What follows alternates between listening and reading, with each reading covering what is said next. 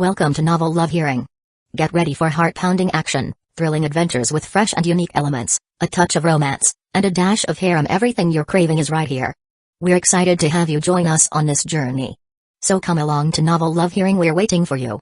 As a small favor, please consider sharing Novel Love Hearing with your friends, family, in YouTube comments, on Discord, Reddit, or anywhere else you hang out online. Happy listening, and enjoy the ride, combining Utakata's teachings with those of Ganru. Now, he used the mist not just to hide but to force his opponents to move where he wanted them to. Don't just hide, Utakata had told him. Make your opponent move according to your plan. During these sessions, Ren decided to reveal his skill with seals to Utakata, integrating them into his fighting style. This decision, made to further earn Utakata's trust, also proved strategic in increasing his experience with combined techniques.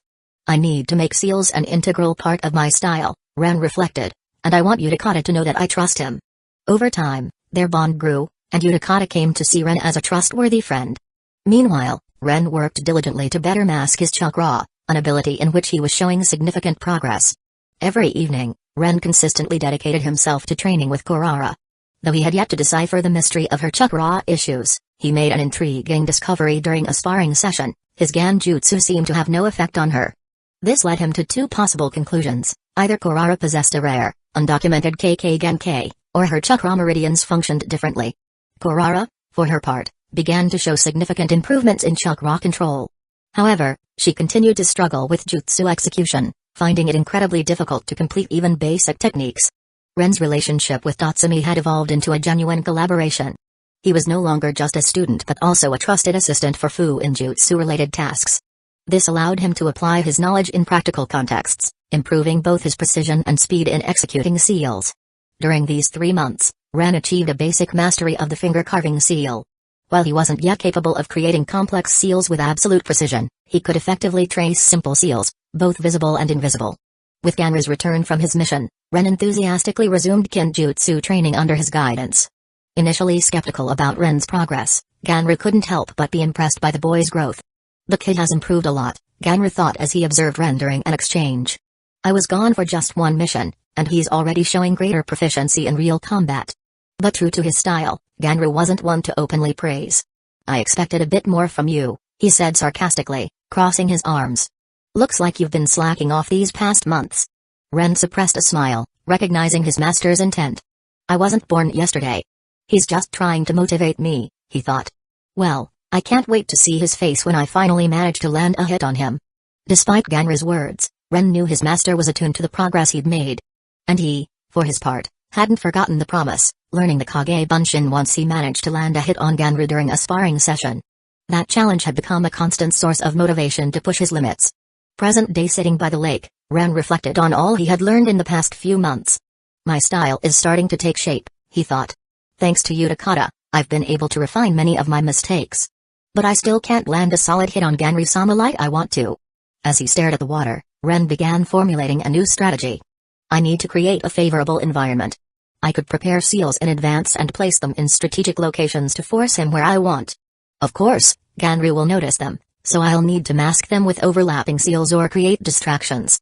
Focusing, he swiftly performed a series of hand seals, creating a powerful jet of water that surged from the lake's surface, much stronger than his previous attempts. Adding additional seals, he mixed small stones into the stream, increasing the speed and range of the technique. Some of those stones transformed into kunai with explosive tags, ready to catch the opponent off guard. Ren watched the results with a satisfied smile. Not perfect yet, but enough to distract Ganru and set up my next move. As Ren headed home, something caught his attention. Kurara? He murmured, spotting her walking leisurely through the village streets with a skewer of yakitori in hand. She chewed calmly, seemingly lost in thought, her gaze wandering across the stalls. Ren observed her for a moment, puzzled. She should be at my mom's shop by now. What's she doing here? He wondered, deciding to follow her. Just as he was about to approach and greet her, Kurara entered a shop, unaware of his presence. Ren stopped and glanced at the sign above the entrance, Silk and Blossoms Boutique. It was a women's clothing store. Strange. I've never seen her interested in this kind of thing, Ren thought, cautiously moving closer. Curiosity got the better of him, and he leaned in to peek through the entrance, but before he could get a good look, a voice startled him. I didn't know spying was part of your skill set, Mizutani. Ren nearly jumped out of his skin, stumbling slightly. He spun around to see Yukiko, her usual cold and analytical gaze fixed on him. With her arms crossed and one eyebrow raised, she looked both amused and intimidating. "And no. I wasn't spying," Ren stammered, his face turning crimson. "I was just checking on Kurara." "Oh, really?" Yukiko replied, her tone dripping with sarcasm. "Because it looked like you were staring at the entrance with a rather suspicious expression." Ren raised his hands as if surrendering. "I swear, it's not what it looks like. I was just waiting." Sure, Yukiko replied, her lips curling into a faint smirk. "You know, next time, you might as well bring binoculars. It'll make the spying more professional."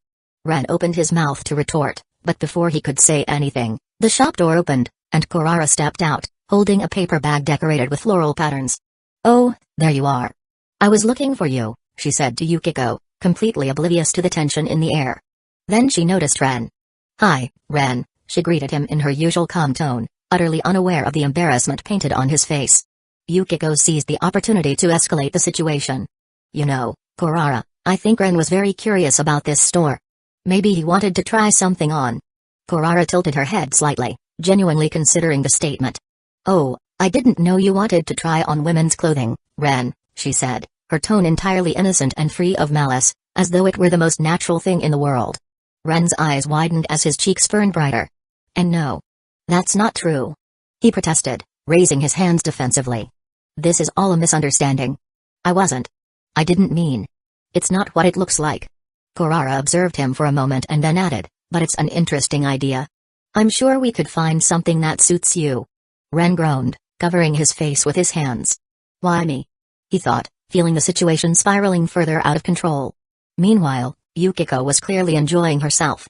"You know, Ren, I think a nice floral kimono would suit you perfectly," she said, her tone sharp and laced with sarcasm. Kurara, still misunderstanding the context, turned to Yukiko with genuine curiosity. "I thought this store only had women's clothing. Do they have kimonos for men?" "For Ren, I'm sure they'd make an exception," Yukiko replied, her smirk widening. Ren, now thoroughly exasperated, decided it was time to retreat. "Anyway, what are you two doing here? Kurara, shouldn't you be at my mom's shop?" "Oh, your mom gave me money to buy a new outfit," Kurara explained casually. "I've never been to a women's clothing store, so I asked Yukiko to help me." Yukiko nodded, adding with an amused tone, "And I must say, she adapted surprisingly well." "But you, Ren, what exactly were you doing here?" Ren rubbed the back of his neck, desperately searching for an excuse. I was just passing by," he said, avoiding eye contact. Kurara nodded with a small smile. "Well, that's lucky. Maybe you could help us pick an accessory for my new outfit." Ren sighed, desperate to escape. "Well, it looks like you have everything under control. I have an appointment with Aoi for some training." "Yes, that's right. He's waiting for me at the training grounds," he said hastily, taking a step back. Kurara gave him a puzzled look. "But didn't Aoi said he'd be at the hospital with his father this afternoon?" Yes. But he finishes early, and he wanted to get some practice in." "You know how diligent he is," Ren improvised, waving his hands. "Anyway, enjoy your shopping. See you later."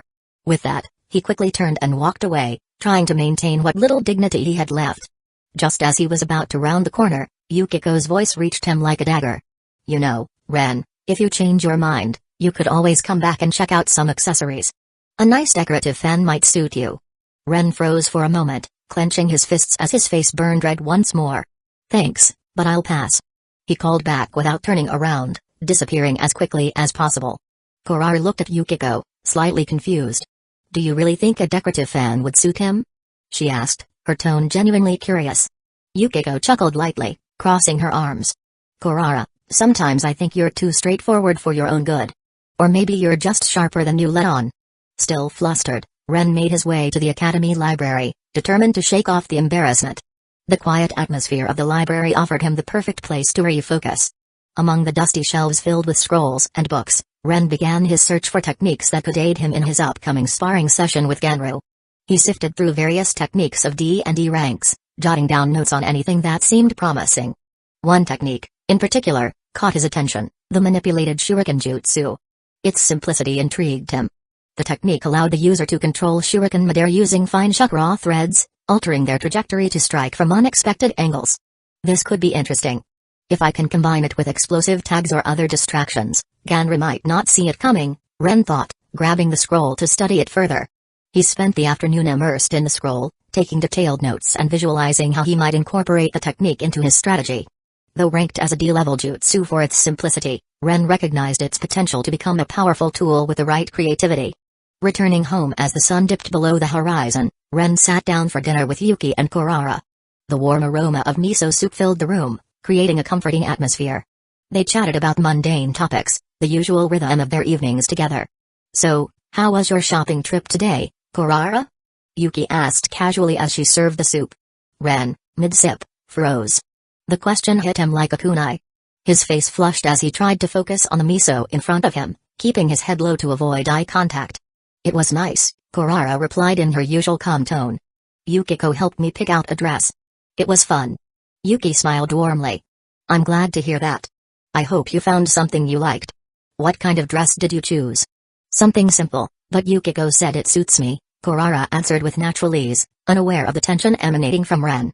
Then, almost as an afterthought, she added, "Oh, and Ren seemed interested in shopping too." Ren nearly choked on his soup.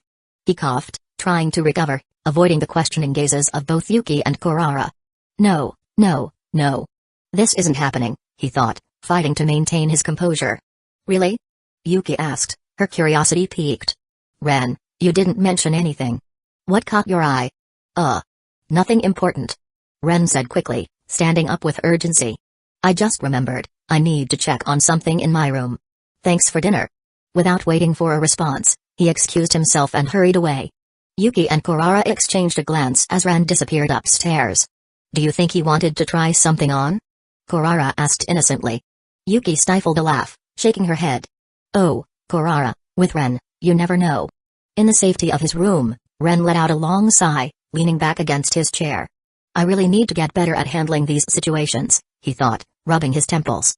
Deciding to distract himself, Ren pulled out a box containing shuriken, chakra threads, and explosive tags.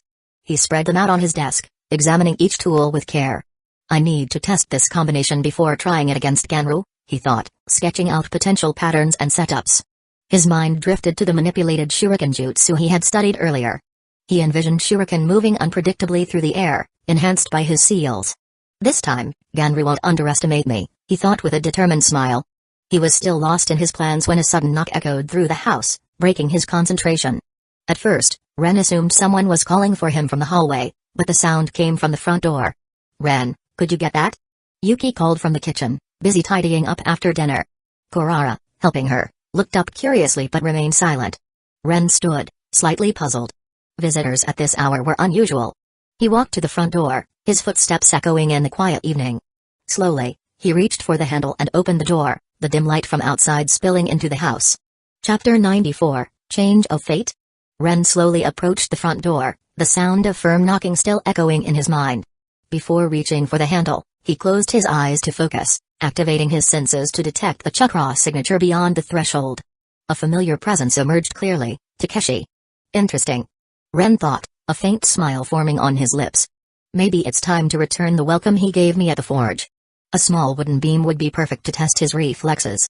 He stood motionless for a moment, imagining the scene in his mind, but then shook his head.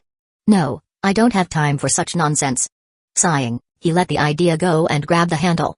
Ren opened the door slowly, revealing the imposing figure of Takeshi standing under the pouring rain. He was carrying an enormous duffel bag on his shoulders, so large it seemed disproportionate even for his robust frame. Rain streamed down his tired face, and a bandage wrapped around his left hand. Despite it all, he appeared to be in decent shape. Takeshi met Ren's gaze, raising an eyebrow. "Well, Mizutani, were you planning to leave me out here in the rain to admire the view, or can I come in?" Ren crossed his arms, trying to suppress a grin. "Admire the view? I didn't know you'd become a poet. Do you need a chair to enjoy it better?" Takeshi let out a gruff grunt of mock exasperation, shaking some water off his shoulders. "I've been walking for hours in this rain, kid." He didn't finish the sentence, as Ren interrupted him with a mischievous smile. "First, I need to check if your reflexes are up to Mizutani household standards." Takeshi raised an eyebrow, confused. "What?" In that moment, Ren pretended to quickly close the door.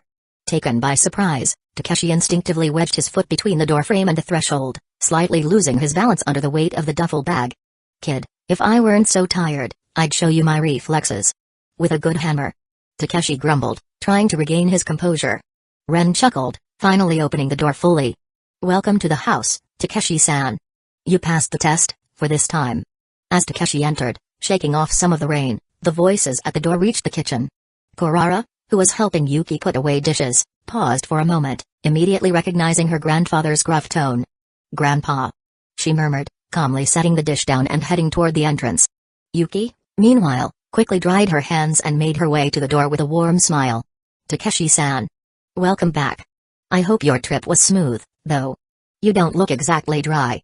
Takeshi, hearing Yuki's voice, turned to her with a tired smile. "Ah, Yuki-san. Smooth wouldn't be the word, but I made it back in one piece. Thanks for taking care of Kurara." "No need to thank me," Yuki replied, stepping closer to help with the duffel bag. "Kurara has been a joy to have around." At that moment, Kurara reached the entrance. "Welcome back, Grandpa," she said in her usual calm tone, though there was a slight warmth in her voice. Takeshi turned to her, and despite his fatigue, his face lit up. "Ah, my little Kurara.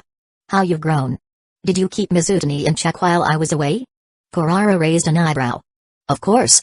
And for the record, I wasn't the one causing a mess with the duffel bag by the door." Ren stifled a laugh as Takeshi scratched the back of his head in embarrassment.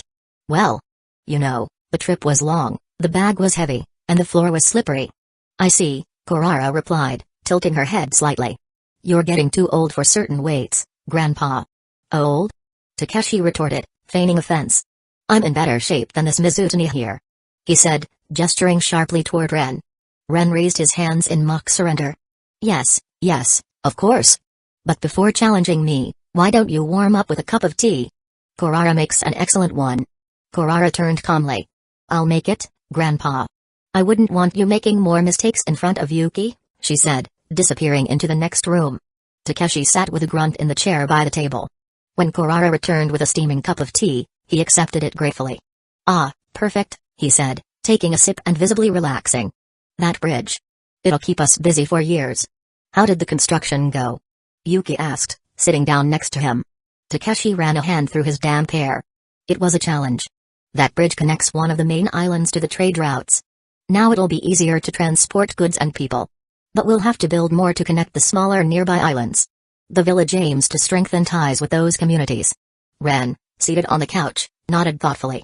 "An ambitious project. But if I recall correctly, the Naruto bridge will be built in the future. This must be another strategic point." Takeshi placed the cup on the table with a clink, his gaze serious. "We had problems with bandits and pirates. We were close to giving up, but the Mizukage sent a team of elite ninja to protect us. Thanks to them, we finished the work." "Pirates?" Kurara asked, her tone neutral. "I thought they were just stories." "Oh, they're very real," Takeshi replied, tilting his head slightly. "They're not like the ones in children's tales. No bandanas or parrots, but their swords are just as sharp." Ren remained silent, his gaze lost in thought.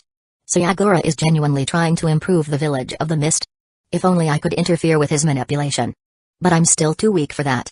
After finishing his tea, Takeshi stretched his legs, groaning softly as he rose from the chair.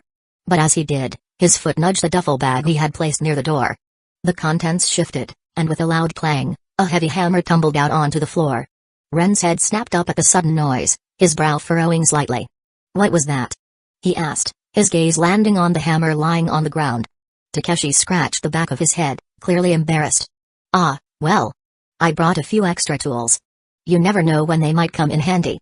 He tried to grin, but the sound had already drawn everyone's attention. Kurara raised an eyebrow, glancing first at the hammer and then at her grandfather.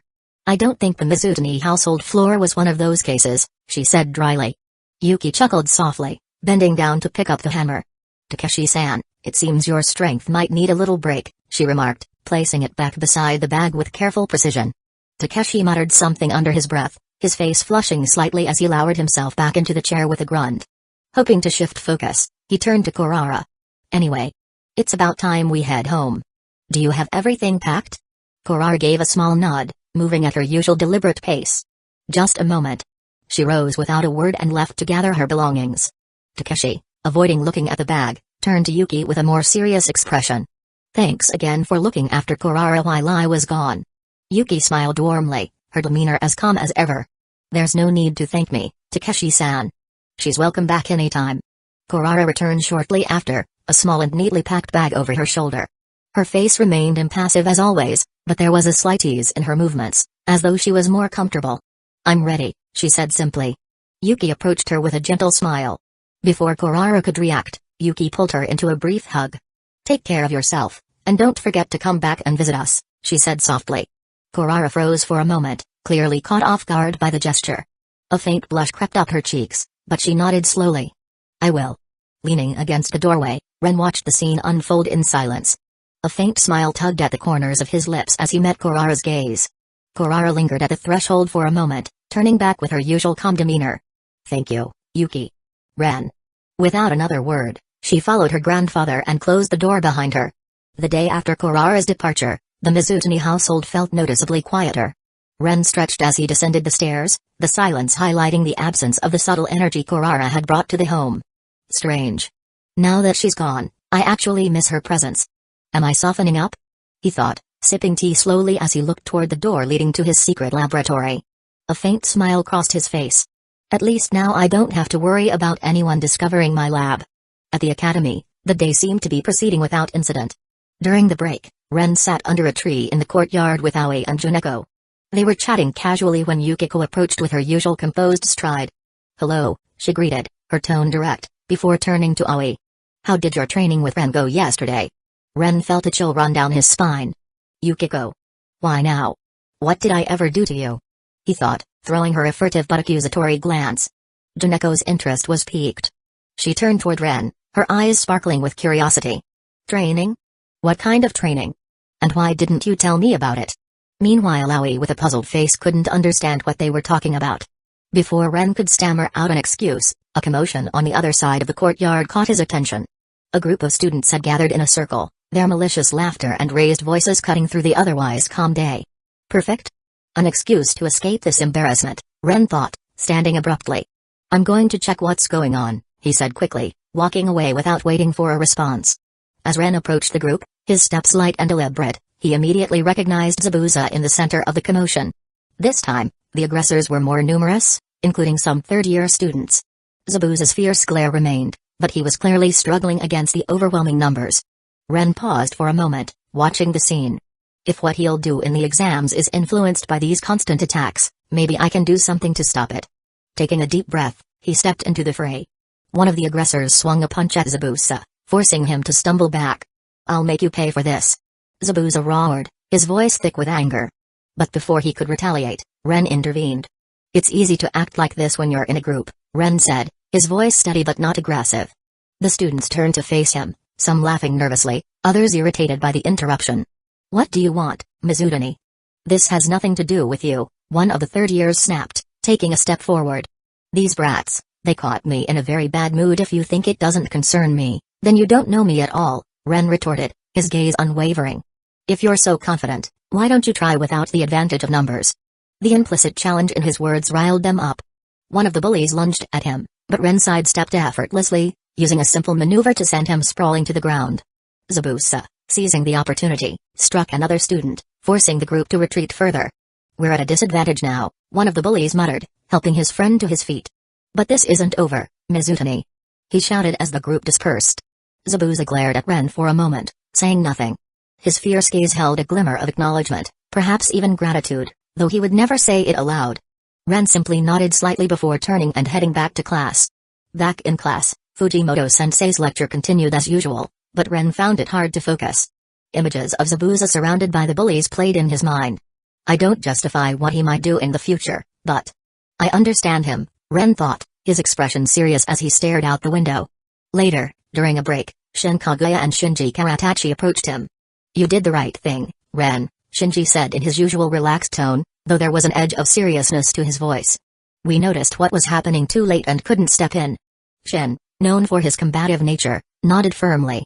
"Next time, it won't happen. But today, you handled it well." Ren studied them, slightly surprised by Shin's reaction. Even he seems to be influenced by me, Ren reflected. Maybe this is the path I should take. As classes ended and students began to leave, Ren headed home. But a group of students was waiting for him in the courtyard. Among them, Zabuza was immobilized, his fury palpable. "We knew you'd pass through here," one of the bullies said with a smug grin. "Now it's your turn." Ren sighed, his frustration clear. Don't you have anything better to do? He thought, resigned. Without a word, he created a water clone and prepared for the fight. The younger students were quickly dispatched, but the third years proved to be more challenging opponents. Despite this, Ren, bolstered by his rigorous training, managed to hold them off without much effort. However, as the tide turned against them, one of the bullies shouted, "Call Amuro." From the group emerged Amuro Ringo, a student renowned for her talent with swords and her fiery personality. Ren froze momentarily, taken aback by her commanding presence. Her aura of confidence was undeniable, and the wooden swords she carried hinted at her exceptional skill. Amuro Ringo. One of the future 7 swordsmen of the mist? Ren thought, his surprise evident. What's going on here? Amuro demanded, her sharp gaze landing on Ren. Before he could respond, one of the bullies spoke up. It's him, Amuro. Mizutani was bullying us. Ren's eyes widened in disbelief. The audacity of these idiots is astonishing. He quickly composed himself, locking eyes with Amuro. That's not true. They're the ones who started it, and now they're lying to cover it up.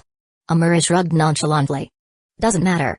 If you're strong, that's reason enough for a challenge. She raised her real swords, their polished surfaces gleaming in the fading light, and took a stance that exuded experience. Ren sighed, pulling his weighted training sword from his scroll. He didn't want to underestimate Amuro, but neither did he want to hurt her. Assuming a defensive stance, he prepared for the duel. Chapter 95, Realization. Shin and Shinji ran toward Ren, their faces serious as they assessed the situation. This time we made it in time, said Shinji, unusually alert as he stopped next to him. Ren turned toward them, his gaze steady. Good. You two handle the other third-year students. I'll take care of her, he said, pointing at Amuro. Shin nodded, a faint smile on his face. Got it. Time to show off the super Karachi style. The two moved swiftly toward the group, leaving Ren and Amuro alone in the spotlight. Amuro observed Ren with a curious gaze, her expression a mix of amusement and challenge. You're brave, Mizutani, she said, spinning one of her wooden swords between her fingers. I like your attitude. Ren stared at the girl in front of him, his body relaxed but ready. How much I've changed over these months, he thought. If before I tried to hide, to avoid being influenced by events in pursuit of my goal, now I feel I can truly make a difference. His thoughts were interrupted by Amiri's voice. What's the matter? Cat got your tongue? Maybe I was wrong about you. Before she could finish her sentence, Amiri darted forward with a lightning-fast dash, her sword aimed at Ren. As Ren raised his sword to block the blow, a thought emerged in his mind like an epiphany. Now I understand. All those thoughts, all those fears, stemmed from my past ego. A smile formed on his lips as he countered Amiri's strike, his weighted sword precisely blocking her attack. So you know how to wield a sword, said Amiri, slightly surprised by his technique. Ren remained silent, his gaze focused. The difference between me and them is that they don't see the bigger picture. They waste time on trivialities, he thought, calmly parrying another strike. Amiri, increasingly irritated by his composure, pressed him. Is blocking all you can do? Show me what you've got, Mizutani. This time, Ren responded. And why should I? Is this a contest? We have nothing to prove to anyone. His voice was calm but determined as he deflected another blow from Amiri's second sword. Amiri, puzzled and irritated by his words, snapped. We are mist ninjas, it's our destiny. Ren dodged a direct strike, his face unperturbed. How cliché, he thought. I didn't know her before, but she's like so many other ninjas. After all, this is a world created by Masashi Kishimoto to be just that. Sorry, Masashi, but I'll change it in ways you wouldn't expect. With a swift move, Ren swept Amiri's legs, making her stagger. First, we're not ninjas yet, just students. And we should try to enjoy this moment with more lightheartedness while we can, he said, his tone light but cutting. As she fell, Amiri attempted a reverse strike with her sword, but Ren dodged effortlessly. Second, Ren continued, moving aside, a ninja isn't a tool of war but a bearer of peace for their village. Amiri quickly got up, her eyes glowing with a mix of anger and respect. After a moment's pause, her expression softened into a cold smile. So, you're a philosopher, Mizutani. Know that philosophers live short lives. As she spoke, a faint electrical crackling formed in her hands, flowing into her swords. Ren observed the phenomenon with interest as he parried her next attack, noticing the electrical dispersion upon contact with his weighted sword. Interesting. So she knew how to use electrical techniques even before obtaining the Kiba. Although these are nowhere near real lightning jutsu, he thought, keeping calm. As he blocked another strike, the dull sound of the sword clash intrigued Ren. The dispersion is almost immediate. Could it be because it's not a powerful jutsu? You really get on my nerves, Mizutani. You're officially my prey now, declared Amiri, her smile turning unsettling. Ren, without losing control, playfully replied, do animals talk about prey? Are you one, perhaps? The provocation hit its mark. Amiri lost her temper, quickly forming hand seals. The air around her seemed to tense. But before she could launch an attack, an authoritative voice interrupted the scene. What's going on here? Amiri froze, turning to the source of the voice. Fujimoto-sensei was advancing with a stern expression, his eyes scanning the courtyard rapidly, moving from Amiri to Ren, and then to the rest of the scene. The courtyard was chaotic, Zabusa, battered, nearly held hostage, many students, some almost entirely scattered on the ground, Shin and Shinji skillfully repelling the third-year students. Does anyone want to explain to me what's happening here? Amiri, surprised by Fujimoto-sensei's sudden arrival, stopped the jutsu she was preparing. Her excitement was still palpable, but the sensei's authority forced her to pause. Before she could respond, Ren spoke calmly, his tone respectful but filled with intent. Nothing, sensei. We were just practicing the guerrilla lessons you taught us some time ago, and the third-year students were giving us a hand, said Ren, maintaining a serious and composed expression. A silence fell over the courtyard, broken only by the rustle of the wind. Amiri stared at him, her eyes widening briefly, incredulous that Ren had covered not only for her but also for the other students involved. Amiri, stunned by Ren's response, couldn't hide her disbelief. But within seconds, her astonishment shifted to her usual defiant grin. Well, the fun's over, she muttered almost inaudibly, before disappearing swiftly among the nearby trees like a fleeting shadow. Ren lowered his training sword, observing the scene without saying a word. There was no need to add anything, the moment spoke for itself. Fujimoto-sensei approached Ren, his gaze firm and inquisitive. Mizutani, he began, his tone low but loaded with implication, it's not my job to teach you how to lie. But you need to learn how to do it more convincingly. Ren suppressed a smile.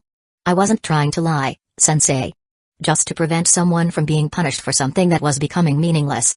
Fujimoto scrutinized the boy for a moment, then nodded slowly, adding, remember, Mizutani, ninjas are not only protectors of others, they must also know when to let people face the consequences of their actions. Ren nodded silently, still holding his weighted sword tightly.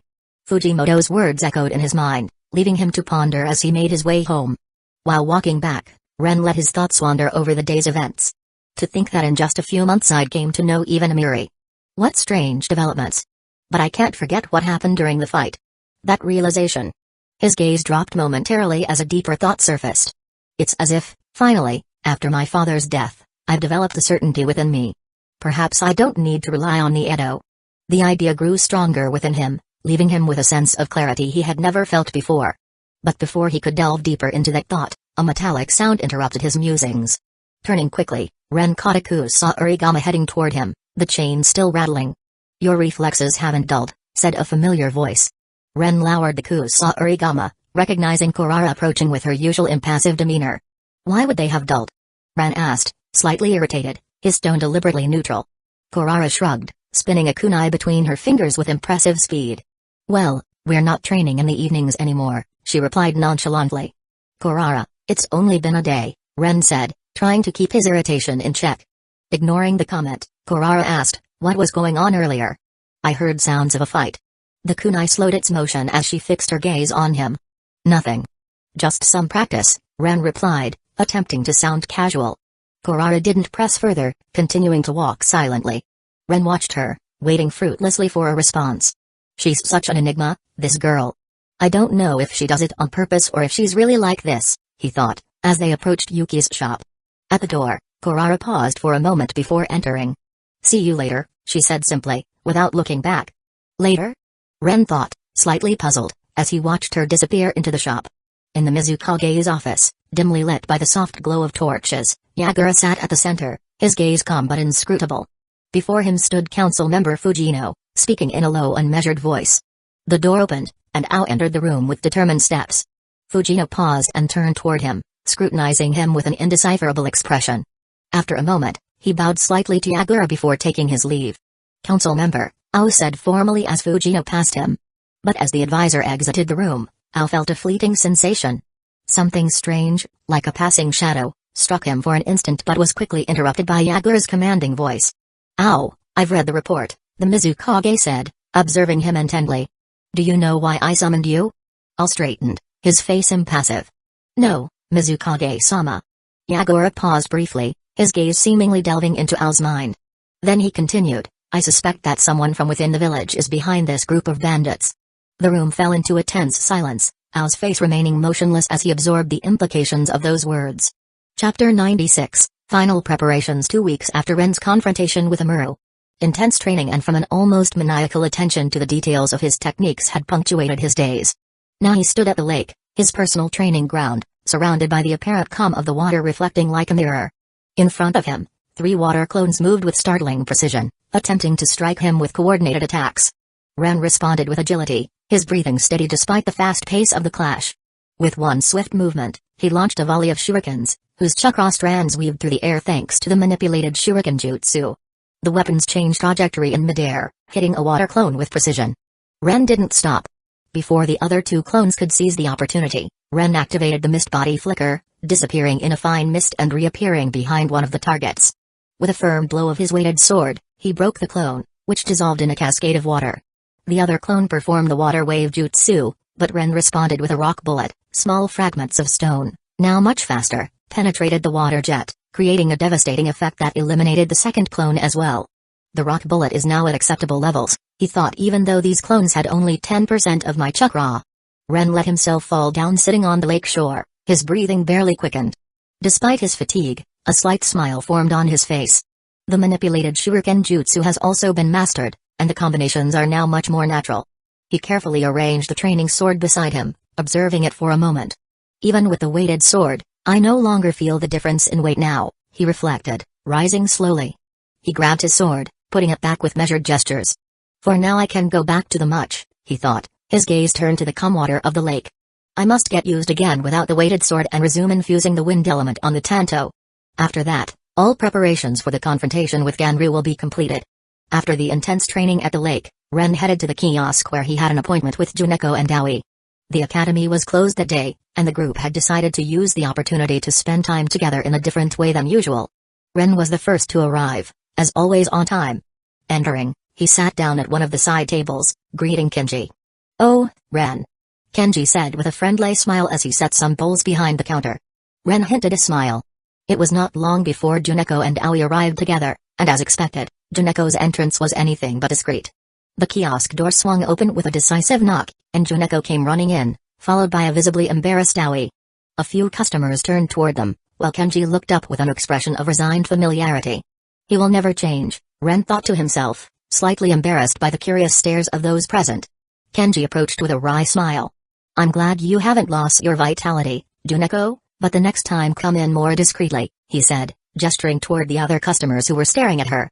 Juneko, not at all upset, made a sign with her tongue, a mischievous smile on her face. I'm sorry, it was Aoi's fault. What does it have to do with me? Retorted Aoi, raising his hands in protest. You're the one who suddenly started running. Of course, because you wanted to touch my butt. Retorted Juneko, crossing his arms defiantly. Aoi, blushing slightly, replied in a dry tone, Technically it's almost impossible for a man to want to touch your butt. What? Juneko opened her eyes wide, visibly surprised and annoyed. Alright, I get it, Kenji intervened, raising his voice to restore order. But that's enough, or you'll scare all the customers away from me. Ren watched the scene, holding back a smile. I must admit, it's always amusing to see these two acting like cat and dog. It's almost like an episode of Ranma 1/2, he thought, shaking his head slightly. So Shinji should be here soon, assuming he doesn't fall asleep on the way, Aoi said as he sat down next to Ren. Yukiko will meet us directly at the waterfall. A few minutes later, Shinji entered the kiosk with his usual relaxed attitude. But next to him was Shin, visibly embarrassed and unaccustomed to that kind of environment. Ren looked up, watching the Kaguya with interest. So he decided to come to the end. Good, he thought. If he can integrate into the group, I could influence future events related to his clan as well. Shinji greeted with a wave of his hand, taking a seat at the table with the group. Sorry for the delay. I had to convince him, he said, pointing to Shin, who sat down with some reluctance. You didn't convince me, Shin replied, crossing his arms. I only came because I had nothing better to do. Juneko smiled mischievously. Oh, look who's here. Our Shin Kaguya, so taciturn but always there at the right time. Shin looked away, slightly uncomfortable, as Aoi chuckled. Come on, don't be so cold. That's how it is unfortunately. Juneko, what do you mean unfortunately? Slightly annoyed. Meanwhile, in a cave not far from the village, a tension-filled conversation was taking place between Obito and Zetsu. The dim light of the cave barely illuminated the outlines of the two figures, while shadows danced on the damp walls. The seed of discord is germinating between the Mizukage and the village, Zetsu said, his tone as usual laden with malice. Obito, his face covered by his mask, stood motionless for a moment before responding. It's still not enough, he said in a cold, calculating tone. Yagura is still too mentally stable to be taken under control. To bend him completely, we need to bring him to an unparalleled level of paranoia. Only then can I put him under Genjutsu undisturbed. Zetsu leaned forward slightly, his tone betraying a hint of excitement. If I were you now, I would devote myself to Kubai. Obito was silent for a moment. When will that be? He asked. Shortly, a month or so, but we can't know for sure. We would have to force it, replied Zetsu calmly. After a short journey, the group finally reached the foot of the waterfall. There, waiting for them were Yukiko and, to Ren's surprise, Kurara as well. Kurara? What are you doing here? You told me you were busy, Ren asked, visibly confused, as he watched her approach with her usual calmness. I changed my mind, Kurara replied simply, without any explanation, as she continued to stare at him with her impassive gaze. Yukiko, observing the scene, brought a hand to her mouth to hold back a laugh. You two are quite a sight. Really? Ren sighed, exchanging a glance with Yukiko who seemed to be enjoying herself too much, before resigning herself. All right, let's lead the way, he said, turning toward the path leading to the top of the waterfall. The path, narrow and steep, turned out to be far longer and more challenging than they had expected. After almost an hour of walking, Aoi stopped, examining the geographical map he had brought with him. According to this map, this area may be dangerous, he said in a serious tone, lifting his gaze to the group. Juneko huffed, rolling his eyes. Aoi, don't be a professor all the time. It's just a walk. Meanwhile, Shinji stretched, yawning blatantly.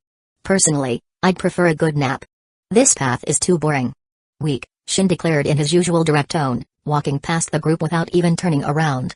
Only Mizutani and I are real men. Yukiko and Juneko burst out laughing as Ren ran a hand over his face, visibly embarrassed. Ren, did you hear that? You're a real man, Yukiko said, trying to keep a serious tone, but with an amused smirk.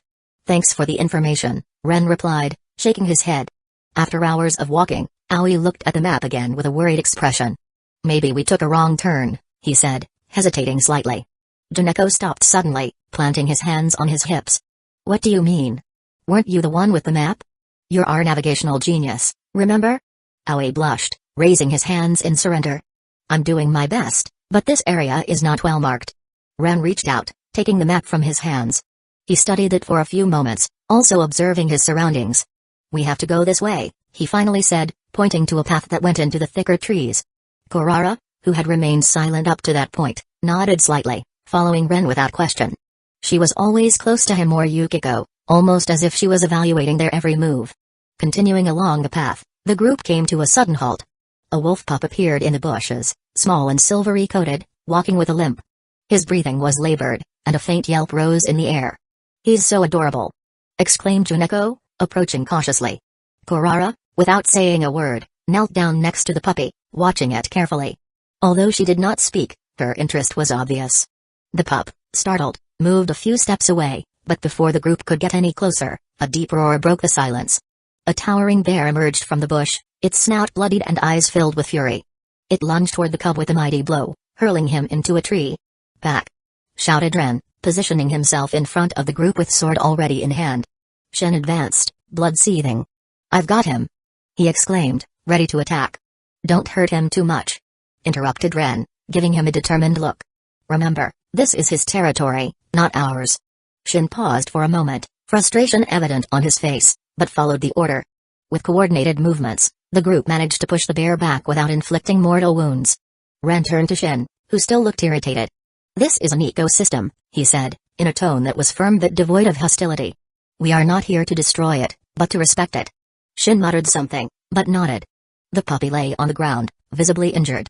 Aoi knelt beside him, pulling out a small bag with medical instruments. He needs treatment, he said in a worried tone. Juneko, crouching beside him, gently stroked the puppy. We'll take him with us, right? We can't leave him here, Ren confirmed, observing the little wolf's condition. Kurara remained silent, but his gaze followed Aoi's every movement, as if to make sure the cub received all the necessary care. After hours of walking, the group finally reached the top of the waterfall. The view was breathtaking. The water was cascading down powerfully, creating a rainbow among the drops suspended in the air. "Wow!" murmured Juneko, unable to look away. Even Jin, usually aloof, was speechless. "That apostrophe is not impressive," he admitted in a low voice. Ren, sitting on a nearby rock, observed the view with the rest of the group. "It was worth climbing this far," he said, breaking the silence. Kurara, as is his wont, observed, saying nice. As the group was leaving the forest, a sound of fighting in the distance made them stop. The wolf cub, which Aoi was carefully carrying, began to yelp and wriggle, trying to break free. "There's something over there," Yukiko said, scanning the horizon carefully. Following the noises, the group came to a clearing. In front of them, an adult wolf, probably the cub's mother, was fighting the same bear they had encountered earlier. The scene was brutal. The wolf lunged with ferocity, but the bear, with its bulk, managed to hold its own against its opponent. "It's the cub's mother," Ren said, watching carefully. "We can't let her get seriously injured," Juneko added, in a worried tone. Before anyone could move, Kurara stepped forward decisively, catching his Gusa origama. He threw it precisely toward the bear, wrapping the chains around one of its hind legs. The bear roared, trying to free itself, but the movement threw it off balance. Kurara pulled hard on the chain, momentarily blocking him. "Now," she said, his tone calm but authoritative. Ren wasted no time. Shin, help me force him to escape," he shouted. With a combination of targeted attacks, the group managed to wound the bear more severely than the first time, but without inflicting fatal damage. The animal, now exhausted and confused, retreated into the forest with a roar of frustration. Kurara rolled up the Kusa origami with precise movements, her gaze following the bear until it disappeared into the trees. "He won't be back soon," she said calmly, stowing his weapon. The adult wolf, wounded but still standing, approached the group. With a watchful gaze, he gently took the pup between his teeth. Before disappearing into the trees, she turned back to them, her eyes seeming to shine with gratitude. "I think she thanked us," Juneko said, smiling as he surveyed the scene. "Technically it's impossible that," and as Aoi was about to finish his sentence, "Cut it," Juneko said, interrupting his friend. Ren was silent for a moment, looking at the spot where the two wolves had disappeared. He thought back to the day he had just spent, chaotic, fun, and incredibly necessary to clear his mind. Despite everything, he had seen his comrades interact better with each other, and this filled him with satisfaction. Yes, it was needed. Before I'll face Ganru, a moment like that was really what I needed. Chapter 97, A Proper Ninja. The morning sun had just risen, and the eastern training ground was shrouded in a light mist. Ren was already there, seated in a lotus position at the center of the field. He had arrived well before the scheduled time, determined to prepare a meticulous strategy. Around him, hidden in the ground, on trees, and even beneath rocks, were seals he had carefully placed at dawn. Surveying the field, Ren took a deep breath. Everything is ready. He had spent hours positioning the seals, using every basic notion he had learned about Fu-in-jutsu. Though he wasn't an expert, he knew that even a small advantage could make a difference against an opponent like Ganru. He sat in the lotus position, closing his eyes. In the silence of the field, he began visualizing the upcoming battle. He mentally reviewed combinations of techniques, imagining every possible response Ganru might have. His hands, resting on his knees, moved slightly as he traced the gestures required to execute the most critical seals. Ganru is fast, unpredictable. But he won't use all his skills. I have to convince him that I'll rely on predictable patterns and shift his attention to decoys, keeping his focus on the seals and the clones as much as possible.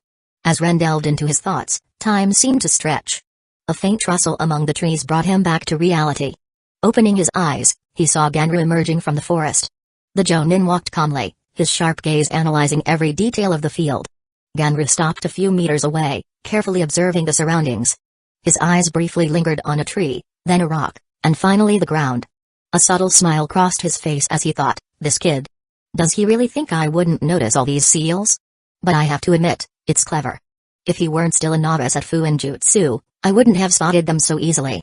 Ren stood up slowly, his gaze locked on Ganru. The Jonin gave a slight nod, a gesture of approval. You've worked hard, I see. He noticed the seals scattered around the training field. Good, exactly as I wanted. Ren held back a smile, his heart beating slightly faster. He was ready. Ganru turned toward the lake visible in the distance and said in a calm tone, "Today we'll train by the water. Let's move." He then began walking without waiting for a response. The sunlight reflected off the lake, creating shimmering ripples across its surface. Ganru walked calmly to the training spot, His analytical gaze scanning the area, he immediately noticed the seals, fewer than in the eastern training ground but strategically placed. This time, he's determined to land a hit. And he anticipated that I'd notice. Good. I'll let you proceed, Ren.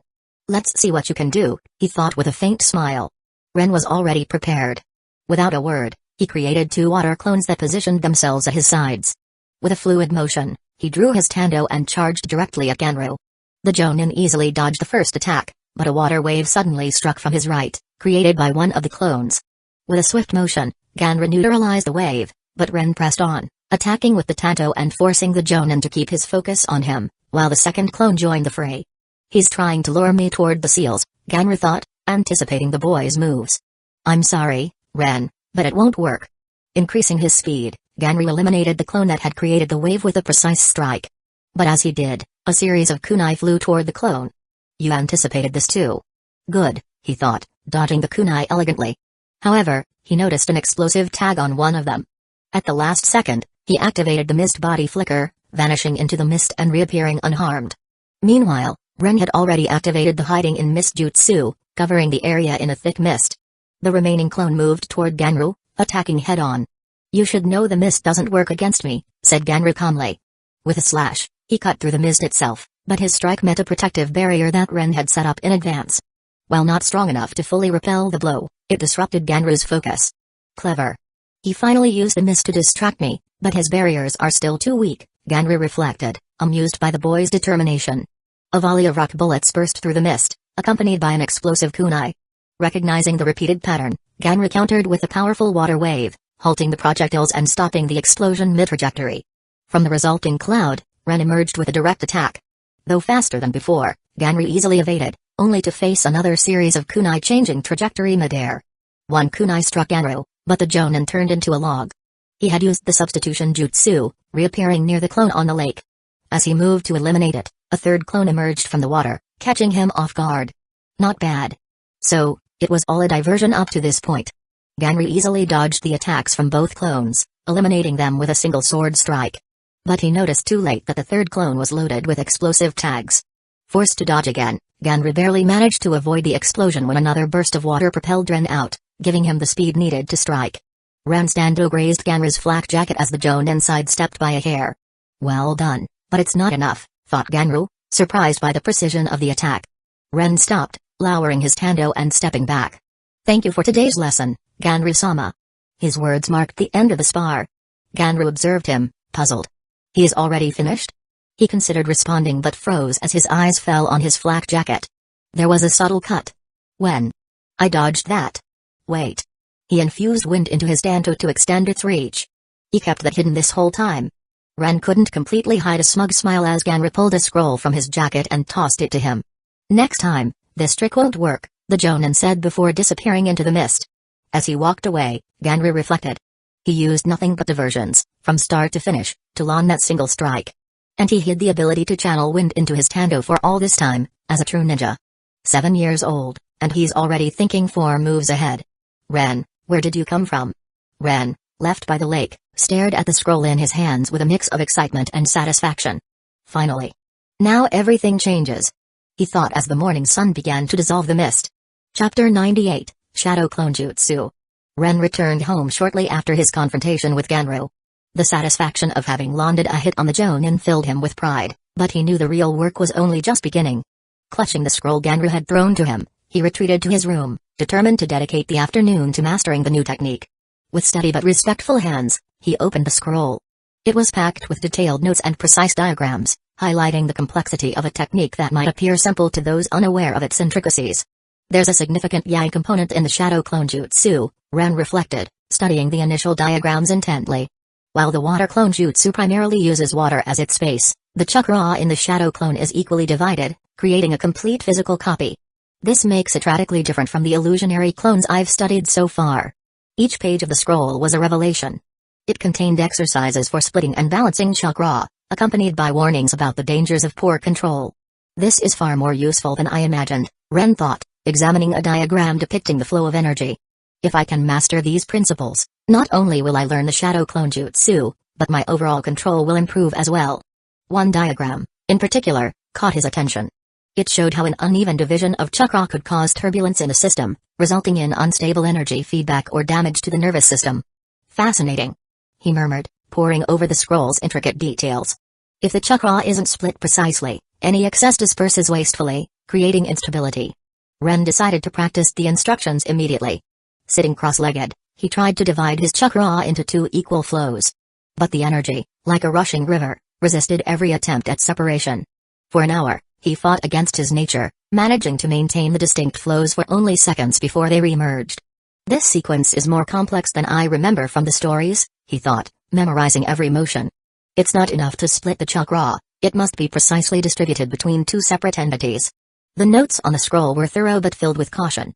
The shadow clone was not a mere illusion, it was a physical copy that divided the user's chakra equally. A mistake in control could lead to severe consequences, especially for those with limited reserves. Naruto was really fortunate, Ren mused, practicing the seals without channeling energy. With nearly limitless reserves, everything is simpler. I'll have to be far more precise. Unable to contain his excitement, Ren rose to try out the technique. He headed to a secluded clearing he had discovered during his explorations. His first attempt was a complete failure, the chakra dissipated into the air without producing any result. On the second attempt, the energy seemed to outright refuse to respond, leaving Ren staring at nothing. It's like trying to separate water with your hands, he thought, trying to stay calm. It seems so intuitive in theory, but in practice. After an hour of fruitless attempts, Ren stopped, exhausted. I had already almost depleted my chakra during the fight with Ganru, he realized. And there's not even a sign of a shadow clone, he muttered, staring at the ground. But his eyes showed no trace of surrender. This was only the beginning. Later, Ren visited Tatsumi as usual to continue their work on Fu-in-jutsu seals. That day's tasks included familiar seals Ren had already mastered, but the boy was determined to use every opportunity to improve. As he worked with focus, Ren's mind wandered back to the shadow clone jutsu and how chakra control intertwined with seals. Suddenly, he looked up at Tatsumi and asked, "Master, is it possible to create 2 seals simultaneously?" Tatsumi raised an eyebrow, surprised by the question, but his face remained calm and contemplative. "Anything is possible in Fu-in-jutsu," he replied thoughtfully, "but it's an extremely arduous challenge. Even I, a seal master, would find it difficult. When I collaborated with a Grand Seal Master on a particular seal, it was a complex endeavor." Ren froze for a moment, his eyes lighting up with curiosity. The phrase Grand Seal Master caught him. "What kind of seal was it?" he asked, tilting his head slightly, trying not to seem too intrusive. Tatsumi, however, grew somber for a brief moment. The smile faded from his face, replaced by a pensive expression. "It was a protection seal, let's say, designed to contain an immense force," he said, stopping abruptly. He seemed lost in his memories, his hands gripping the tools he was using more tightly. "But for now, focus on your work. It's still too early for you." Ren noticed the change in tone but decided not to press the issue. "Too bad, I couldn't gather any useful information this time," he thought, gritting his teeth with a hint of disappointment. Yet, as he focused on the meticulous work in front of him, determination reignited in his eyes. "But no matter. I will master the shadow clone jutsu." Returning home, Ren immediately noticed that something was different. Light streamed through the windows of the living room, and a familiar, out-of-place laugh made him slow his steps. "What's going on?" he wondered, instinctively clenching his hands as he set his bag down by the door. Cautiously, he entered. The cheerful sounds became clearer, his mother's calm voice, the unmistakable, lively tone of Kurara, and another voice, higher-pitched and tinged with mischief, that instantly put him on edge. He stepped into the living room, and the scene unfolded before him. Kurara and Yukiko were seated, chatting like old friends, while his mother, Yuki, watched them with a warm smile. The room seemed smaller, as though their presence had taken up all the available space. Ren stopped in the doorway, his gaze shifting from one face to another. Kurara came by with her friend Yukiko tonight. "What a charming girl," Yuki said warmly, as though there was nothing unusual about the scene. A wave of exhaustion swept over Ren. "Kurara? Invited? And Yukiko?" he thought, the words echoing in his head with a mix of disbelief and annoyance. As if one weren't enough, now there are 2. "Hey, Ren," Kurara called out, raising a hand in greeting. Yukiko, on the other hand, observed him with a sly smile, her hands resting casually on her knees. "So this is your little hideout, Mizutani," she said, her voice dripping with irony that Ren immediately found irritating. He brought a hand to his forehead, trying to hide his growing frustration. "I can't even be the master of my own house anymore," he thought, forcing his expression to remain neutral as he slowly approached. Each step felt like a surrender to an inevitable fate. Kurara watched him intently, her cold, impenetrable gaze reminiscent of a feline studying its prey. There was no hint of genuine amusement on her face, just a calm indifference that made her intentions difficult to read. "Shall we eat?" she said flatly. Yukiko chuckled, adding provocatively, "Maybe he's overthinking things." "Did we disturb you, Ren?" Ren clenched his jaw slightly, but his mother's calm tone interrupted before he could respond. "Relax, Ren. Kurara wanted to spend some time with us and brought Yukiko along. It's nice to have company once in a while." Company? Ren thought, struggling not to show how out of place he felt. This feels more like an invasion than a visit. But he said nothing, offering only a slight nod as he reluctantly sat at the side of the room, watching the two girls who seemed completely at ease. Elsewhere, in the dim light of a hidden cave, Obito and Zetsu prepared to take the next step in their plan.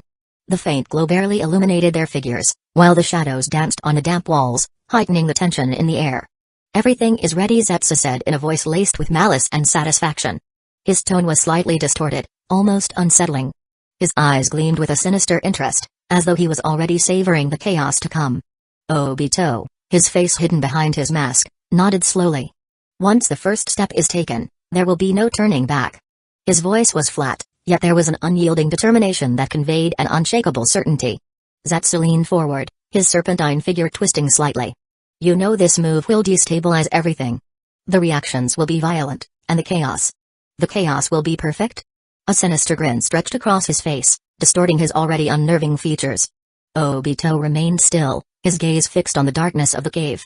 "The village won't immediately sound the alarm," he said, breaking the silence. "My chakra signature was recorded years ago. I can move without arousing suspicion, at least at first." Zetsu watched him with a mix of curiosity and a faint, malicious smile. "Always one step ahead, as usual," he said, his tone teetering between admiration and mockery. The scene was set. The plans were in motion. And in the stillness of the cave, a storm of chaos quietly began to brew. Chapter 99, Divide and Conquer. As Ren walked through the village, his mind was focused on one goal, improving the chakra control necessary for the shadow clone jutsu. For days, his training had revolved around that crucial point, splitting the chakra flow into two distinct units and keeping them stable. "If I could make this chakra division process automatic, like breathing, I'd be halfway there," he thought. As he made his way toward the academy, his attention was caught by a familiar figure. Zabuza was heading in the same direction, his imposing figure barely visible through the mist. For a moment, their eyes met, but Zabuza quickly averted his gaze, almost pretending not to notice him. "Strange, I expected a friendlier reaction. I wonder what he's thinking," Ren mused, continuing his walk. It wasn't unusual for Zabuza to act distant, but there was something different about that brief exchange of glances. At the academy, the routine went on without much surprise. The usual cycle of theory and practice was interrupted only by a stern reminder from their strict teacher, Fujimoto-sensei, "Remember, the second-year final exam is approaching. Only those who prove themselves worthy will advance." Another year has passed already. "I wonder what this year's exam will be like," Ren thought, recalling the previous one with a faint smile. As they left the academy, a shrill voice snapped him back to reality. "Earth to Ren! Earth to Ren!" Duneko exclaimed, laughing as she interrupted his thoughts. Ren turned around, slightly startled. Was all he managed to say, still lost in his reflections. "These days, you always seem lost in thought, don't you, Aoi?" Duneko teased, nudging their companion. "Technically, you do appear to be deep in thought," Aoi confirmed, adjusting his glasses in his characteristic manner. "Of course, I'm constantly trying to keep my chakra split into two distinct units," Ren thought. Noting his friend's concern, he forced a half-smile. No, I'm just thinking about the upcoming exam." Duneko seized the moment with enthusiasm. "It's been a while since we trained together. Why don't we have a sparring session? Aoi's improved a lot too, right?" she said, winking at Aoi. "Technically," Aoi began, but Duneko immediately cut him off with a mischievous smile. "Technically, I'm right, end of discussion, Aoi." Ren watched them with a mix of amusement and curiosity. What's up with these two today? He wondered. But his mind quickly calculated the possibility. It might be an interesting way to gauge their progress for the exam. I'm curious to see how they've developed over the months, especially with the training weights I gave them. "Well, Ren?" Juneko pressed, clapping her hands. "Are you in?" Ren nodded. "Fine, tomorrow after the academy." Juneko pouted, crossing her arms. "Why not today?" "I'm meeting you to Kata today," Ren thought, but he replied, "No, sorry. I promised my mom I'd help her." "Okay, tomorrow then," Juneko said, her smile returning as she stuck out her tongue. Aoi, with his usual precision, added, Ren, before I forget, my father asked about you. He'd like to see you. The Dr. Kaido wants to see me? I wonder why. Ren thought. Sure, he replied. Later, near the lake where Ren usually trained, he met Utakata. The shimmering water reflected the setting sun, creating a serene and almost unreal atmosphere. So, your second-year exam is coming up, Utakata said with a hint of a smile. Ren nodded, keeping a serious expression. Good. Brings back memories, Utakata continued, his voice a mix of nostalgia and encouragement. I'm sure you'll ace it, Ren. Yes, I think so too, Ren replied, though his tone carried a shadow of hesitation. But I'm unsure how much to reveal.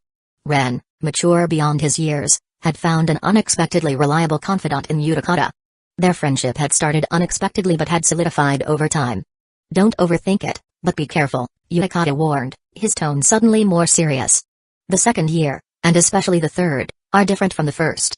During the first year, accidents are rare. But from the second onward, there can be casualties.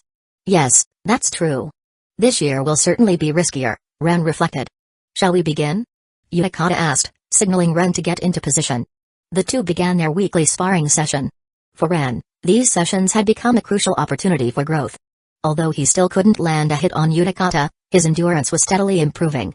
My chakra reserves have increased significantly, Ren thought, dodging a quick strike. My resistance to and perception of Genjutsu are also improving. He moved nimbly to avoid another attack, though the gap between them was still evident. He's still in another league, even if the age difference isn't that great. Despite the challenges, Ren felt the progress, his movements were becoming smoother, his combat decisions quicker, and his chakra control increasingly stable. But once I master the Shadow Clone Jutsu, I'll drastically narrow this gap. After parting ways with Utakata, Ren stayed by the lake to continue his training. The evening breeze created small ripples on the water's surface, reflecting the sky as it turned shades of orange and violet. It was a moment of calm that Ren always found useful for focus. Sitting cross-legged, he closed his eyes and began to concentrate his chakra. The goal remained the same, split the flow into two distinct units and keep them stable. I need to make this a second nature, he reflected. His hands moved swiftly, forming the technique's seals. For a moment, he felt the chakra flow as desired, but as soon as the division seemed complete, the flow collapsed, leaving only a faint vibration in the air. Ren clenched his teeth. Another failure, he muttered, trying to calm his frustration. But he didn't give up. He stood and tried again. This time, he changed his approach. Instead of forcing the separation, he imagined the chakra as a river naturally splitting into two branches. His hands formed the seals more slowly, visualizing the flow dividing. A faint glow appeared beside him. An indistinct figure began to form. Only to dissolve immediately. Too unstable. My control isn't enough yet, he thought, wiping the sweat from his brow. Despite the failure, Ren noticed subtle progress. For a brief moment, he had managed to perceive the two flows as separate entities. I'm improving, even if slowly. Once I stabilize it, I'll be closer to completing the technique. Time passed, and the sun's light faded behind the horizon. With his characteristic determination, Ren resumed his position for one last attempt. Meanwhile, far from Hidden Mist Village, the sky over Hidden Leaf Village glowed with an unnatural light. A gigantic figure, the Kobai, roared with primal fury, its tail striking the ground with devastating force. The village was engulfed in chaos. Madara, or rather, Obito, hidden behind the mask, watched the scene from above with icy eyes. Every action was calculated, every step part of a larger plan. But facing him, the fourth Hokage, Minato Namikaze, remained undaunted. With lightning speed, he moved across the battlefield, trying to contain the fox's rage and protect the villagers. In a small room far from the battle, a newborn let out his first cry. Naruto Uzumaki had entered the world, unaware of the destiny that awaited him. A new era is beginning, Minato might have thought if he weren't so focused on battling fate. The night in Hidden Leaf Village was destined to remain etched in memory, a night of loss, but also of new hope. Chapter 100, The Dawn of a World ablaze. The first rays of sunlight filtered through the windows of the Kage's private chambers, where the Anbu had silently arrived to deliver urgent reports.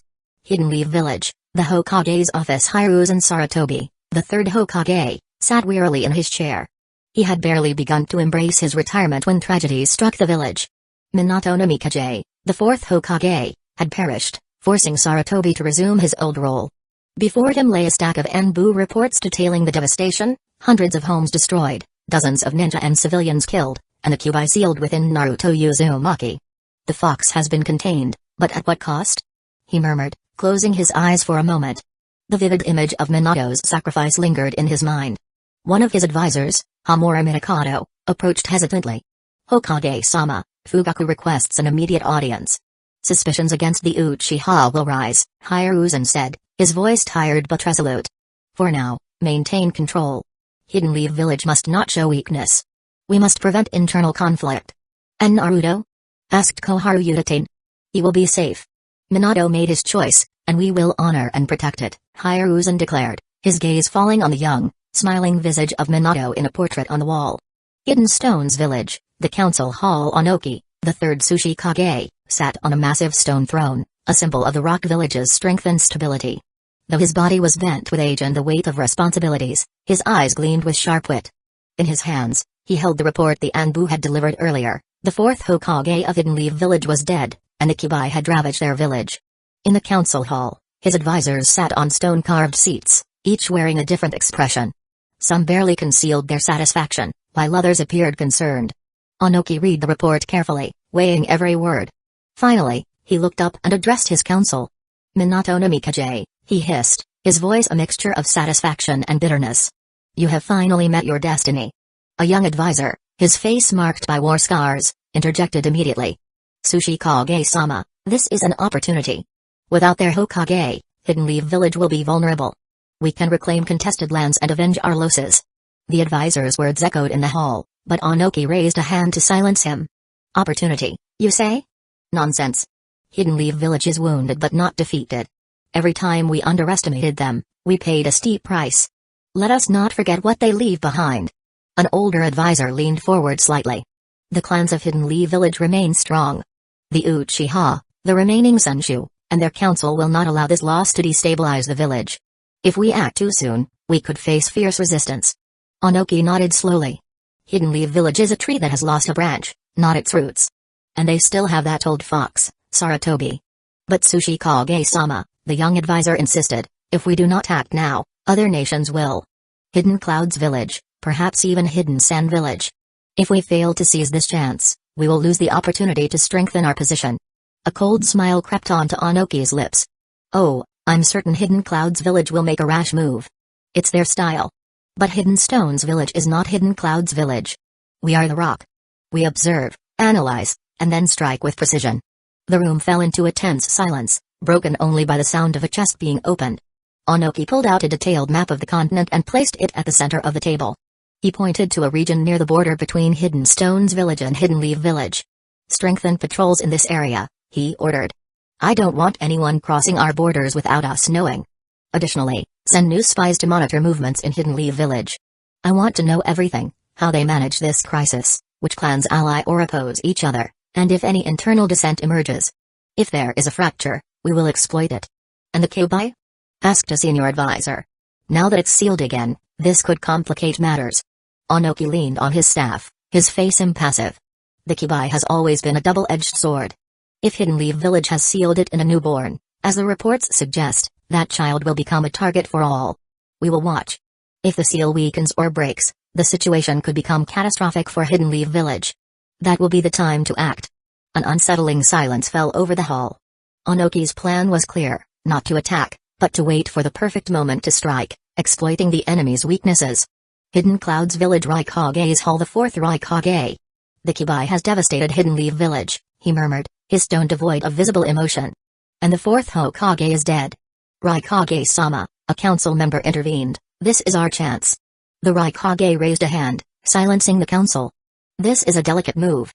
Hidden Leaf Village may seem weak now, but ninja like Saratobi and the remnants of the Uchiha clan are not foes to underestimate. Hidden Sand Village, the Kazekage's Hall. Raza, the fourth Kazekage, stood before a map of the shinobi world. The desert surrounding Hidden Sand Village rendered the village isolated, but the Kazekage saw this as an opportunity. Hidden Leaf Village has suffered a devastating blow, he said, addressing his advisors with cold eyes. But we must not act rashly. Alert our spies in Hidden Leaf Village to assess their true condition, and be careful, we are not the only ones watching. One advisor, a thin man with a scar across his face, intervened. Kazekage-sama, this could be our chance to strengthen our positions. If Hidden Leaf Village is vulnerable, the resources they defend at the borders may become more accessible. Raza shook his head slowly. We must not act recklessly. Hidden Leaf Village is weak, but it will not fall. Even without Minato no Mikaze, they have the Sanins and their Uchiha. A misstep on our part could provoke a devastating retaliation. Another advisor raised his voice, more fearful. Then what will we do, Kazekage-sama? Sit still while the other villages watch and act? Rasa fixed the advisor with a sharp gaze. We will not sit still. But we will act smart. Reinforce our borders with Hidden Leaf Village and send scouts to the contested lands. I want detailed reports on their troop movements. And ensure that our trade ally in the Land of Wind does not face interference. His eyes shifted to a specific point on the map, where the border with Hidden Leaf Village was marked by a thin line. Hidden Leaf Village may turn inward to resolve its conflicts. If the Uchiha and the Council clash, it could mark the beginning of a fracture that weakens their control. But until then, we must prepare. The room fell silent, the Kazekage's words hanging heavy in the air. Hidden Sand Village's strategy was clear: cautious observation, careful preparation, and opportunistic action. Hidden Mist Village, the Mizukage's fortress in the heart of the village hidden in the mist. Yagura Karatachi read the report delivered by the Anbu about the devastation in Hidden Leaf Village and the death of the fourth Hokage. Yagura's advisors watched him silently as he calmly scanned the document. His gaze was impenetrable, but a shadow of tension crept into the room. Hidden Leaf Village has lost its fourth Hokage, and the Kibai has ravaged their village, he finally said, placing the report on the table in front of him. An interesting yet dangerous situation. Advisor Fujino stepped forward. Mizukage-sama, this could be our chance to consolidate our power. Hidden Leaf Village is vulnerable. Yagura looked up, his tone icy. Vulnerable does not mean weak. Their strength doesn't depend solely on a Hokage. And what shall we do? Another advisor asked, impatience lacing his voice. For now, nothing rash, Yagura replied, leaning against the armrest of his throne. Our village is undergoing changes. We must strengthen our internal lines and keep a close watch on our allies and enemies. When the room emptied, Yagura remained silent for a long moment, his gaze fixed on the mist seeping through the cracks in the walls. If Hidden Leaf Village weakens, our village might grow stronger. But first, we must address our internal fractures. Hidden Mist Village must be united, or we will have no chance against our enemies. Ren observed Juneko and Aoi as they struggled to complete the weighted exercises he had assigned them some time ago. Both seemed improved. Juneko moved with greater speed, while Aoi displayed remarkable precision in his strikes. All right, remove the weights, Ren said, watching their surprised faces. Really? Juneko exclaimed, eagerly ripping the weights off her ankles with a bright smile. Finally. Aoi, calmer, removed his weights carefully. Technically, this should immediately enhance our relative speed. But endurance will temporarily decrease. Ren watched them closely as they warmed up without weights. When they began sparring, he noticed evident improvements but found them still lacking in real combat experience. They've improved, but they need more practice in live combat. I'll make you stronger, Ren decided aloud, his tone firm.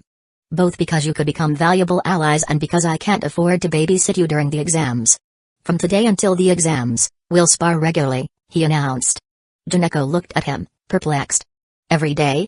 But we're already swamped with lessons and exercises. Ren pondered. But I don't have that much free time myself. Unless. An ingenious idea struck him, and a small smile formed on his lips. As Ren walked back after training, the voices of a group of villagers caught his attention. Did you hear? Hidden Leaf Village. They've lost the fourth Hokage. And the Kibai has devastated the village. Ren stopped, listening carefully. So, it's already come to this. If I'm not mistaken, in 5 or 6 years, the Uchiha massacre will occur. If all goes well, I should be a Chunin or maybe even a Jonin by then. I might have an opportunity to infiltrate. And who knows, maybe obtain a Sharingan. A darker thought crossed his mind. But I doubt Obito will let me act freely. Fine, there's time to think about it. With those thoughts, he headed to his Fuinjutsu master, Datsumi. Ren entered Datsumi's workshop, greeted by the familiar scent of ink and incense. As usual, the old seal master was bent over a scroll, drawing precise lines with his brush. The light from the lanterns created dancing shadows on the walls lined with scrolls and tools. Ah, Ren, Datsumi said without looking up. Your orders are on the top shelf to the right. Ren simply nodded. I haven't yet had a chance to work on sealing techniques. I could use this opportunity to gather some information, he thought. Tatsumi-sensei, he began cautiously, I heard news about the incident in Hidden Leaf Village. The Kibai has been sealed again, right? Tatsumi paused briefly, his brush suspended in midair. Yes, he finally said, his tone more serious. At least, that's what they say. And the seals used for tailed beasts? Ren pressed, studying the master carefully. I've read they're extremely complex. Have you ever worked on something like that?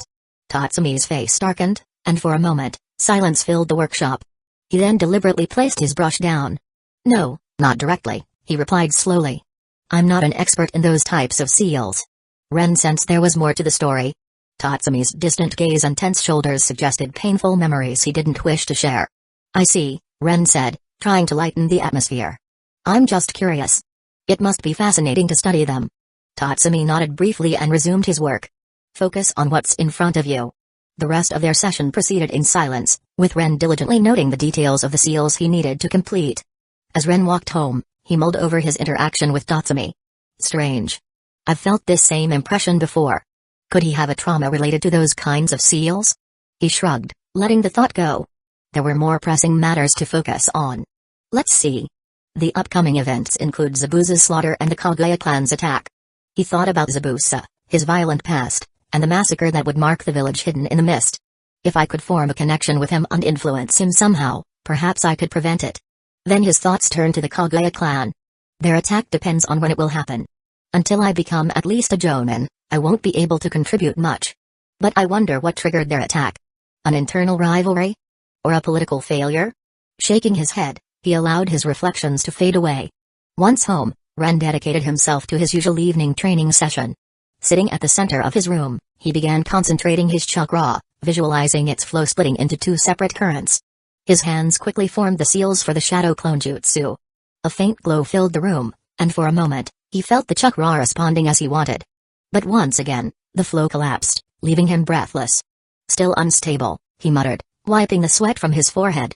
He took out his notebook and began jotting down observations. Progress. I can clearly perceive the two separate flows. Problem. Instability when maintaining the division during the final seal. Hypothesis. The issue could be in visualization or the flow of chakra to my hands. Next session, try with deeper breathing and slower seals. Good, he murmured, storing the notebook in his scroll. Then, he turned toward his futon, blew out the small lantern with a soft breath, and lay down. With his arms crossed behind his head, his gaze drifted to the ceiling. Chapter 101, Second Year Exam. The sun had barely risen, spreading its golden light over the misty landscape of Hidden Mist Village. At the Ninja Academy, the atmosphere was electric with anticipation. Today was the day of the second-year exam, and all second-year students had been summoned to the Academy's main hall. The instructors of each class, including Fujimoto-sensei, stood before the gathered students. Among them were Anbu operatives, their presence lending an air of solemnity to the event. Their masked faces betrayed no emotion, but their mere presence was enough to silence even the most unruly students. Fujimoto stepped forward, his gaze sweeping over the students. Listen carefully, he began, his voice laden with authority. Today's exam will test not only your individual skills but also your ability to adapt in a dynamic battlefield. It will be similar in structure to the third-year exam, a battle royale, but on a smaller scale. A murmur rippled through the crowd as students exchanged glances filled with excitement and nervousness. Fujimoto raised his hand, silencing them instantly. The battlefield will be the Academy's training grounds, prepared specifically for the occasion. The entire area has been covered in water. Your objective is to remain standing on the water while fighting. Falling into the water will result in immediate disqualification. The other instructors nodded in approval as Fujimoto continued. This exercise aims to test your control, agility, and combat skills while maintaining balance. You'll need to effectively utilize both ninjutsu and taijutsu. Strategy will be crucial, and low blows are not excluded. Juneko fidgeted nervously next to Ren, but recomposing herself, she whispered, "On the water? Is that why you made us train on the lake?" Some week before Juneko and Aoi were at the East training ground. Ren arrived with Kurara, announcing that they would now engage in continuous sparring with her. In return, Juneko and Aoi were to help Kurara improve her water walking control. The scene shifted to Juneko and Aoi, exhausted after countless training sessions, while Kurara, calm and excited, continued practicing. Although she couldn't yet move like them on water, she was visibly progressing. Juneko, bent over with her hair sticking to her face from sweat, puffed, "How is she so calm after all this?" Aoi, sitting beside her and panting, raised a hand to respond but collapsed backward, staring at the sky. "She's not human. She can't be." Kurara, however, turned to them with a serene smile, dipping her foot into the water and creating small chakra whirlpools with effortless calm. "You're not tired, are you? Can we do another set?" Juneko glared at Aoi. "If we survive her, the exam will be a breeze. Aoi closed his eyes, pretending to faint. I'm already seeing my life flash before my eyes. Goodbye, cruel world. Kurara tilted her head, confused, while Ren chuckled in the distance, amused by the scene before him. Returning to the present, Juneko crossed her arms, shaking her head with a smile. Now I understand the reason for that insane training. Ren remained calm, calculating possible strategies in his mind. He thought, well, I didn't know it would be on water. I just wanted Kurara to master water walking and kill two birds with one stone by giving them real combat experience. No, they shouldn't have any problems. The only wild card is Kurara. We've improved her control, but she's still not as comfortable as Juneko or Aoi. Each of you has received a token, Fujimoto added, showing a small wooden tag. Your goal is to collect as many tokens as possible while avoiding disqualification. The exam ends when only one student remains or when time runs out. And if time runs out? Aoi asked, adjusting his glasses. Those with the most tokens will be declared winners and evaluated accordingly, Fujimoto replied.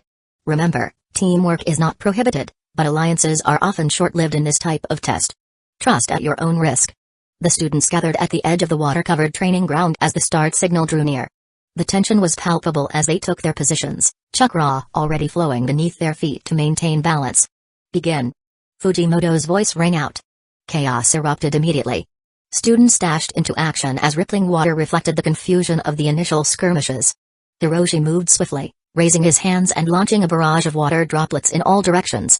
The liquid projectiles splashed everywhere, causing the water's surface to bubble. He had no specific target, but his tactics served to create chaos, forcing nearby opponents to scatter to avoid the hits. On the other side of the battlefield, Misaki and her group had already engaged in the first duels. Misaki, with fierce grace, blocked a blow aimed at her and countered, lightly wounding her opponent. The injury, though superficial, was enough to trigger her control over blood. With a fluid motion, she turned the blood into lethal darts, hurling them with precision at surrounding enemies. Shinji, meanwhile, seemed almost unaffected by the chaos around him. Coral formations on his forearms acted as natural shields, deflecting direct attacks while he maintained his outward calm. With slow but deliberate movements, he traversed the water, observing the battles and carefully choosing the right moment to intervene. Elsewhere on the field, the intensity of the clashes escalated. Some inexperienced students struggled to maintain their balance on the water and fell quickly, while others demonstrated surprising skill in combining ninjutsu and strategy. The water's surface rippled, reflecting the tumult of the battle. The exam had just begun, but the competition was already proving fierce and ruthless. Chapter 102, Clashes intensify. The clashes continued with growing intensity. On the right side of the field, Shin Kaguya moved with lethal grace, the protruding bone spikes from his palms incapacitating one student after another. His strikes were precise, and his relentless technique left little room for defense. On the opposite side, Aoi and Juneko were successfully facing off against other students. Aoi, focused, waited for the perfect moment to strike, targeting key points with pinpoint accuracy, while Juneko used Ganjutsu to confuse or immobilize their opponents, giving Aoi the opportunity to act. The two moved in perfect sync, repelling every attack that came their way. Suddenly, Kenji Arame leapt toward Aoi, launching a targeted assault. Aoi, caught off guard, prepared to block the blow, but a kunai whizzed through the air at that moment, striking Arame's arm and forcing him to retreat. Thanks, Ren. Aoi gasped, turning to his teammate. Ren, still holding a kunai, replied in a cold tone, stay focused. But Arame wasn't ready to give up. In a swift move, he repositioned himself and launched a barrage of rock bullets at the group. The stone fragments flew with incredible speed, creating an immediate threat. Ren moved quickly, deflecting the projectiles with his kunai in a series of fluid motions. The stones splashed into the water, generating immediately afterward. Ren disappeared using the mist body flicker technique, reappearing behind Arame. With impressive speed, he grabbed Arame's tag and delivered a precise blow to stun him. Arame fell to the water, unable to respond, while Ren returned to his group, tag in hand. Aoi looked at him, still impressed. How are you always so fast? Ren offered a half smile. Just make sure you keep up. The constant training with Utakata and Ganru has paid off. Compared to that, this exam feels like child's play, Ren thought. Juneko shook her head with a playful smile, ready to rejoin the fray. On the sidelines, the instructors observed the clashes intently, whispering among themselves. Tuanbu, hidden in the shadows, kept a close eye on the scene. The young Mizutani has improved a lot since the last exams, said one, wearing a wolf-shaped mask. The other nodded slowly. His level is different now. And this time, he's not even using the weights. The clashes continued relentlessly, with every student striving to push their limits. The competition was fierce, and the watery field had turned into an arena of determination and skill.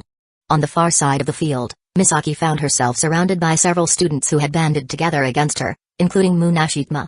Her anger grew, especially since Munashi, someone who had once piqued her interest, was now charging at her alongside the group. With a determined cry, Misaki created a rain of blood crystals, no larger than coins.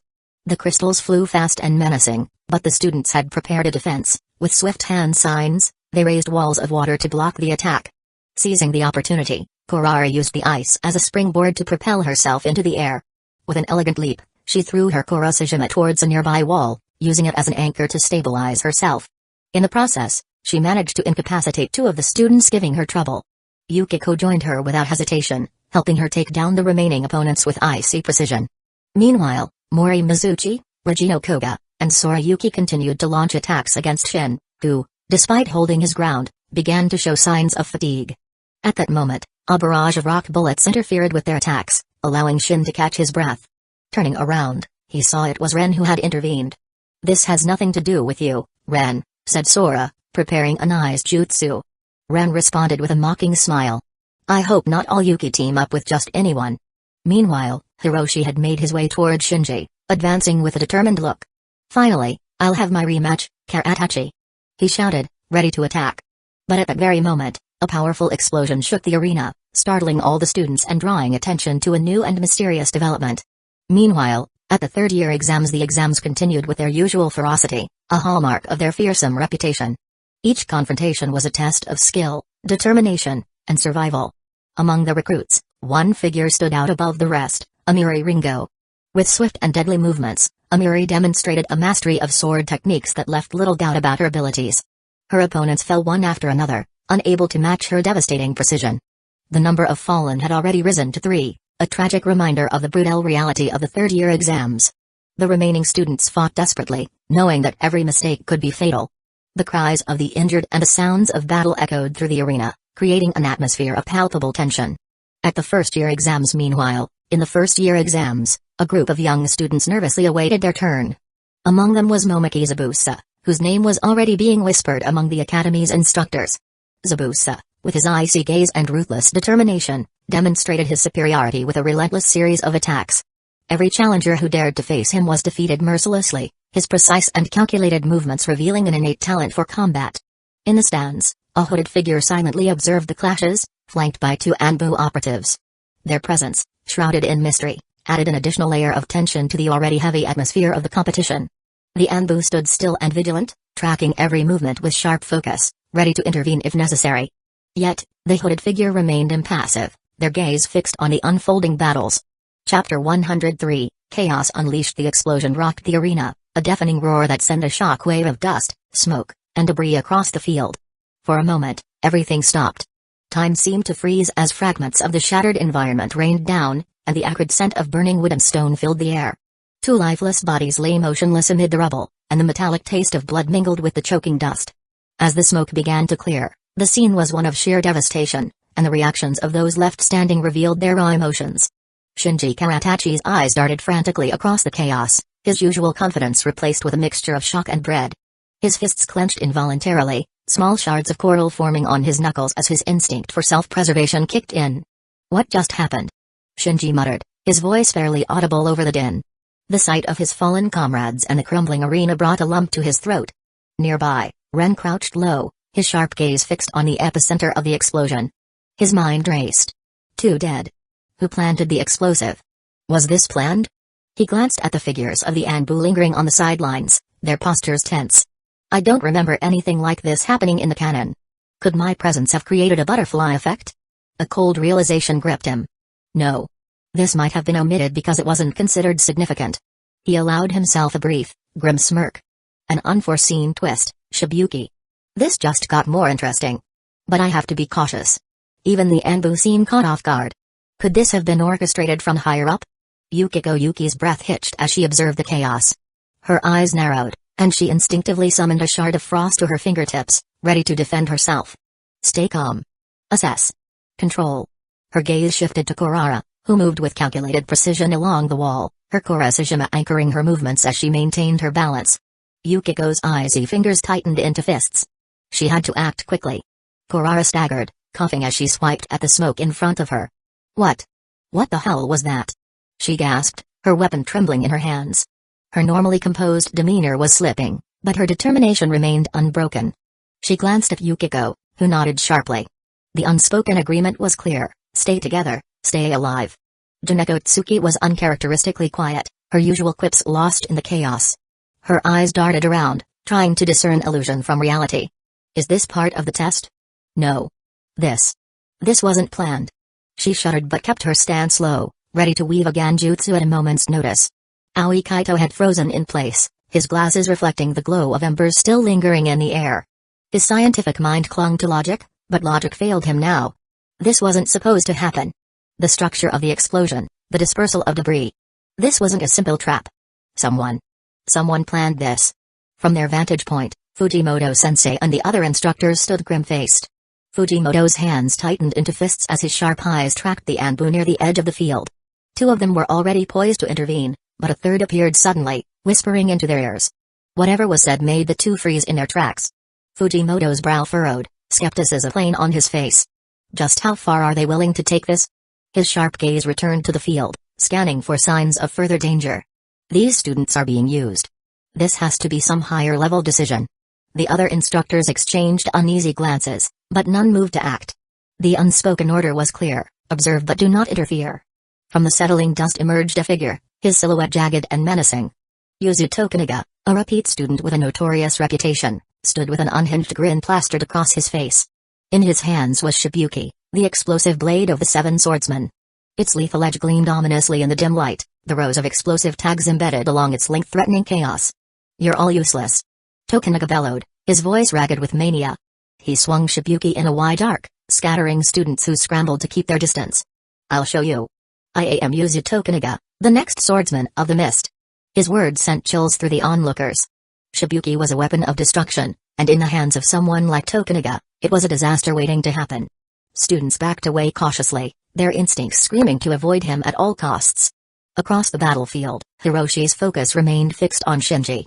The two had squared off before the explosion, and Hiroshi's fiery determination had not dimmed.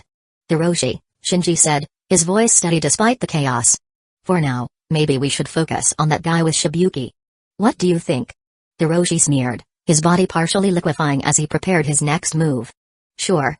Right after I've had my rematch. Idiot, Shinji muttered under his breath, readying himself to face Hiroshi. This is not the time for petty grudges. Tokunaga let out a guttural laugh as he swung Shibuki downward, the embedded tags crackling ominously. His wild swings kept the students at bay, each arc of the blade creating gusts of wind and small explosions that rattled the field. Come on. Show me your worth. He screamed, his eyes wild. As he prepared to deliver a fatal blow to a cowering student, his manic expression shifted to confusion. His feet had begun to freeze, frost creeping up his legs with an eerie determination. Yukiko stood several meters away, her hands extended and her gaze icy. You talk too much, she said, her voice as cold as the frost she wielded. Tokunaga's grin faltered, replaced by a snarl. He roared, swinging Shibuki with enough force to shatter the frost around his feet. The explosion sent shards of ice scattering, but Yukiko held her ground, her face betraying no fear. As Tokunaga surged toward Yukiko, explosions punctuating his every step, she retaliated with a flurry of ice darts, each one sharper and faster than the last. Her control, more precise than ever before, seemed to catch even herself by surprise. But Tokunaga, seasoned and battle-hardened, was faster. With Shibuki in hand, he detonated the darts midair, one by one, the resulting shockwaves shaking the battlefield. You think that's enough to stop me? Tokunaga taunted, his grin widening as he closed the distance between them. Just as Shibuki's devastating strike was about to land, a metallic sound rang out.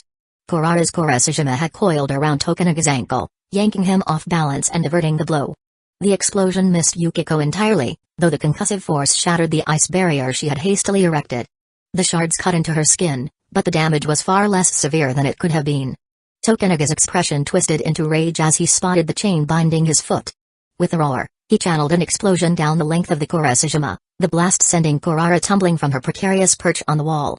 She flailed desperately, her footing precarious but not yet lost. The water loomed below her like a dark void, the realization dawning that a fall would mean disqualification. Her fingers clawed for purchase, the Kurasajima still dangling in defiance. Not far from her, Tokunaga's grin widened, his eyes locked onto her vulnerable form. His steps continuing through the field as he began to close the distance, Shibuki raised high and ready to strike. The clash of ice and explosions had subsided, leaving only the chilling sound of Kurara's labored breaths and the ominous thuds of Tokunaga's advance. The battlefield held its breath, the water below shimmering under the eerie glow of Shibuki's explosive tags. Chapter 104. The improvised hero. Kurara was on the verge of losing her balance, her fingers slipping further along the chain of her koresujima. Tokunaga approached with determined steps, Shibuki poised to explode with the next strike. The tension was palpable, the sound of rippling water accompanying every held breath from the spectators. Suddenly, a kunai with an explosive tag flew between Tokunaga and Kurara. The ensuing explosion was powerful, raising a dense cloud of smoke and water fragments. A shadow moved swiftly within the cloud, further confusing the onlookers. Yukiko, observing the scene from nearby, widened her eyes. "Kurara!" she shouted, trying to comprehend what had just happened. Even Shinji, engaged in his fight with Hiroshi, was distracted, turning his gaze toward the explosion. Other students stopped, captivated and bewildered, watching the spectacle. As the smoke began to clear, silence fell over the field. All eyes were on Ren Mizutani, who held Kurara in his arms, just in time to stop her from falling into the water. It was clear, Ren had thrown the kunai and used the explosion to save his teammate. Fujimoto-sensei observed the scene with a mix of astonishment and approval. "Well played, Mizutani," he thought, shifting his gaze toward the Anbu. They, too, seemed surprised by the young man's quick thinking and ingenuity. Tokunaga, meanwhile, glared at Ren with a mocking grin. "Another insect to add to the list," he began, but he didn't get the chance to finish. Another set of explosive kunai flew toward him. With a skilled motion, Tokunaga wielded Shibuki, intercepting them midair and detonating the tags at a distance. But while he was distracted, a water clone of Ren suddenly emerged from the water, grabbing Tokunaga's legs with a firm grip. Before Tokunaga could react, a second clone of Ren took advantage of the confusion and delivered a solid kick to his side. Tokunaga lost his balance and fell into the water with a resounding splash. "Thank you," murmured Kurara, her cheeks slightly flushed, as Ren helped her regain her footing on the water. He responded with a faint smile. "Don't mention it, but move away. This isn't over yet." The students, unable to fully follow the rapid sequence of events, began murmuring among themselves. For most of them, Tokunaga was now disqualified, having fallen into the water. Even Fujimoto-sensei seemed convinced of this outcome, but his astonishment grew when he saw Tokunaga emerge from the water with a violent explosion. Fujimoto's expression tightened as his gaze returned to the Anbu. "He's not disqualified," he realized immediately. What are they thinking? The tension on the field escalated as Tokunaga, furious and determined, prepared his next attack. Meanwhile, Ren's underwater clone dissipated, while the surface clone quickly moved toward Yukiko. Ren observed the Anbu with an inscrutable expression. "So, you want the show to go on?" he thought, noticing their gazes fixed on him. "This is Hidden Mist Village, after all." Tokunaga, with a furious grin, shifted his focus to Ren. "Coward. Using such underhanded tactics," he shouted. Ren stared at him impassively. "I'm not the one wielding one of the 7 swords against mere students." The remark made Tokunaga lose his composure completely. He charged at Ren in a blind rage. "Juneko, Aoi, take care of Kurara," Ren ordered his teammates, allowing him to focus entirely on the fight. "Yukiko, keep trying to freeze his feet whenever you can," Ren's clone said to Yukiko before returning to the attack. While the clone kept Tokunaga busy, Ren grabbed his tando and prepared for a direct confrontation. Suddenly, Ren sensed chakra coming from underwater. With a leap, he fired a volley of rock bullets directly below him, neutralizing Tokunaga's attempt to surprise him with the same tactic. Ren's water clone continued to hinder Tokunaga, while Yukiko further slowed him with her ice attacks. "Wasn't that a cowardly tactic?" Ren said calmly, further provoking Tokunaga. "Between the clones and jutsu, I've already used up 30% of my chakra," Ren thought. "I didn't want to draw too much attention, but it doesn't matter now. I need to end this quickly." The mist began to envelop the battlefield as Ren calculated his next move. "I can't get too close without being sure I can take him out, or the blast radius of his explosions will reach me." Despite the difficulties, Tokunaga finally managed to free himself from Ren's clone. "It's useless," he yelled, detonating explosions to dissipate the mist around him. However, a figure appeared as the haze cleared, and Anbu stood before Tokunaga. "You've lost." "Surrender," the Anbu said firmly. Tokunaga froze for a moment, glaring with eyes full of rage. Then he screamed, swinging Shibuki at the Anbu. "I decide when I surrender." A colossal explosion engulfed the area, but the Anbu was merely an illusion created by Juneko. Before Tokunaga could react, a kunai flew toward his hand, striking the one holding Shibuki. At that moment, Ren delivered another strike with his tanto, further injuring Tokunaga's hand and causing him to lose his grip on the sword. Shibuki was seized by Ren, who quickly retreated. The mist dissipated, revealing Tokunaga kneeling on the water, his hand injured and no longer holding Shibuki. The sword was now in Ren's possession. Chapter 105. Outcome. Shinji was still locked in battle with Hiroshi. Both moved nimbly across the water, but Hiroshi had a distinct advantage. His imperfect ability to transform into water allowed him to evade many direct attacks. On the other hand, Shinji was a master at manipulating coral, yet immobilizing Hiroshi this time was proving far more difficult than during their battle last year. "Did you really think your old trick would still work?" Hiroshi taunted, liquefying part of his arm to dodge a coral strike that had come dangerously close. "Don't underestimate me," Shinji replied coldly, summoning a barrier of coral from beneath the water that forced Hiroshi to retreat. The fight grew more intense. Hiroshi attacked with fluid movements, his body adapting and shifting to confuse and overwhelm Shinji. The latter responded with precise, calculated strikes, creating coral structures that rapidly extended, trying to trap Hiroshi. The waves generated by their movements made the battlefield increasingly unstable, adding further challenges to the fight. Out of the corner of his eye, Shinji tried to keep track of the battle between Ren and Tokunaga. He caught glimpses of explosions and the swift movements of Ren's water clones. He's fighting Tokunaga, and winning? He wondered, distracted for a moment. That hesitation gave Hiroshi the chance to launch an attack, hitting Shinji with a powerful water blast that forced him to stumble backward. "Don't get distracted, Shinji. I'm your opponent," Hiroshi shouted with a satisfied grin. Suddenly, the battlefield was engulfed in mist, making it hard for either of them to continue fighting. Taking advantage of the situation, Shinji moved laterally, using his connection to the coral to glide swiftly across the water's surface. After the battle, Ren held Shibuki in his hand, examining it with a mix of curiosity and respect. "So this is one of the legendary swords. I never thought I'd wield one so soon," he thought, feeling the weapon's weight and formidable aura. Tokunaga, still kneeling and utterly defeated, barely managed to lift his gaze. Ren looked at him with an ironic smile and said, "Show me your worth now, without Shibuki." He brandished the sword confidently and unleashed an explosion, shaking the air. The shockwave barely missed Tokunaga, stopping just short of hitting him. "So that's how it works," Ren thought, observing the sword's effect. The other students, intimidated, began to distance themselves from him. "I won't use Shibuki," Ren declared to his companions. "If you want to take on Tokunaga, all the tags he's collected are yours. I won't interfere." What a satisfying feeling. This is karma. He was acting cocky before, now he's at the mercy of the other students, Ren reflected with a satisfied smile. As the students exchanged glances, ready to gang up on Tokunaga, the Anbu suddenly entered the field, followed by Fujimoto-sensei and the other instructors. "The exam is over. Proceed to the examiner's table to have your tags counted," Fujimoto-sensei announced, marking the end of the test. The students, visibly disoriented, began heading toward the examiners. Fujimoto-sensei, accompanied by an Anbu, approached Ren to reclaim the sword. "Can't I keep it as a reward?" Ren asked, his tone half serious. Fujimoto-sensei, though inwardly agreeing with Ren, knew full well that the sword couldn't be left in the hands of a student. Before he could respond, the Anbu interjected, "Kid, this is too dangerous. Your time will come, if you make it." Ren smiled faintly and handed over Shibuki. "Just kidding. Here you go." Shortly after, Ren made his way toward the examiner's table. Along the way, he was met by Kurara, Yukiko, Aoi, Juneko, and Shinji. His friends congratulated him, each wearing a knowing smile. "Ren, you were incredible. That move with Shibuki. I never saw it coming," Aoi exclaimed, patting him on the shoulder.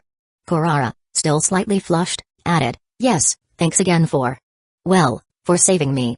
Her voice was a mix of gratitude and embarrassment. "Oh, come on, it wasn't just him," Juneko interjected with a sly grin. "After all, my Ganjutsu confused Tokunaga enough for Ren to land his blow." "Sure," Shinji replied with a wry smile. "But we have to admit, Ren showed exceptional control. That decision to leave Tokunaga to the others, genius." "Yes," Yukiko said, her tone more serious. "You acted like a true leader, Ren. You kept a cool head even in the toughest moments, so this was what you were hiding all this time." Ren scratched his head, visibly embarrassed by the praise. "Well, let's just say I did what I had to do." Aoi looked at him with a smirk. "Who knows? Maybe one day you'll become Mizukage." "Yes, and we'll be your trusted counsel," Juneko added, giggling. "Wait," Kurara interrupted. "With Juneko as an advisor, the village would be full of useless illusions. Or worse, We'd confuse ourselves and never find the way out. The group burst into laughter, and even Ren couldn't hold back a genuine laugh. As the others laughed, Ren took a moment to reflect. Mizukage? I don't think it's in my plans, though the idea might be intriguing. But I have other goals. For now. Why are you laughing?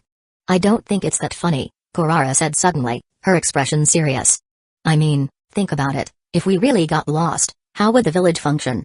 For a moment, the group was silent, then erupted into another wave of laughter. Even Ren couldn't help but chuckle.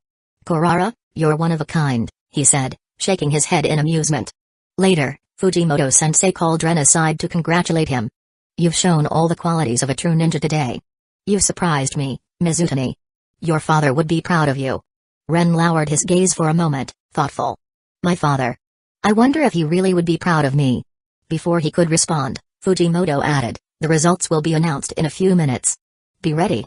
Later, at the academy, Fujimoto-sensei, flanked by the other instructors, stood before the students to announce the results. 1. Mizutani Ren 2, Yuki Yukiko 3, Kurashimi Misaki 4, Tsuki Juneko 5, Hazuki Hiroshi 6, Karatachi Shinji 7, Kashima Kurara 8, Kaguya Shin 9, Kaito Aoi 10, Munashitma, Yuki Sora, Terano Kori, Ibiki Jaiwo. Fujimoto-sensei declared, for these evaluations, we didn't only consider the number of tags collected but also other factors such as strategy, teamwork, and adaptability.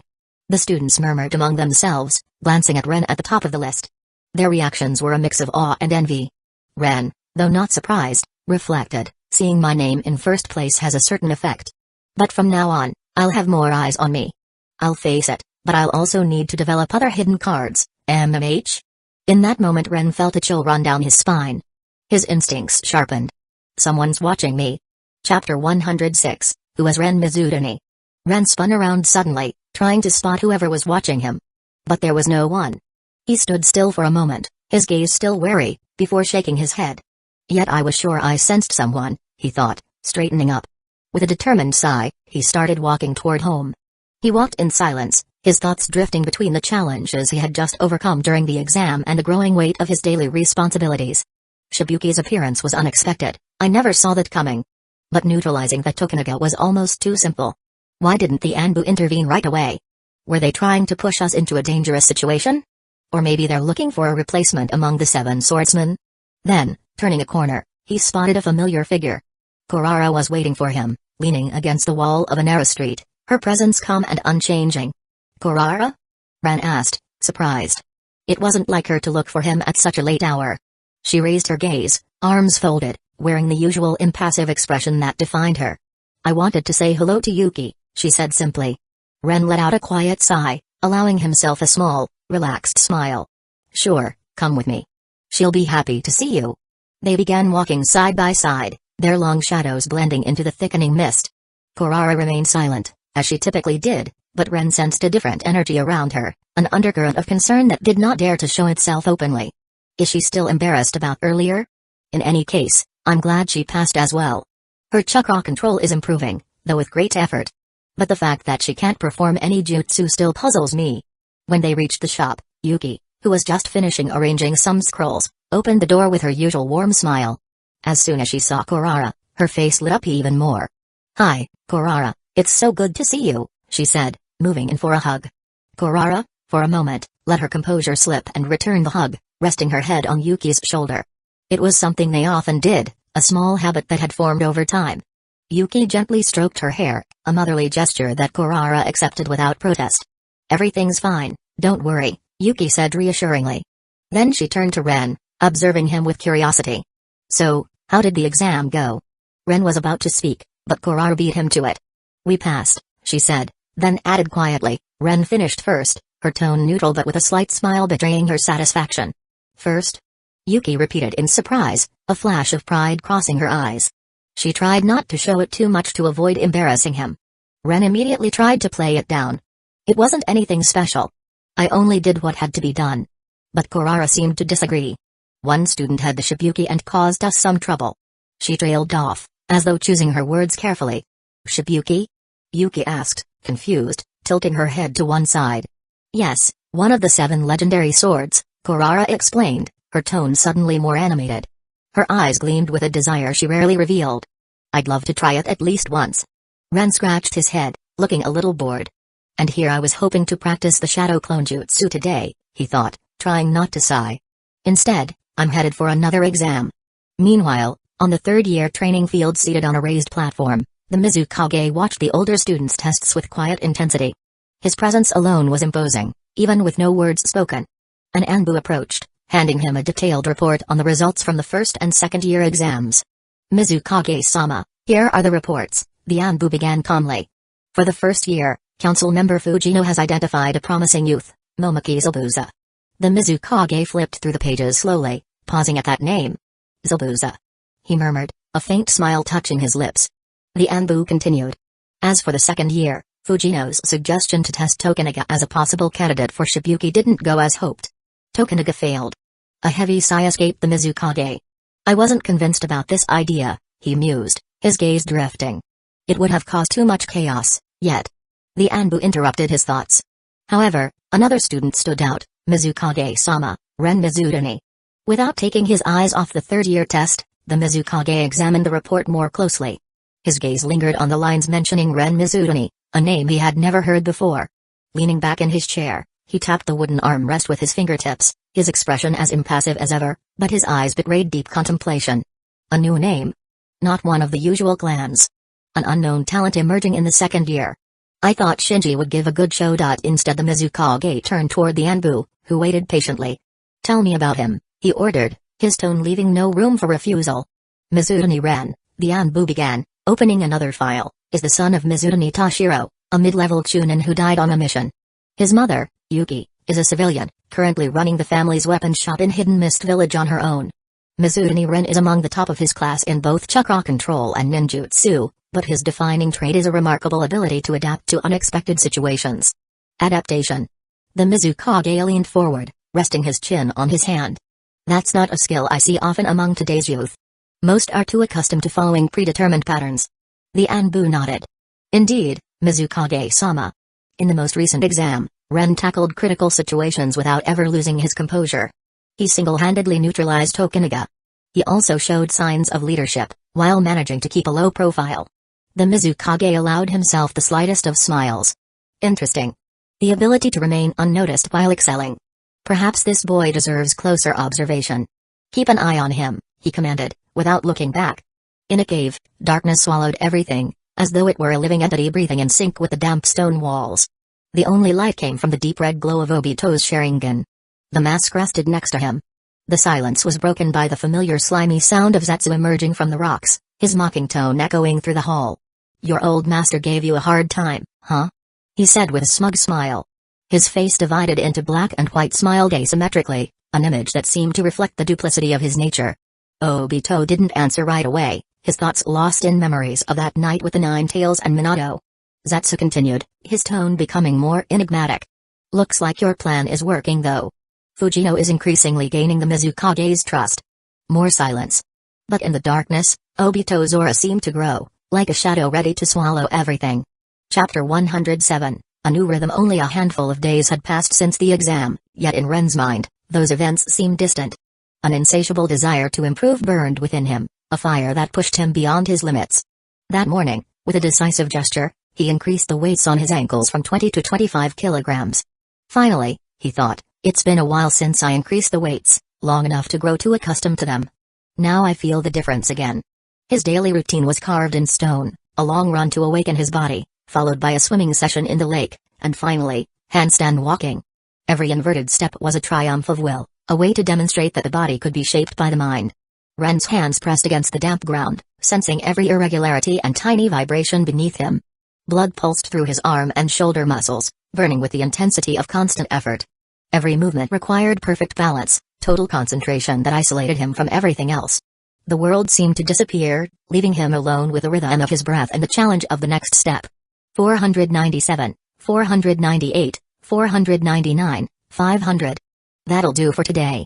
Finished with his training, Ren leaned over the clear water to refresh himself. The reflection staring back surprised him, more defined shoulder muscles, slightly sculpted triceps. He couldn't help but smile with satisfaction. Not bad. I wonder how far I can go with physical training, he thought, running a wet hand through his hair. The cool wind brushed his skin, invigorating him. Alright, time for a general review, he said to himself, sitting in a meditative posture. He began with chakra control exercises, then elemental chakra, water, wind, earth, and finally the last one he had learned, fire. Only lightning remains, he thought, and I should have a basic understanding of all 5 elements.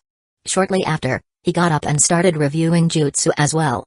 He began with the simplest ones, moving up to water clone jutsu, water wave, water barrier, rock bullet, and then to sealing techniques, mentally going over every single step as if engraving it into his muscle memory.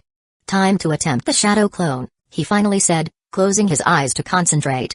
He had tried and retried countless times, but once again, after hours of effort, he had to give up. The clone formed but dissolved almost immediately. Frustration cut through him like a blade. Better save some chakra, or I won't be able to handle my work at Tatsumi's, he thought, rising with a deep breath. The following day, Dawn found Ren already on his feet, determined. Ankle weights strapped on, his mind clear, his body tense and ready. The routine was identical, except for one difference. That morning, he decided not to use chakra for the jutsu, knowing he would meet Ganru later that morning. The latter awaited him with his usual inscrutable expression, like an enigma that Ren could never fully decipher. No words about the exam, no questions about how he managed to rank first or what happened with the Shibuki. Ganru merely observed him, noting his progress without offering praise. That silence was worth more than any compliment, and Ren perceived it as further motivation to improve. Mizutani Ganru interrupted during their sparring session, use all of yourself today, even the wind element in the Tanto. He has been good, but he took too many risks. If that boy with the Shibuki had been better prepared, Ren would have faced much greater difficulties, Ganru thought, watching him closely. Ren followed his instructions, starting to use the wind element in the Tanto during sparring. Every movement required meticulous precision to avoid wasting energy. You're dispersing much more chakra than necessary when infusing the wind element, Ganru said, stopping him with a sharp gesture. Then he added, where did you learn to infuse natural elements? Strange, this is the first time he seems so concerned, Ren thought. On my own, he replied simply. Learning to manipulate the wind element alone. A real talent. That might explain why his wind chakra feels disturbed, Ganru reflected. He then explained, each nature of chakra interacts differently with metal. Water flows and adapts, making it ideal for crafting precise blades. Wind cuts and increases penetration but must be concentrated along a thin line to avoid dispersion. Fire, on the other hand, requires intensifying without melting the metal itself. Each element demands a specific strategy. Ren nodded, absorbing every word. These teachings were invaluable, another step toward complete chakra mastery. After training with Ganru, Ren decided to relax a bit, avoiding the mistakes of the past and letting his mind find peace as well. He headed to the ramen stand, savoring a steaming bowl before returning to the shop. To his surprise, he found Kurara helping Yuki with some errands. This isn't what I meant by relaxing, Ren thought, watching Kurara move with her usual calm. After notifying his mother that he'd be heading out again, he left the shop. Walking through the streets of Hidden Mist Village, he tried to clear his mind when, in the distance, he saw Shinji in the company of an older man. Hey, Ren. Shinji greeted, raising a hand. Ren approached with a smile. Shinji, sir, he said, pretending not to recognize the older man from the Mizukage ceremony. Shinji grinned. What, sir? This is my father. Let me introduce you, Genji Karatachi, the strongest ninja in our clan. I've never heard of him. Could it be that Yagura wiped them out while under Obito's control? Ren thought. Ren Mizutani, correct? The man said with a faint smile. Genji Karatachi. It's a pleasure to meet you. I've heard about you. You made quite the impression during the exams. Thank you, sir, Ren replied respectfully. It was a team effort, but I'll do my best to improve even more. Shinji's father nodded faintly, his expression unreadable. That spirit will take you far. Ren seized the opportunity to satisfy his curiosity. The Karatachi clan. They're so reserved. I wonder what I could discover. I wanted to relax today, but opportunities like this don't come every day. Shinji, he began in a friendly tone, I'm looking for inspiration to improve some techniques. How about some sparring? Shinji glanced at his father for approval, but the man remained silent. Unfortunately, we already have plans today, Shinji replied with a nervous laugh, while his father nodded vaguely. Ren smiled, hiding his disappointment. This time the art of negotiation didn't work. It seems not fine, that means I'll be able to relax. What should I do? Maybe I'll visit the library to look for new jutsu for when I master the shadow clone technique. With that thought, Ren headed to the library, where he had an epiphany. He should start training in the lightning element. Chapter 108, shadows in the mist. The Mizukage's office was wrapped in a heavy silence, broken only by the rhythmic scratching of a pen on parchment. Yagura sat behind his massive desk, his expression inscrutable as he studied the documents before him. The dim light of sunset filtered through the curtains, casting long shadows on the walls adorned with ancient symbols of Hidden Mist Village. "If you want Hidden Mist Village to change," said Fujino, the counselor, his tone towing the line between respect and insistence, "then you must prove that our value doesn't solely depend on KK Genkai. We need a new image. One that inspires everyone, not just those with extraordinary abilities." Fujino's words hung in the air like a whisper on the wind, leaving behind a trail of thoughtfulness. Yagura raised his sharp, gray eyes toward the counselor. "And who do you have in mind?" he asked, his tone concealing more curiosity than distrust. A measured smile appeared on Fujino's face. "Momaki Zobuza. He's young, yes, but he has raw talent that, with proper guidance, could become vital for the village's future." Yagura leaned back in his chair, interlacing his fingers before his face. He remained silent for a moment, his gaze drifting into the distance. "It will take years before that student can make a mark," he replied finally, though his thoughts wandered elsewhere. "What he says isn't entirely wrong," Yagura thought. Amid his musings, another name surfaced in his mind, Ren Mizutani. A young man without a KK Genkai, yet his exceptional chakra control and unwavering dedication had garnered attention. Despite his modest background, Ren was proving himself to be much more than an ordinary student.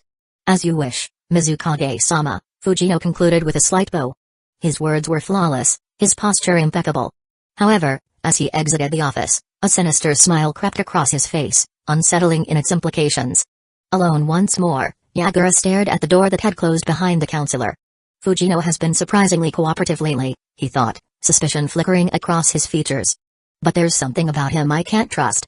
He pressed a hidden button on his desk, summoning two Anbu operatives who materialized from the shadows, their masks concealing their identities. "Keep an eye on Counselor Fujino," Yagura ordered, his voice cold and sharp. "Make sure he doesn't notice." The Anbu nodded silently before vanishing like smoke, poof. Another cloud of smoke dissipated into the air, followed by a deep sigh of frustration. Ren wiped a hand through his sweat-drenched hair, staring at the spot where his failed shadow clone attempt had just vanished. "This is the hardest jutsu I've ever tried," he thought, clenching his fists. Not because of the seal's complexity, but because of the precision needed to keep the chakra flows separate until the very last moment. "I'm close, but it's like trying to grab mist with my hands." Taking another deep breath, he sat down on the damp ground, letting the crisp morning air help him recover. He gazed up at the overcast sky, the ever-present fog of Hidden Mist Village mirroring the haze in his thoughts. "I can't keep this up. I can't show up exhausted for my meeting with Utakata." He rose and headed toward the stream where he was scheduled to meet the young ninja. Upon arrival, he found Utakata seated on a rock, his graceful figure framed by the water's shimmering reflection. The man looked up, offering a calm nod and a faint smile. "Ready for our sparring?" Ran asked, trying to hide his fatigue. Utakata nodded and stood with effortless grace, shedding his cloak and draping it over a nearby branch. The two squared off, their movements fluid and harmonious, like a choreographed dance. Between exchanges of strikes, Ren recounted his recent promotion and his encounters with Shibuki and Tokuniga. Utakata listened intently, occasionally raising an eyebrow or offering a knowing smile. "I didn't expect that," Utakata remarked, pausing to catch his breath. "You've drawn quite a bit of attention recently. But remember, Ren, standing out isn't always a good thing, especially in a village like ours." Utakata's tone was calm, yet a shadow passed over his expression as he glanced toward the gray sky. Ren felt the weight of his words and nodded respectfully. "I understand," he replied earnestly. After a moment of silence, Ren gathered his courage to ask, "Do you have any advice for me? There's a technique I just can't seem to master." "What technique?" Utakata asked, tilting his head slightly. "The shadow clone," Ren admitted, a hint of embarrassment creeping into his voice. "Ah, interesting," Utakata replied, his enigmatic smile returning. He paused, his gaze drifting to the gently flowing stream beside them. "You know," he began, "sometimes, when you desperately search for something, like a misplaced object or a memory you can't quite grasp, the solution comes when you stop looking. Both the body and mind need time to internalize lessons. Let the knowledge settle." Ren frowned slightly, finding the words vague. Yet, the more he thought about them, the more they resonated. Maybe I really do need to give myself time. My body needs a break, and my mind needs the right connection. As the two prepared to part ways, Utakata turned to Ren with a subtle smile. "I'll be away for a while, Ren. We'll resume our sparring sessions when I return." Ren watched him walk away, his dark cloak swaying in the breeze, while Utakata's words echoed in his mind. As Ren slowly made his way home, he reflected on how crucial it was to balance hard work with patience. Chapter 109, New Beginnings. The holidays had ended, and the third year at Hidden Mist Village Academy was about to start. Ren stepped through the academy gates, the usual buzz of students filling the air, though something felt different. Something has changed, but I can't figure out what, Ren thought, scanning the courtyard attentively. The students were quieter than usual. Maybe it was just the tension of starting a new year. At the entrance, Ren found himself surrounded by his friends, Shinji, Juneko, Aoi, Yukiko, and Kurara, all reunited in the same year. This year, all classes had been merged, making the classroom more diverse but also crowded with both new and familiar faces. Among the students was Misaki, who had finally advanced to the third year. Her determined gaze seemed to promise she would do everything to stand out.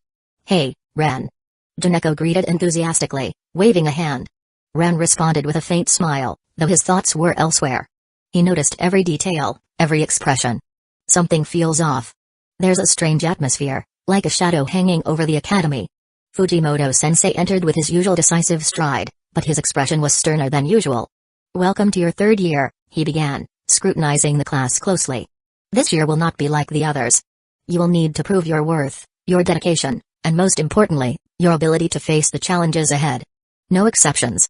His tone was authoritative, almost cutting, and the tension in the room grew thicker. Even Juneko, who usually found a way to joke around, remained silent. Fujimoto began outlining the year's program, but Ren struggled to focus. His instincts kept telling him that something was changing. During the break, Ren wandered the courtyard and his gaze fell on Zabuza. He was sitting alone under a tree, a wooden sword resting on his legs. His face, usually serious, seemed even gloomier than usual. Strange, Ren thought, observing him from a distance. He's darker than usual. Could something have happened during the holidays? Better to figure out what's on his mind. Deciding, Ren approached slowly. When he was just a few steps away, Zabuza looked up, his eyes cold and menacing. "What do you want?" Zabuza asked, his voice a mix of irritation and challenge. Ren hesitated, caught off guard by the aggressive tone. "Nothing," he replied quickly. "I just wanted to make sure everything was okay after what happened last time." Zabuza stood abruptly, clutching the wooden sword. "I don't need your pity," he said, his tone as sharp as a blade. Then, without another word, he walked away, leaving Ren standing in place. Could it be that something or someone has pushed him to become like this? Ren wondered, watching Zabuza's figure fade into the distance. Though it's strange. Now that I think about it, in Naruto, Zabuza tried to assassinate Yagura in a few years. I wonder if it was out of retaliation? I'll need to keep an eye on him. Back in class, Ren couldn't shake his thoughts about Zabuza, but his silent musings were soon interrupted by the usual antics of the Juneko, Aoi, and this time even Kurara trio. "You can't be serious!" Aoi exclaimed, his glasses slightly askew as he tried to defend himself from Juneko's accusations. "I told you, it's your fault the punch froze during the party," Juneko retorted, pointing an accusatory finger at him. "Technically," Aoi began, adjusting his glasses with a scholarly air, "the freezing point of punch isn't related to my intervention but to Yukiko's elemental chakra." "Oops," Kurara chimed in, tossing a wooden kunai that landed near Aoi's foot. Shinji, observing nearby, burst out laughing. "You're worse than the drunken ninjas at the market." "Who are the drunken ninjas?" Kurara asked innocently, and Juneko replied, "They're legendary ninjas who wander the market at night." Kurara believed her immediately, her face lighting up with excitement. Fujimoto clapped his hands to regain attention. Silence. "This is a ninja academy." Ren smiled but noticed Misaki's gaze fixed on them. She was watching intently, as if trying to figure something out. When Ren met her gaze, Misaki quickly looked away, returning to her desk. When classes ended, the group headed home. Juneko and Aoi split off first, waving goodbye to Ren and Kurara. "See you tomorrow," Juneko shouted, while Aoi mumbled something about the statistical probabilities of being late. Left alone, Kurara looked at Ren with a serious expression. "Tonight, we're going to the market," she said without preamble. Ren looked at her, surprised. "Why do you want to go to the market?" "I want to meet the drunken ninjas," Kurara said naturally and seriously. Thinking about what Juneko had said earlier, Ren burst out laughing. "Kurara, Juneko was joking, dash." As twilight enveloped the village, Tu and Bu moved silently among the shadows, following Councilmember Fujino as he returned home. Their mission was clear: observe without being noticed. "There's nothing suspicious," one murmured in an almost inaudible tone. The other, more cautious, replied after a brief pause, "It's all too normal. Just home and work, no deviations, no unusual behavior." Don't you find that strange? The first Anbu didn't respond, but his eyes narrowed behind his mask, as if trying to glimpse something beyond the apparent monotony of Fujino's actions. The counselor entered his house without hesitation, shutting the door behind him. Hidden in the darkness, the Anbu exchanged a silent glance. Elsewhere, far from the alleys of Hidden Mist Village, a very different conversation was unfolding. Zetsu slowly emerged from the ground, his unnatural figure shrouded in a sinister aura. 2 insects are buzzing around your puppet, Zetsu hissed, sarcasm evident in his deep voice. Obito didn't look away from the reflection, but his fingers tightened slightly along the edge of his cloak. Your plan to gain Yagura's trust doesn't seem to be working, Zetsu continued, his mocking tone stinging like thorns. A shadow of a smile formed behind Obito's mask. He said nothing, but a cold, distant laugh filled the air. His eye, red and full of dark secrets, revealed that something was brewing in his mind. It was clear he had no intention of leaving anything to chance. Chapter 110, Fragments. The past 3 months the cadence of Ran's days had become an unrelenting metronome, driven by a discipline that allowed no reprieve. Each dawn began with the same rigorous routine, a 10-kilometer run around the lake's perimeter, an exercise now intensified with 30 kilograms of weight evenly distributed across his torso and legs. The challenge had grown, but so had my endurance, Ren thought, measuring every step, every breath, every heartbeat. After the run, he moved to the lake shore, where the early morning light refracted off the still waters. There, he began hand-walking. The lake was not just a destination for swimming, it was also a place of introspection, where he honed his chakra control. He alternated between swimming laps and prolonged dives, holding his breath for increasingly longer durations, imagining himself moving as fluidly as the water itself. Afternoons were no less intense, filled with endless sparring matches with Ganru, showing his fondness of Ren in his own way. Their bouts were ferocious dances, where every mistake was punished with precision. Ganru-sama is a tough opponent, his fighting style adapts quickly, but that forces me to think outside the box, Ren reflected as he picked himself up after a particularly hard blow. Fuinjutsu was another constant in his days. Working alongside Tatsumi, Ren delved into increasingly complex seals. Ren was successful starting modifying seals to make them more efficient, earning a rare nod of approval from the old master. One of Ren's most ambitious goals was mastering the shadow clone, but his attempts still didn't produce the expected results. Each effort to create a shadow clone ended in a puff of smoke or an unstable clone that dissolved within seconds. Too much chakra, or not enough, he noted in his journal. Despite the failures, he remained determined, seeing this as a crucial milestone in his training. Ren's new projects also included learning the lightning style element. His initial attempts were rudimentary, small, unstable sparks of chakra that dissipated almost immediately. But training was teaching him the unique properties of this element. It's different from water or wind. Lightning doesn't flow or cut, it explodes and destroys, a chaotic force that defies control. His evenings often ended in a laboratory, where Ren experimented with chemical compositions and methods for developing poison immunity.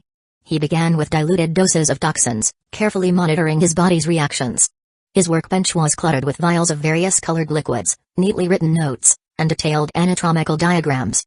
Some bullet points had been crossed out and rewritten multiple times, reflecting his thoughts on Kurara's condition, who still struggled with jutsu. The laboratory was shrouded in a surreal dimness, lit only by the intermittent glow of a makeshift Tesla coil. Ren sat at the room center, gripping 2 metal cables, one positive, the other negative. His fingers trembled as an electric charge coursed through his body. Amazing. He muttered through gritted teeth, the sharp pain mingling with a sense of revelation. The lightning style element is completely different from the others. It feels irrational, chaotic, and devastating. Another jolt hit him, causing his teeth to clench. The chakra flowing through his body merged with the electrical energy, amplifying the sensations. Now I understand why Kakashi was considered a prodigy at a young age, he thought, sweat streaming down his forehead.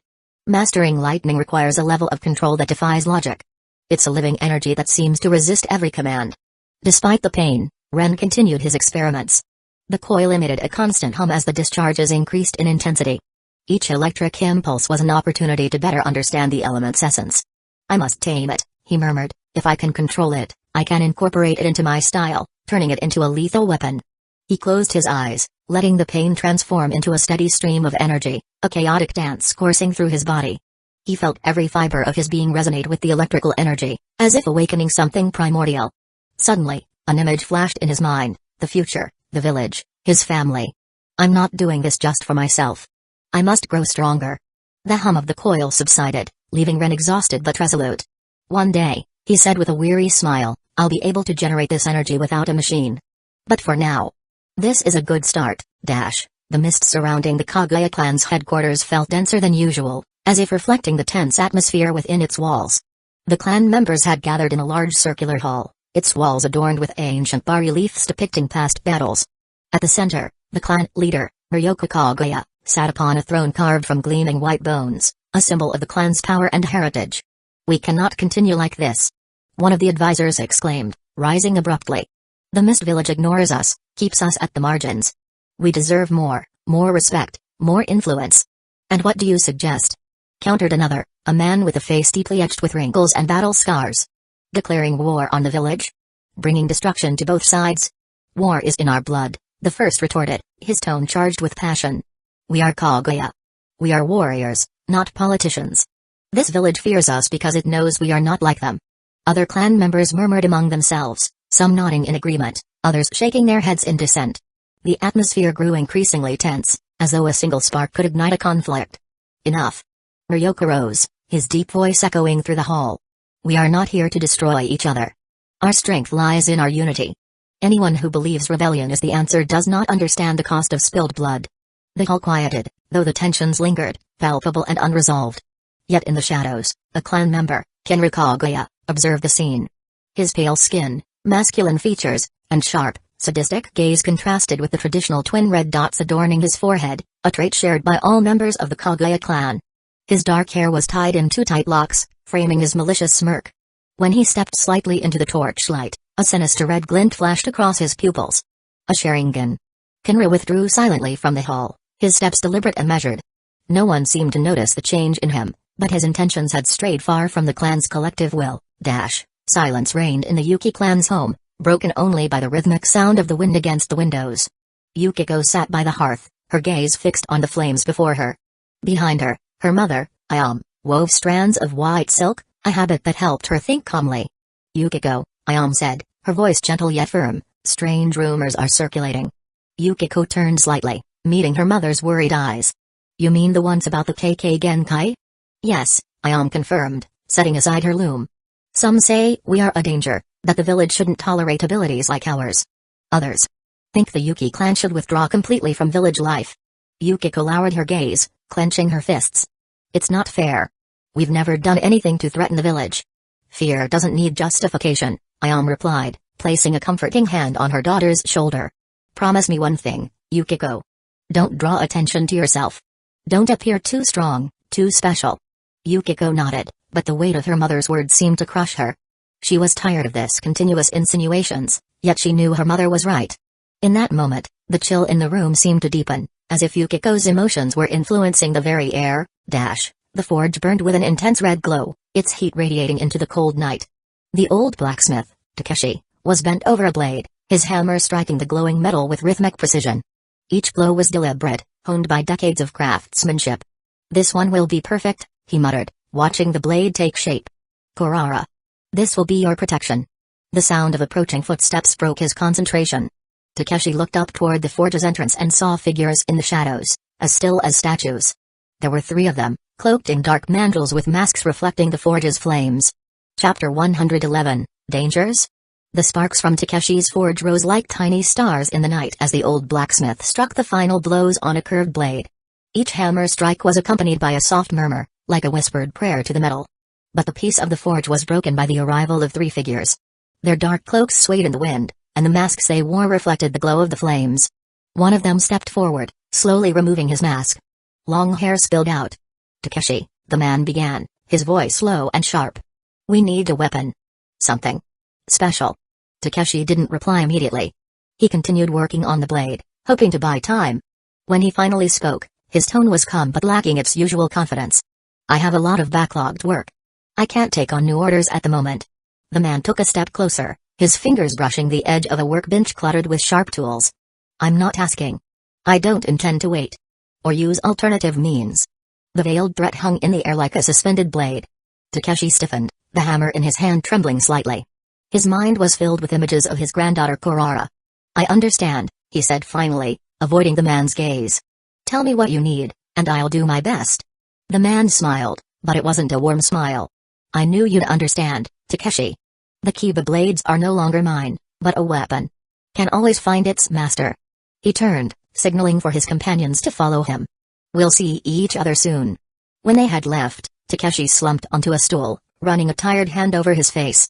He had never felt so powerless in his own forge. The council hall of the Karatachi clan was a vast circular space, illuminated by light filtering through stained glass windows etched with coral designs. The walls were adorned with ancient tapestries depicting the clan's pride and power, the manipulation of coral, their Kekkei Genkai. Seated at the center of the hall, Genji Karatachi, the clan head, observed the members gathered around him. Discussions about the clan's future had grown increasingly heated in recent days.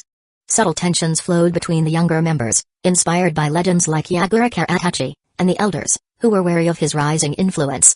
"We cannot ignore his position," said one counselor, a man with a scar running across his face. "Even though he didn't inherit the Kekkei Genkai, Yagura has proven his worth with unmatched skill." "And yet," retorted a woman with cold eyes, "that's precisely what should concern us. His strength could attract envy and resentment from other clans. And if Yagura were to act against us, who could stop him?" Genji remained silent, his hands clasped as he reflected on the counselor's words. The silence in the hall became unbearable until he spoke, his voice calm but cutting. "Yagura is not the problem." The atmosphere darkened. Genji rose slowly, his eyes scanning every face present. "We cannot make assumptions. Yagura has always been respectful, despite some of us." He looked pointedly at certain counselors, trying to marginalize him from the village. "We are all family, dialogue should take precedence." In the main hall of the Kurashimi clan estate, the metallic scent of blood was omnipresent, a constant reminder of their power and legacy. Misaki Kurashimi knelt before the altar of the ancestors, her head bowed.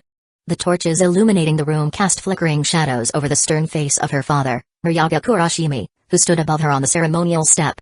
"Misaki," Ryaga began, his voice echoing through the sharp-edged hall, "you know why I've summoned you here?" Misaki barely lifted her gaze, her heart pounding in her chest. She knew that no matter what she said, it would never be enough. "Yes, father. For the future of the clan." Ryaga stepped forward, his figure growing larger under the torchlight. "Exactly. Our future depends on you, and I cannot allow you to fail again. The second-year exam."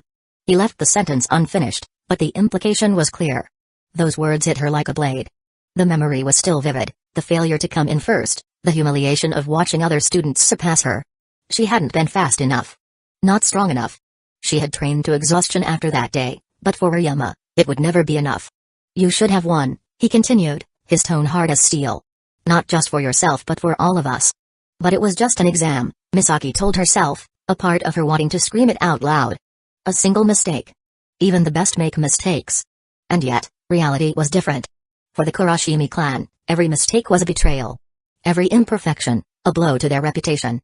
There was no room for weakness. "You will not repeat that mistake," declared Ryoma, cutting through her thoughts. "You have a power that no one else possesses. And if you don't use it to dominate, then it is useless." Misaki felt the blood boiling in her veins, an instinctive reaction to the Kekkei Genkai she carried. Was this what he wanted from her? To use her power to prove the clan's superiority? But as her father spoke, another part of her longed for something different. "I want to live a normal life. Like Ren. Like Juneko. Like Aoi." She imagined them laughing together, free from the pressure of representing an entire dynasty. Ren could afford to fail and try again, she could not. There was no room for failure in her world. "Father," Misaki dared to say, her voice barely a whisper, "I'm trying to improve. I want to make you proud." Ryoma paused, his icy gaze piercing through her. "I don't want your effort, Misaki. I want results. Being the best is not an option, it's an obligation.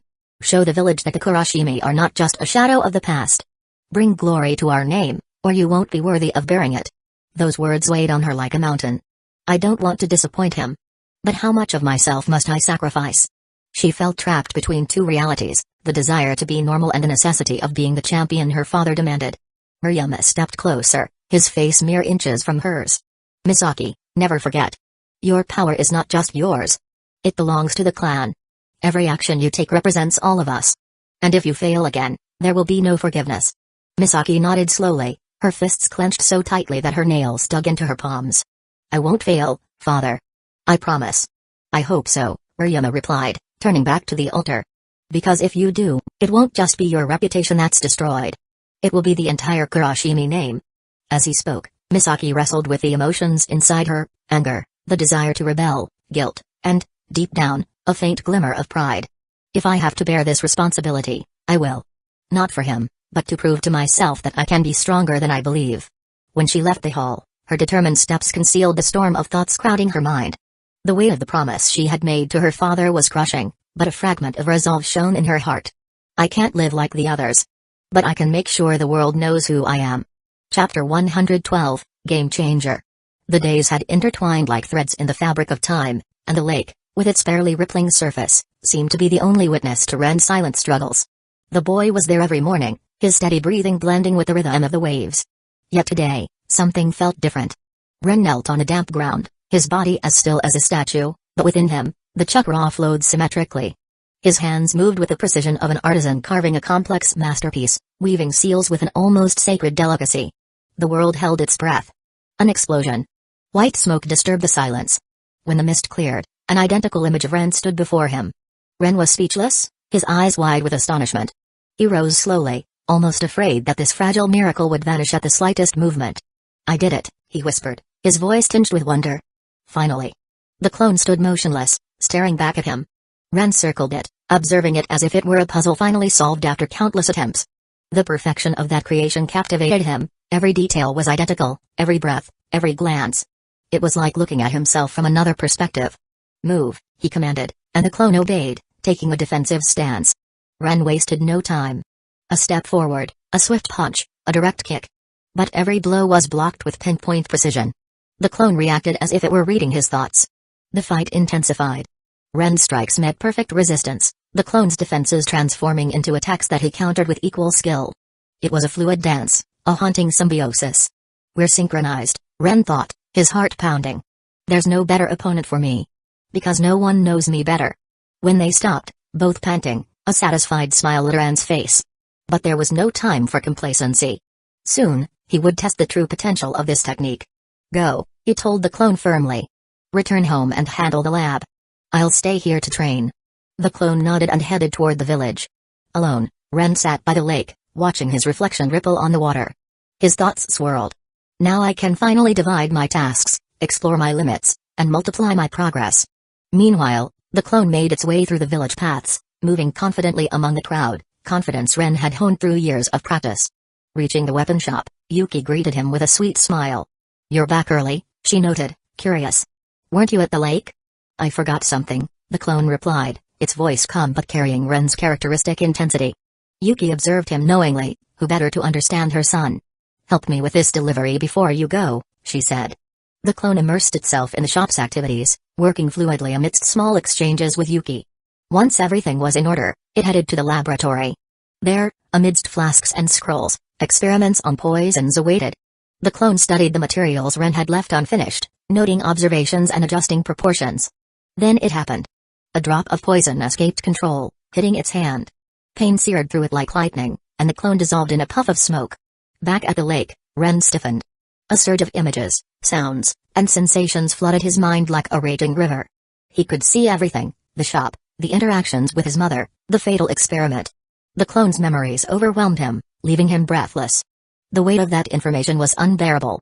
His knees buckled, and he collapsed to the ground, gasping. It's too much. He groaned, his head feeling as if it might explode. The images kept flashing, a chaotic blend of reality and memory. After long moments, the flow stabilized, and Ren found himself lying on the ground, his body drained but his mind clear. I need to be more cautious, he thought, rising slowly. He gazed at the lake, its tranquil surface mirroring the sky above. In that stillness, Ren found the determination he needed. He stood, his body still trembling, and began walking toward home. Yet I don't recall Naruto receiving such a backlash from clones. Perhaps he got used to it? I need more practice until I can handle this without breaking down. The clone's memories continued to haunt Ren as he made his way home. The laboratory was his refuge, the only place where he could sort through the chaotic flood of thoughts and responses. The poison. Just a single drop had been enough to dissolve the clone. It was crucial to understand the technique's limits and, simultaneously, uncover more about the substance that had such devastating effects. Ren entered the laboratory and ensured the area was well ventilated. He donned a mask and gloves reinforced with a thin layer of chakra, a precaution he had devised by combining his medical and ninja knowledge. Approaching the workbench, where an array of instruments, pipettes, flasks, and microsection blades, were neatly arranged, He focused on the vial containing the poison that had dissolved the clone. The reaction was immediate, he muttered, frowning. But a simple burn shouldn't be enough to cause complete chakra disintegration. What makes this poison so effective? Using a pipette, he extracted a small amount of the liquid and deposited it on a glass slide. With the aid of a microscope, he began analyzing its chemical composition. His eyes lit up as he identified some of the main components. Alkaloid toxins. Of course, these act quickly on the nervous system, disrupting signal flow, he murmured, jotting down notes. But there's something else. A catalytic agent that seems to react directly with chakra. He spent an hour testing how the poison interacted with small amounts of chakra channeled through a water-based solution. The result was startling. The poison absorbed the chakra, destabilizing it rapidly. It's as if it was designed for this purpose, Ren thought. This isn't just a physical poison, it's also a weapon against chakra itself. But if this poison was so dangerous, perhaps there was a way to neutralize it or, better yet, reverse its effects. Ren leaned back in his chair, staring at the ceiling. If the poison works by disrupting the chakra flow, maybe I can find a way to stabilize it. And it can be useful against Zetsu. His thoughts drifted back to his past medical studies. He knew the basics of pharmacology. Every poison has its antidote. Some work by binding directly to toxins, neutralizing them, while others stimulate the immune system to fight the invader. He picked up another vial from his workstation, containing a plant extract derived from the forests near the village. Glycina nebula, he read the label.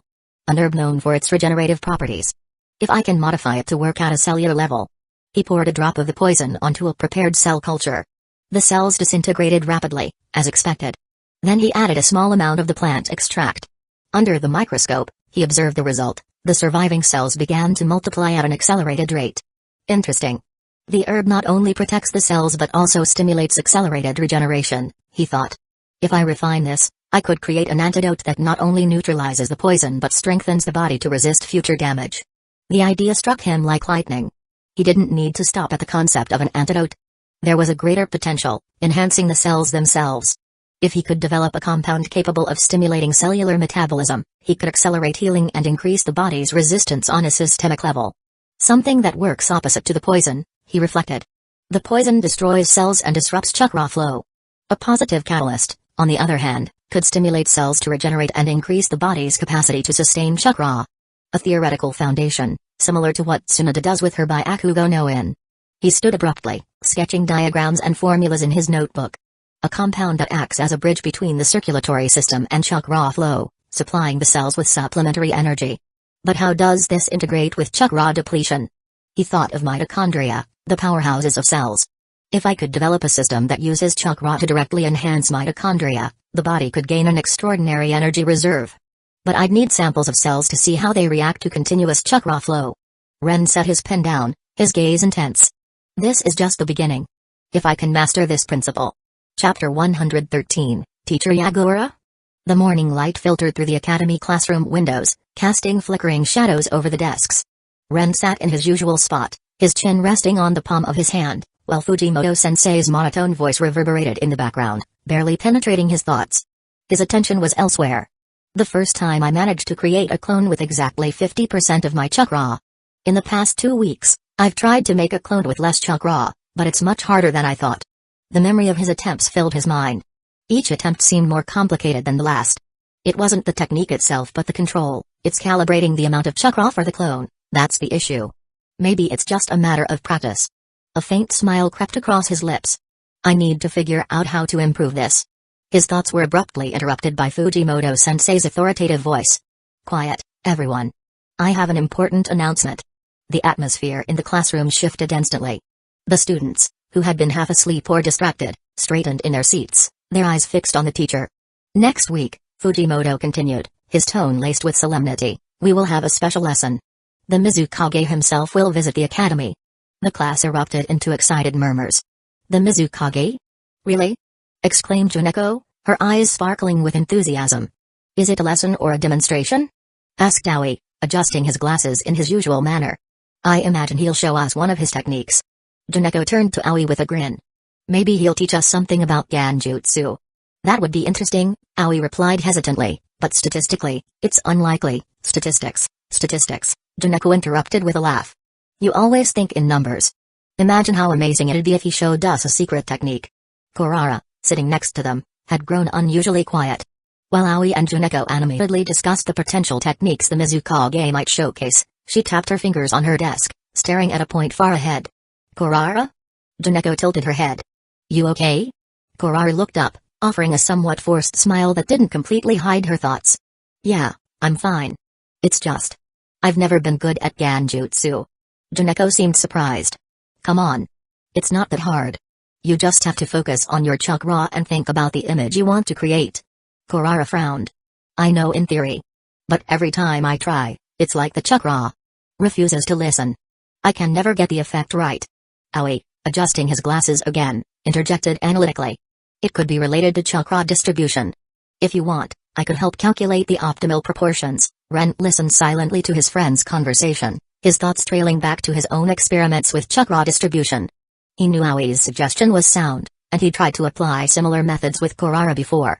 Still. Juneko interrupted Aoi with another laugh. Kurara, forget about Aoi's calculations. If you're not good at Genjutsu, that's fine. Focus on something you're really strong at and make it your ace in the hole. Kurara lowered her gaze momentarily, then nodded slowly. Maybe you're right. But I'd still like to pull off a decent Genjutsu. Just once. Ren watched from the sidelines, observing silently. As the classroom filled with laughter and chatter, Ren noticed Shinji, seated in his usual spot, more silent than usual. The boy's eyes were half closed, his chin resting on his hand as though he were on the verge of sleep. Something's off, Ren thought. But he didn't have time to delve deeper. The bell rang, signaling the end of the lessons. Outside the academy, Shin Kage approached Ren. His posture was as composed as ever, but there was something in his eyes that indicated he wanted to speak privately. Ren, he said simply. Do you have a moment? In his office, Mizukage Yagura stared at a map of Hidden Mist Village. His eyes analyzed the carefully drawn marks and annotations. A counselor stood beside him, holding an open scroll. I want to be more present in the academy's life, Yagura said, his tone brooking no argument. In the past 2 years, we've seen students rise and distinguish themselves as extraordinary ninja. Maître Mummy, 2 years ago.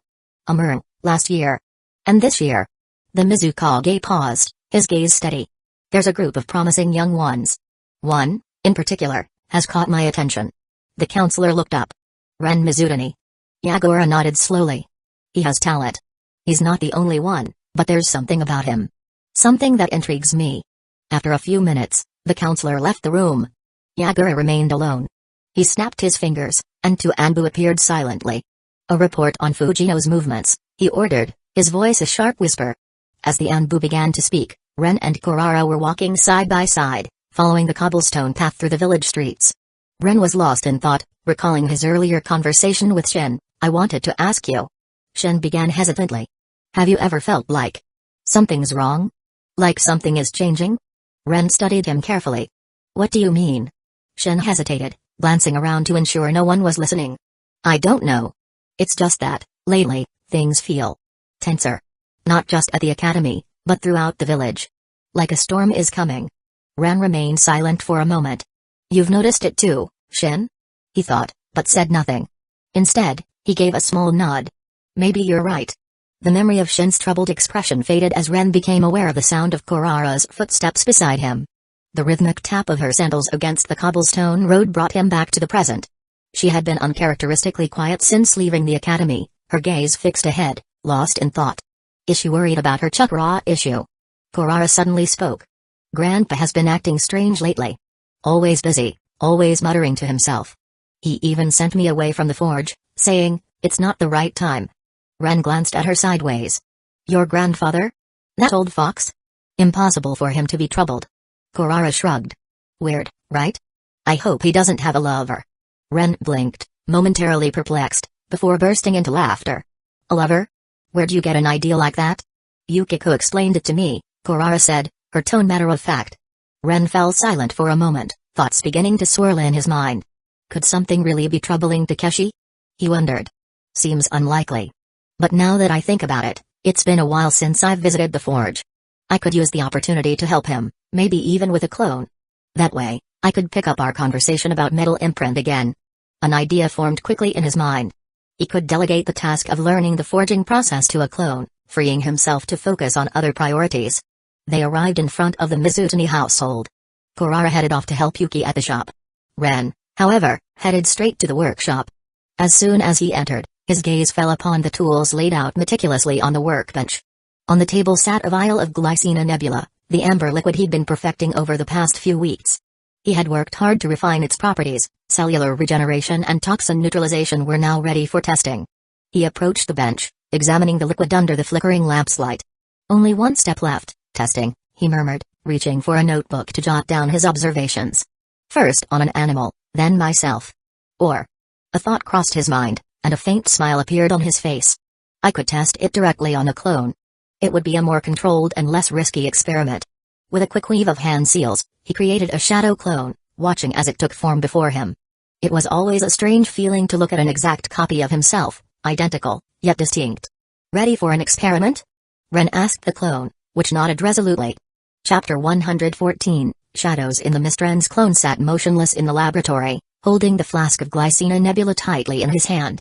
The flickering light of the oil lamp cast shadows across the walls, adding a tense atmosphere to the small space. Without hesitation, the clone brought the amber liquid to his lips and drank it in one smooth gulp. Silence filled the room, broken only by the monotonous ticking of the lamp and a faint sound of the clone's breathing. He carefully observed himself, every muscle tense, expecting a reaction. Minutes passed, then half an hour, and finally an hour. Nothing. There were no signs of distress, no accelerated heartbeat, no sudden reactions. Even the chakra remained stable. Across the lab, Ren sat on a stool, his pen moving quickly across his notebook. He was noting every detail, observing the clone as though it were a live experiment, and, in fact, it was. Well, it's already a result that it's not harmful. For now, let's see if there are any long-term effects. I'll wait a few hours before dispelling it. Ren set the pen on the bench and stood up. His eyes rested on the clone with calculated calm. Review all the tomes on Fuinjutsu Takeshi gave me. I want a comprehensive review of the seals we've learned so far. The clone nodded, its face identical to Ren's but devoid of unnecessary expressions. It turned to the bookshelf and began pulling out scrolls and books, spreading them across a long wooden table. With methodical precision, it started reading and replicating the seals on a practice sheet, analyzing every detail. While the clone worked, Ren returned to the main bench. He picked up the empty flask of Glycina nebula and began reanalyzing the residues, observing how the liquid reacted to different temperatures and adding small amounts of other compounds to test its chemical stability. The faintly sweet aroma of the compound mingled with the sharp scent of solvents and reagents. Stable, Ren murmured, jotting down results. No precipitation under thermal stress. No exothermic reaction. That's a good sign. However, it wasn't enough. Theory wasn't sufficient, he needed practical data, tests on a living organism to verify if the compound had regenerative properties or other beneficial effects. After tidying up the instruments, Ren approached a small cabinet near the door, where he kept an empty cage and some tools for capturing small animals. He donned a light cloak to shield himself from the village's humidity and left the lab, the door creaking slightly as it closed. Takeshi was hunched over the still glowing blade, which was slowly taking shape under the methodical blows of his hammer. The sword Raga had requested was almost complete, but every detail demanded utmost precision. He muttered under his breath as he worked, the sound of his words blending with a metallic clang. The forge's door creaked open, and Kurara entered, her usual impassive expression in place. "Grandpa," she greeted in her calm, unwavering tone. Takeshi barely glanced up, acknowledging her with a nod and a simple, "Kurara." Silence resumed, broken only by the rhythmic strikes of the hammer against the glowing steel. Aoi and Juneko strolled leisurely through the misty streets of the village. Juneko had her hands behind her head, her relaxed posture contrasting with Aoi's composed and reflective demeanor. "Strange," Aoi murmured, noticing two masked figures moving through the village. The Anbu usually avoid being noticed. Juneko shrugged, a carefree smile on her face. Maybe they're on their day off. Aoi stared at her, a mix of disbelief and exasperation on his face. If that were the case, they wouldn't be wearing their masks. Juneko burst into laughter. "You always have an answer for everything, don't you?" Ren returned to the lab carrying a rat he had found during his search in the hidden alleys of Hidden Mist Village. It was a small gray animal, bright-eyed and scruffy, but healthy enough to serve as a test subject. He carefully placed it in a small cage, the cold metal reflecting the flickering light of the oil lamp. He picked up a vial of the Glycina nebula, observing its amber color with focused attention. The solution was clear, but under the lamp's light, faint convection currents could be seen, as if the liquid were alive. Using a dropper, he extracted a small amount and approached the cage. "Here we go," he murmured, carefully administering the solution to the rat while watching it with investigative eyes. The small animal initially squirmed, shaking its nose as if detecting an unusual taste, but then calmed down, resuming its exploration of the cage. Ren leaned against the bench, continuing to monitor every movement of the rat. "I don't think it has chakra," he muttered, jotting the first data points of the experiment in his notebook, "but I should still notice improvements at a cellular level." His gaze shifted to the clone, which was diligently working on the long scroll stretched across the main table. Each line of the seals was precise, a meticulous repetition of what Ren himself had learned from Takeshi's tomes. The clone, without pause, was making small variations on each seal, testing minor modifications to assess their effectiveness. Not bad, Ren thought, glancing at it briefly. At least I'm not wasting time. He returned to the cage and noted that the rat seemed calm, its movements fluid and free of any signs of discomfort. This, in itself, was already an encouraging result. Good, that will do for now, he reflected. I just need to wait and see if there are any long-term effects. But patience had never been his strength, and soon his mind began to wander. I wonder what I could do today. His thoughts returned to a matter he had set aside in recent weeks. It's been a while since I've heard from Utakata. I don't think anything serious has happened yet, it's too early for the Akatsuki's intervention. However, it might be wise to check on him. His expression grew more serious. Utakata was a crucial point in the intricate web of events that was slowly unfolding. If I can prevent his fracture with Haru-same, he thought, tapping his fingers on the bench, I might be able to delay or even prevent his capture by the Akatsuki in the future. Looking out of the lab's small window, he observed the mist that enveloped Hidden Mist Village like a protective yet oppressive shroud. Ren's eyes narrowed as he considered his options. Utakata was strong, but even a sharp mind could collapse under the pressure of the wrong circumstances. Haru-same, his master, was a key element. Their bond could either be a weapon against him or a salvation. First of all, I need to understand the current state of things between them. If I can intervene at the right moment, I might be able to prevent the situation from worsening. His gaze returned to the rat, still alive and active in its cage. A small relief crossed his mind, at least the compound didn't seem lethal. With a deep breath, he turned to the clone. Continue with the seals.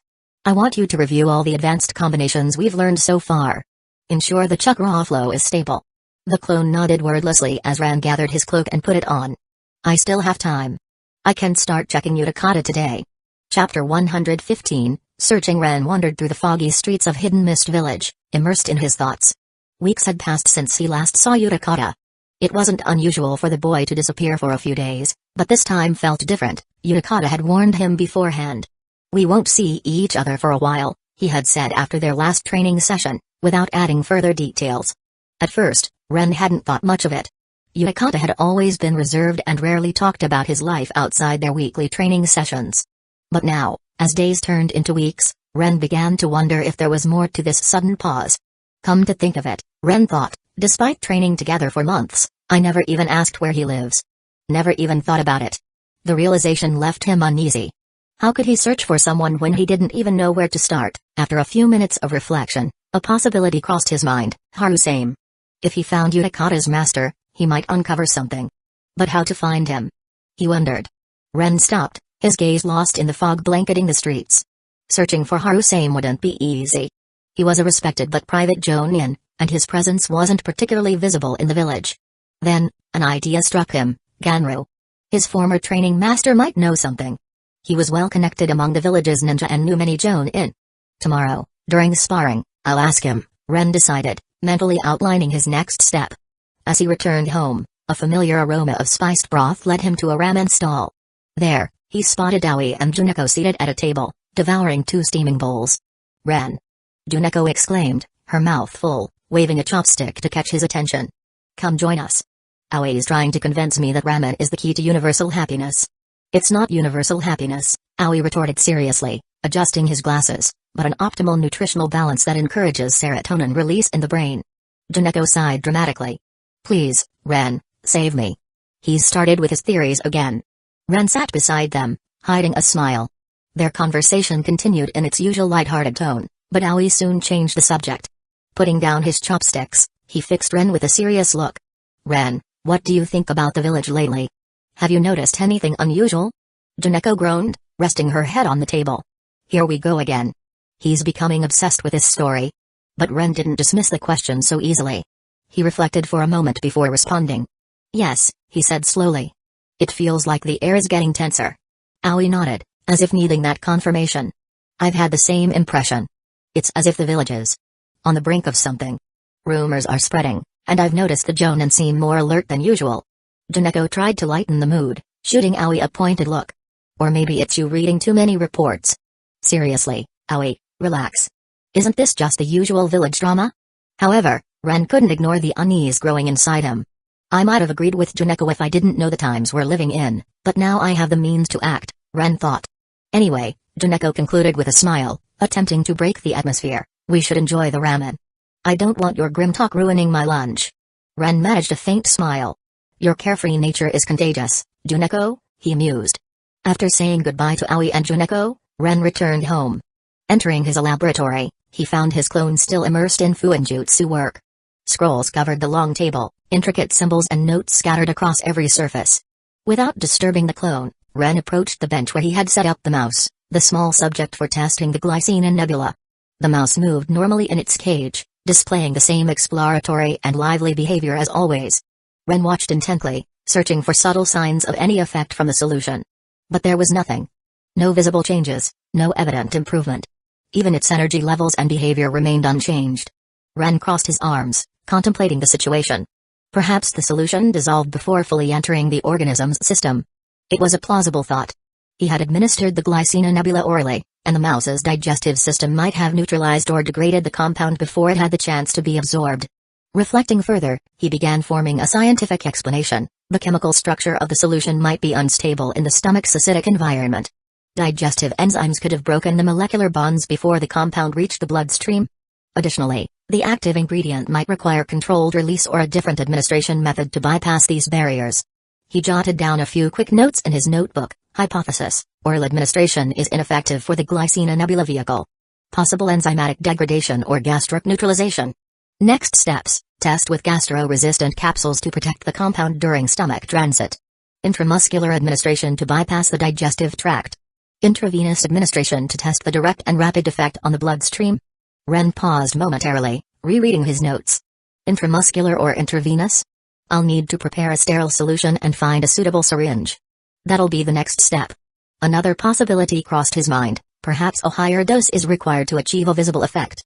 But increasing the concentration without preliminary data on the compound's metabolism could be risky. He took a deep breath, turning toward the clone, which was still focused on tracing seals. Update your notes with these observations, he said, dropping a copy of his findings onto the workbench. I'm revising the administration method for the next test. The clone nodded without looking up from the scroll it was meticulously inscribing. Meanwhile, Ren began preparing the laboratory for the next experiment. He needed to be meticulous. Intramuscular or intravenous administration required sterile conditions to avoid infections or contamination. He gathered the necessary tools, carefully noting each step to ensure a safe and controlled environment. As he prepared the materials, he couldn't help reflecting on the entire experiment. Science is never a straightforward path, he thought. Every failure is just another step toward the solution. Still, a shadow of doubt crept into his mind. What if the compound doesn't work at all? The thought irritated him. He had invested too much time and energy into this project to accept failure. But science required patience, and Ren was well aware of that. Yagura sat at the center of the hall, the Mizukage of Hidden Mist Village surrounded by an aura of icy calm. The flickering light of lanterns barely illuminated the severe features of his face, casting distorted shadows on the walls. Yagura's eyes were fixed on the map of the village spread out before him, marked with subtle annotations and strategic lines. The silence in the room was palpable, broken only by the faint whistle of mist seeping through the slightly open windows. One of his advisors approached with measured steps, bowing respectfully. The tension in his posture betrayed the urgency of his words. Mizukage-sama, the advisor began, carefully choosing his words, there are increasing tensions in the village. Rumors are circulating that some of the Kekkei Genkai clans are planning a rebellion. Yagura did not immediately lift his gaze. His fingers drummed lightly on the edge of the map, a slow but charged rhythm. When he finally raised his eyes, his piercing gaze fell on the advisor, as sharp and cold as a winter's frost. Rumors, you say? He asked, his voice calm but imbued with undeniable authority. Yes, Mizukage-sama, the advisor confirmed, lowering his gaze. It's said that some members of the Yuki and Hazuki clans are dissatisfied with the current policies. They speak of oppression and favoritism. Other minor clans seem uncertain about where to align themselves.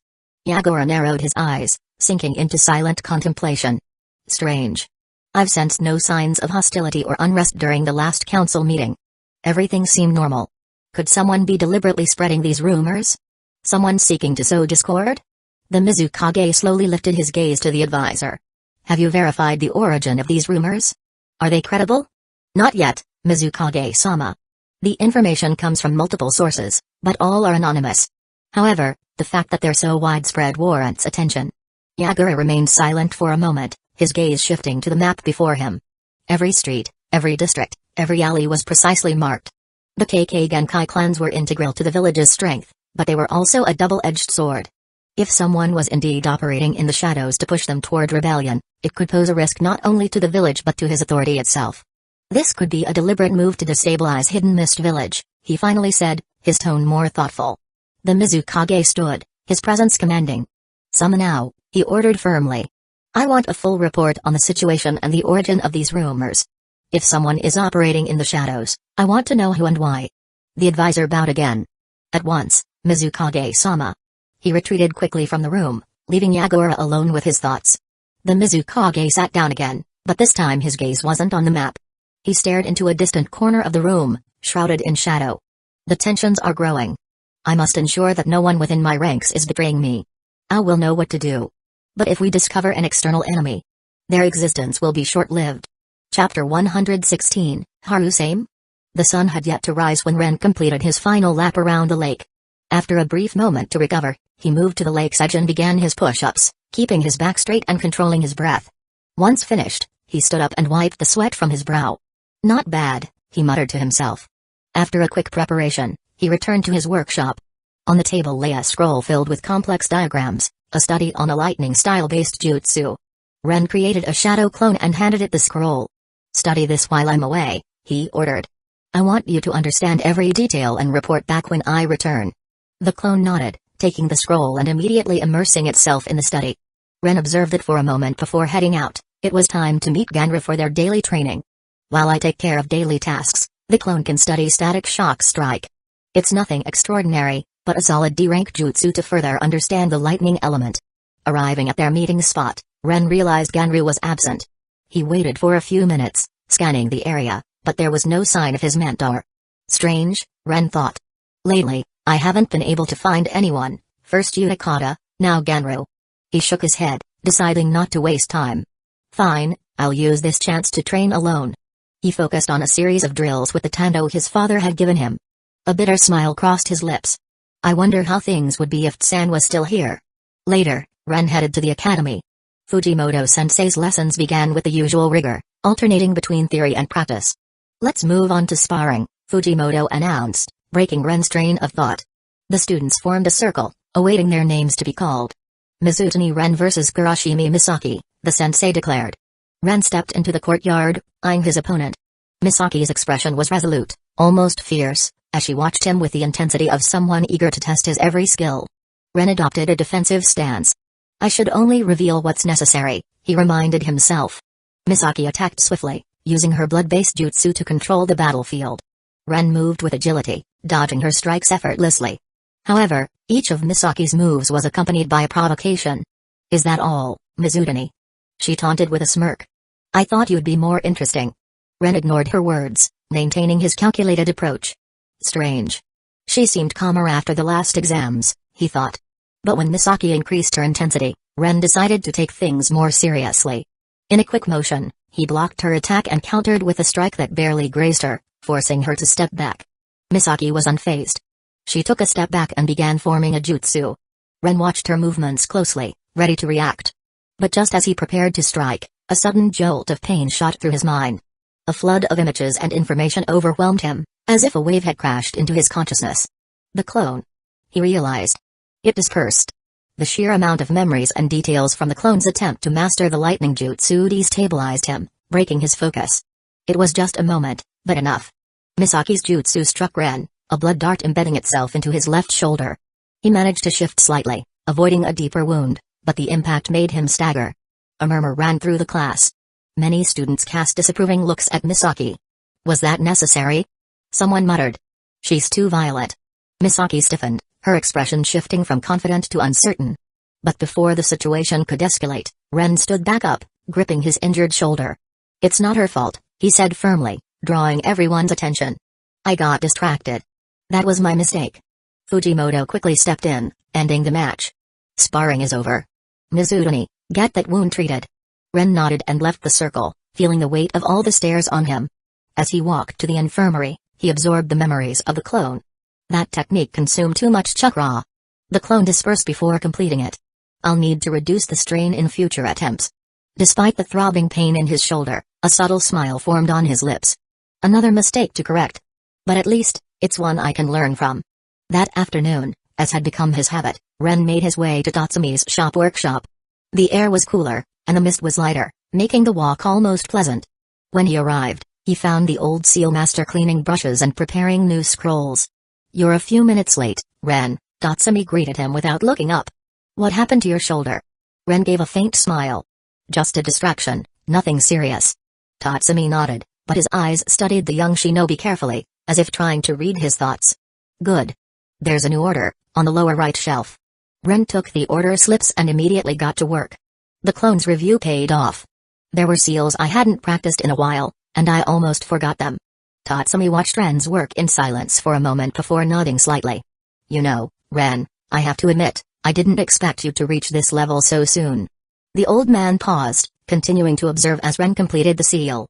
But something's distracting you, he finally said. I know you well enough to tell when something's on your mind. Ren stopped, brush hovering over the parchment. Should I try the art of negotiation? He wondered. He hesitated for a moment before sighing. I'm looking for someone, he admitted without meeting Tatsumi's gaze. Someone important, I assume, the master commented, raising an eyebrow. Do you have any idea where to find them? Not really, Ren admitted, pausing from his seal work. But as I was thinking about it, it occurred to me that you might know him. His name is Harusame. Tatsumi froze. For a moment, his hand stopped moving, and his gaze seemed lost in distant memories. When he spoke, his tone was more serious, almost solemn. I know Harusame. He's one of the best, if not the best, seal master in the village. Ren noticed the change in the old man's expression. It was as if a shadow had fallen over him, as if the name evoked complicated memories. Did you work with him? Ren asked cautiously. A long time ago, Tatsumi replied gravely.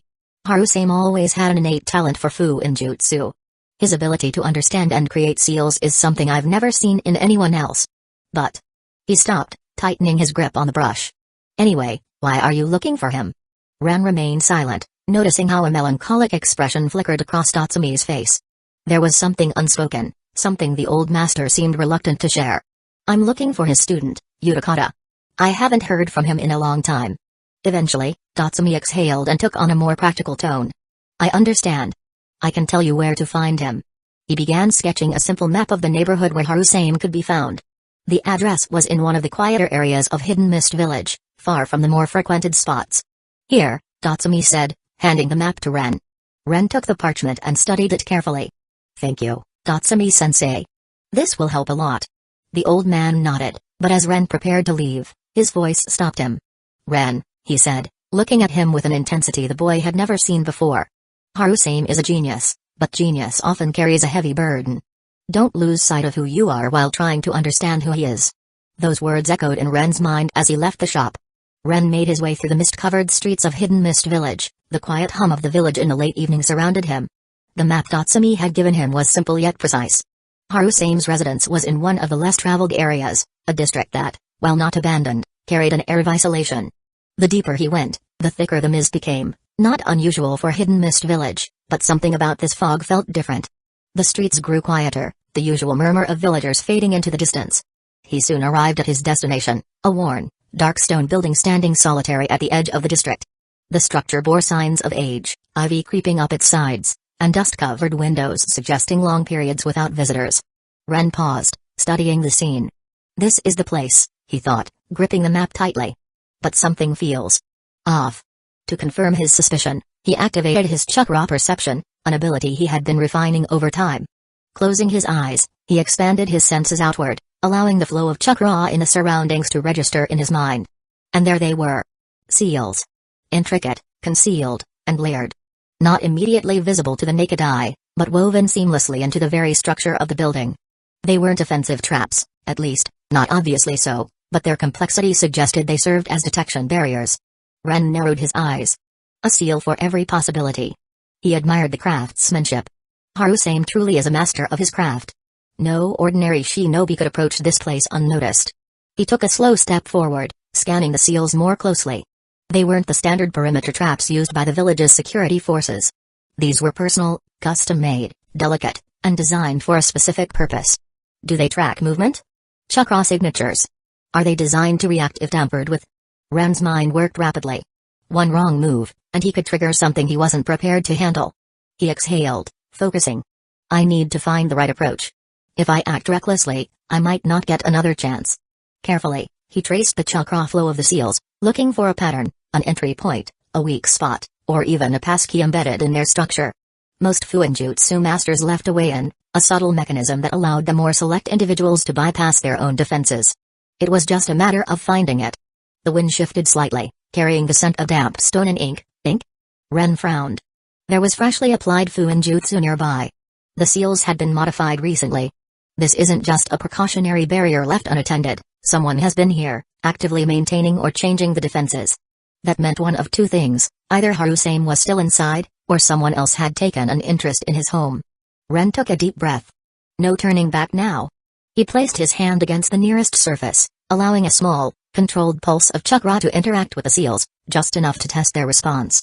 A faint shimmer passed through the markings, an acknowledgement of his presence. Then, a subtle shift.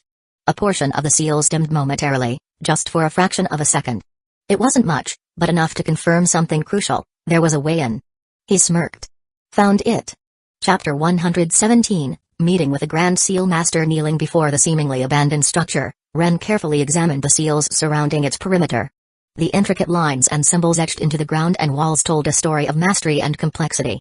It would be easier to throw something at the building to trigger the seals and attract his attention, Ren thought. But it's not every day that I get the chance to study seals like these. With silent determination, he set to work.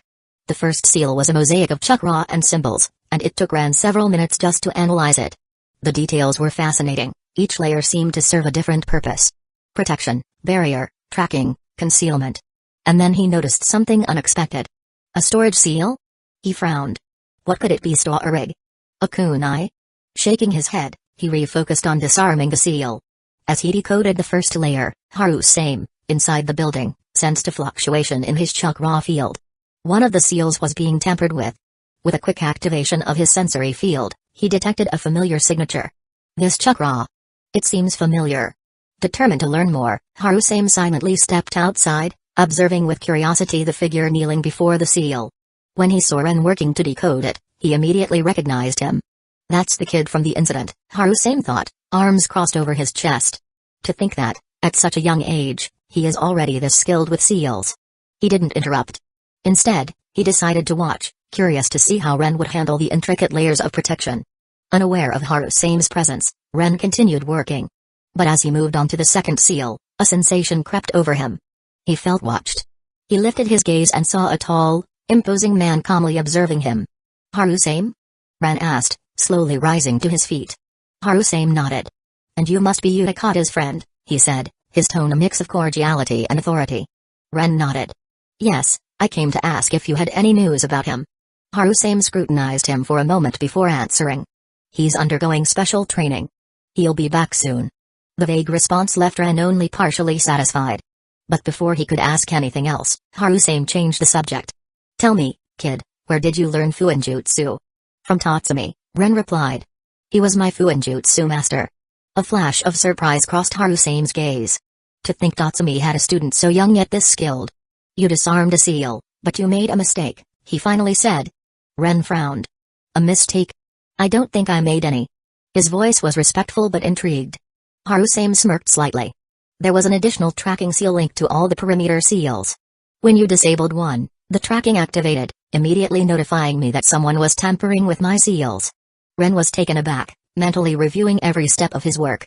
He hadn't noticed any trace of a secondary seal. It wasn't visible, Harusame admitted, sensing his doubt. A Grand Seal Master doesn't reveal these details, but I decided to let you know. Consider it a gift for your efforts. Ren looked at him with a mix of respect and gratitude. Thank you, Harusame-sama. I'll make sure not to make the same mistake again. Harusame nodded, his expression turning serious again. Don't worry about Utakata. He'll be back soon. In the meantime, keep working on your seals. You have talent." With those words, Harusame turned away, leaving Ren standing in front of the building, now more aware of his limitations and with a renewed sense of determination. Ren returned home, his mind filled with thoughts. Harusame's words still echoed in his head, "Don't worry about Utakata. He'll be back soon." However, he knew he couldn't let his guard down. In his world, tranquility was often a prelude to chaos. Entering his laboratory, the memory of the information received from his dispersed clone surfaced. He took the scroll describing the lightning technique, static shock strike, and studied it carefully, comparing the data stored by the clone with his notes. "Damn," he thought, examining his notes. "The problem isn't the concept but the execution. The clone wasted too much chakra trying to power the technique.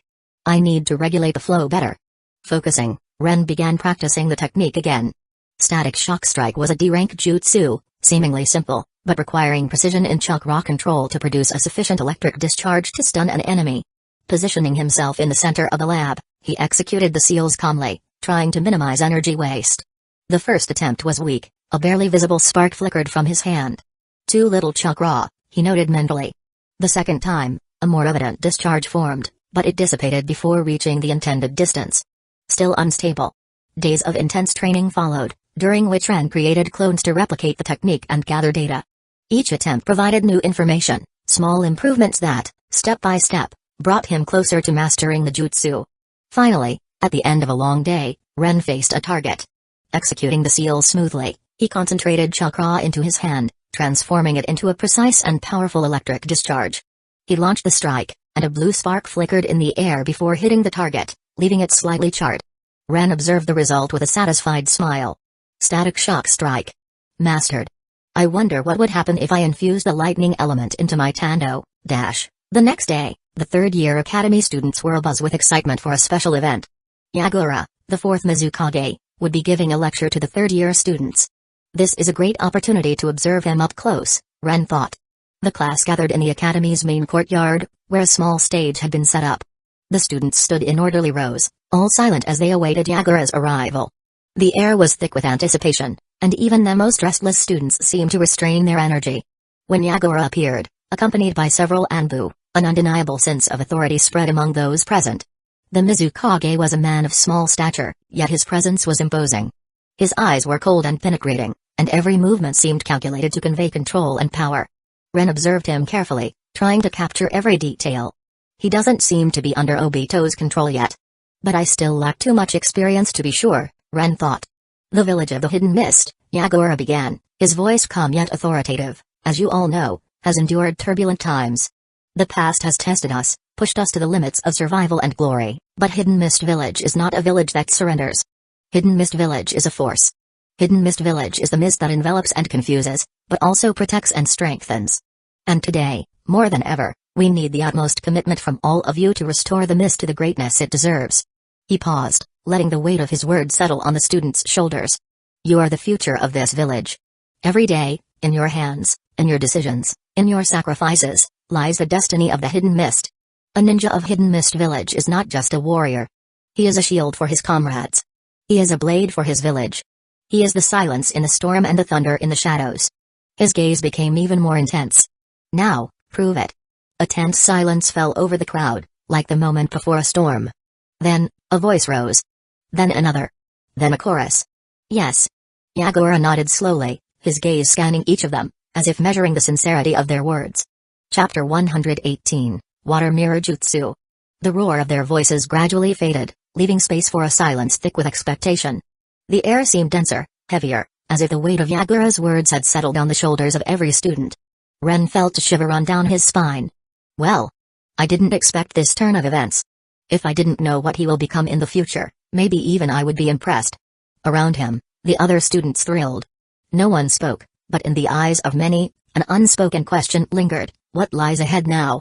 Then, with the same natural ease with which he had inflamed their spirits, Yagura returned to calm. Let's move on to the lesson. The open-air classroom held its breath as the third-year students waited anxiously for the next lesson. Yagura's speech had left a mark, but now was the time to prove with actions what words had promised. The young shinobi turned slowly, once again scanning those present. His gaze was firm, without ostentation. You are the future of the mist. But a ninja is not defined by words, but by actions. The students nodded, their faces tense, ready to listen. One of them, after a moment of hesitation, raised his hand. Yagura-sama, they say that among water techniques, there are some more refined, more difficult to master. Could you show us one? A murmur spread through the group. Not everyone dared to make requests to Yagura, but evidently, curiosity had won over fear. For a moment, the Mizukage observed them in silence. Then, with a barely perceptible smile, more an evaluation than amusement, he nodded. You want to learn something more advanced? The students exchanged excited glances before responding with a determined nod. Very well. With a fluid motion, Yagura raised his hand and concentrated his chakra on the water of a small basin near the training area. The surface rippled, and within seconds, a perfectly smooth water mirror, just over half a meter tall, formed before him. This is the water style, small mirror jutsu, Yagura announced in a steady voice, devoid of unnecessary emphasis. He didn't need to underline his skill, the demonstration spoke for itself. A buzz spread among the students. It is a variant of the more complex water mirror jutsu, he explained, as the mirror's surface began to clearly reflect the students' images. Do not be deceived by its apparent simplicity. Not everyone will be able to master it. The water mirror wavered for a moment before stabilizing, showing a perfect reflection of the group. With a simple movement of his hand, Yagura distorted the reflected image until it transformed into a mirrored figure that moved independently of the original. The student's eyes widened. Ren held his breath. I never expected this opportunity. That was not a common academy technique, nor one taught to gain in. A water-based illusion, a visual deception capable of confusing even an experienced opponent. Ren's mind was already racing with practical applications, distraction, diversion, even a psychological weapon. If I could master it, I could counter many jutsu and gain a huge advantage in battles. He lowered his gaze for a moment. He had always tried to keep a low profile, to not draw too much attention to himself, but maybe he was approaching things the wrong way. In a class full of talent, staying in the shadows could mean being left behind. Perhaps it's time to stand out. Can this technique really be used for defense? The question echoed through the training field. It wasn't Ren who had spoken, but another student, one of the more skeptical ones. Yagura remained unfazed. He turned slightly, observing the Anbu standing aside. Demonstrating it is the best way to answer.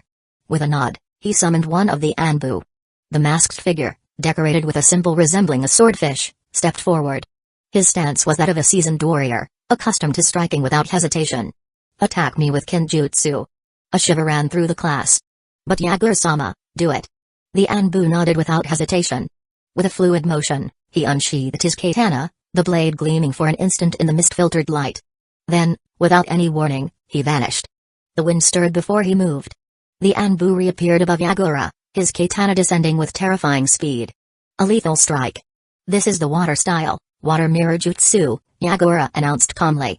A jutsu that not only reflects the enemy, but replicates them. He stepped forward, raising his hand. His fingers moved with surgical precision as he wove the hand seals. Torahebi Umari Nezumi Ushi Torahebi.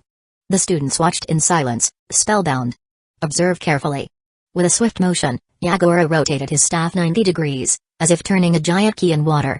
The liquid mirror responded immediately. From the reflective surface, an Anbu figure emerged, identical in posture and details, launching itself at the original with blinding speed.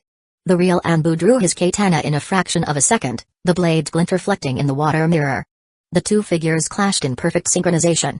Every slash, every dodge, every breath was identical. Then, with a sharp sound of metal against metal, the mirror shattered, and the copy dissolved into a rain of droplets. Silence fell over the field. This technique can reflect and counter any attack, Yagura explained, his gaze scanning the class. Whether ninjutsu, taijutsu, or kenjutsu, the water mirror will always repel it with the same power and speed as the original attack. The Anbu landed silently, his katana lowered, and turned toward Yagura with an imperceptible nod. I will show you a weakened version, Yagura explained calmly, as if the fight had never happened. The small mirror jutsu is not just for confusing the enemy. If mastered at its highest level, it can reflect techniques and even counter them perfectly. Water is not just fluid, it is also memory. Everything it sees, it can reproduce. A student stammered, but does that mean it can reflect any attack? Yagura turned, observing him with an enigmatic gaze. Not all, he replied. But enough to win. Silence fell again. Now I will give you an opportunity. Anyone who can create a stable water mirror and make it reflect correctly will receive a reward. A murmur of excitement rippled through the class. But don't expect it to be easy. He took a step back, leaving space for the young shinobi to attempt. A ripple of tension ran through the students as they exchanged uncertain glances before setting to work. Creating a stable water mirror seemed easy when Yagura did it, but everyone in Hidden Mist Village knew that the gap between theory and practice was an abyss difficult to bridge. Ren stared at the surface of the small water basin in front of him. The reflection trembled slightly, rippled by imperceptible underwater currents. Water is never still, even when it seems to be. To create a perfect mirror, I must find a way to either tame it or follow its flow. Beside him, Yukiko Yuki already had her hands clasped in a seal. Her water was incredibly clear, almost as if polished by ice itself, but there was something static about it. Her mirror didn't waver, but neither did it reflect naturally. Hiroshi Hazuki, on the other hand, was taking a more instinctive approach. His mirror seemed to form and dissolve in irregular waves, almost as if responding to the beat of his heart.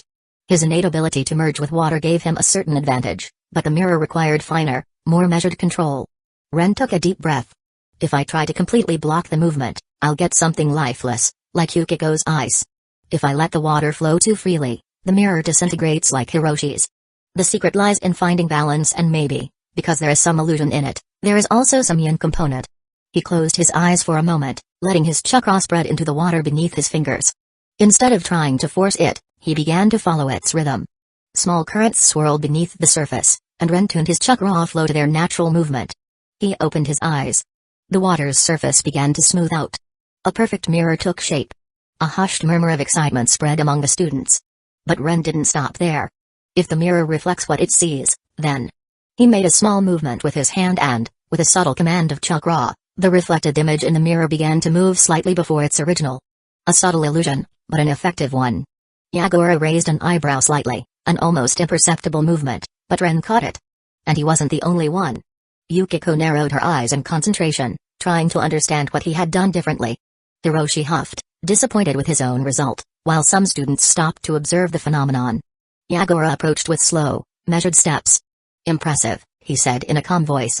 "Many ninja merely imitate the technique, but you have chosen to understand it." Ren remained silent. He wasn't sure if it was a compliment or a subtle warning. "Tell me, Mizutani Ren." Yagura fixed his lavender-colored eyes on him, piercing him with his gaze. "How did you do it? He knows my name?" Ren thought, his mind racing. Chapter 119, Luck. Time seemed to slow in Ren's mind as he fought to think rationally. His thoughts raced, analyzing every possibility before settling on the most logical conclusion. He knows me because I ranked first in the second-year exams. But then, why did it feel like more than that? Yagura, observing the hesitation in Ren's eyes, spoke with an almost knowing amusement. "I see. A ninja never reveals his secrets." Ren opened his mouth to respond, but Yagura merely smiled, a brief, enigmatic expression, then gave him a small nod, as if to say it's fine as it is. Then, turning back to the rest of the students, his voice carried over the training field with quiet authority. "Those who failed, try again. Those who succeeded, refine the technique. The lesson is not over." The students wasted no time. Immediately, they resumed their training, each determined to master the technique. Ren took a moment to steady his breath. He knew he had drawn more attention than intended. Too much exposure is never good. But maybe today, it was inevitable. As he turned slightly, he found himself face to face with Yukiko. "You're much further ahead than you let on," she remarked, her usual composed expression betraying a flicker of curiosity. "Of course. She just had to start investigating again," Ren thought dryly. "For now, perhaps," he replied with a small, careful smile. "Or maybe I'm just lucky." Yukiko studied him for a few seconds, her sharp gaze unrelenting. Then, she raised an eyebrow. "You don't seem like the type who relies on luck." Ren didn't answer. After several more attempts and corrections, only 3 students managed to sustain the technique for more than 10 seconds without letting their mirror collapse: Hiroshi Hazuki, Yukiko Yuki, and Ren Mizutani. Yagura observed their results with quiet interest, then gave a slight nod of approval. "Very well. You 3 have demonstrated a sufficient level of control over the technique. It is not yet perfected, but it's an excellent start." He stepped closer to the 3 students, his sharp gaze softened by a trace of recognition. "And now, the reward." An Anbu approached, handing him 3 sealed scrolls. "Each of you will receive an advanced exercise to further refine this technique. The one who fully masters it and can demonstrate its effectiveness in battle will learn an even greater lesson." Excitement and envy intertwined in the class, rippling through the students like an unspoken storm. Yagura's gaze swept over them once more, his expression unreadable. But when his eyes met Ren's, something flickered within them, an almost imperceptible glimmer of interest, or perhaps curiosity. For just a moment, he lingered, studying the boy with the precision of someone measuring potential. Not just skill, but something deeper. Something unexpected. Lesson dismissed. His voice was calm, final. Yet, the weight of his presence remained even as he turned and walked away, his movements fluid, precise, like a shadow that knew exactly where it belonged. The mist, thick and heavy, seemed to respond to him, swirling at his feet before rising like a veil, as if the village itself wished to reclaim him within its embrace. Within seconds, his form became nothing more than a silhouette, then a whisper, then nothing at all. And yet, as the mist closed in around him, a thought settled in his mind, lingering like a ripple upon still water. Mizutani Ren. You continue to surprise me. I wonder just how far you can go.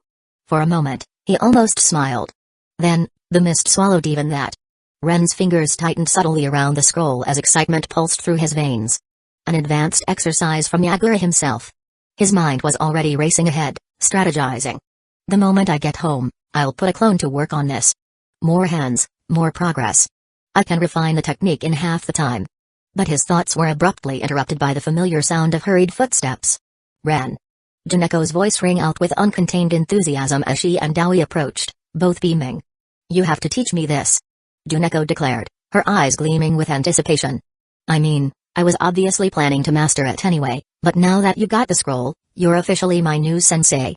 She winked dramatically, nudging his arm. Aoi, ever the analyst, adjusted his glasses before speaking.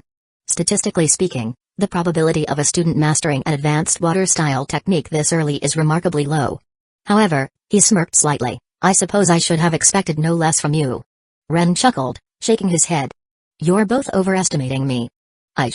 Before he could finish, another figure approached. Shin Kaguya. Unlike Juneko's exuberance or Aoi's calculating interest, Shin simply stopped beside him, arms crossed, his expression as unreadable as ever. For a moment, he said nothing, just observed. Then, with a slight nod, he murmured, well done, before walking away. It was brief, but Ren understood. Coming from Shin, that was high praise. Out of the corner of his eye, he noticed Shinji lingering at a slight distance. He wasn't avoiding him exactly, but there was a hesitation in his posture, a subtle withdrawal that didn't go unnoticed. Something on his mind? Ren wondered. Before he could dwell on it, a firm voice sliced through the growing chatter.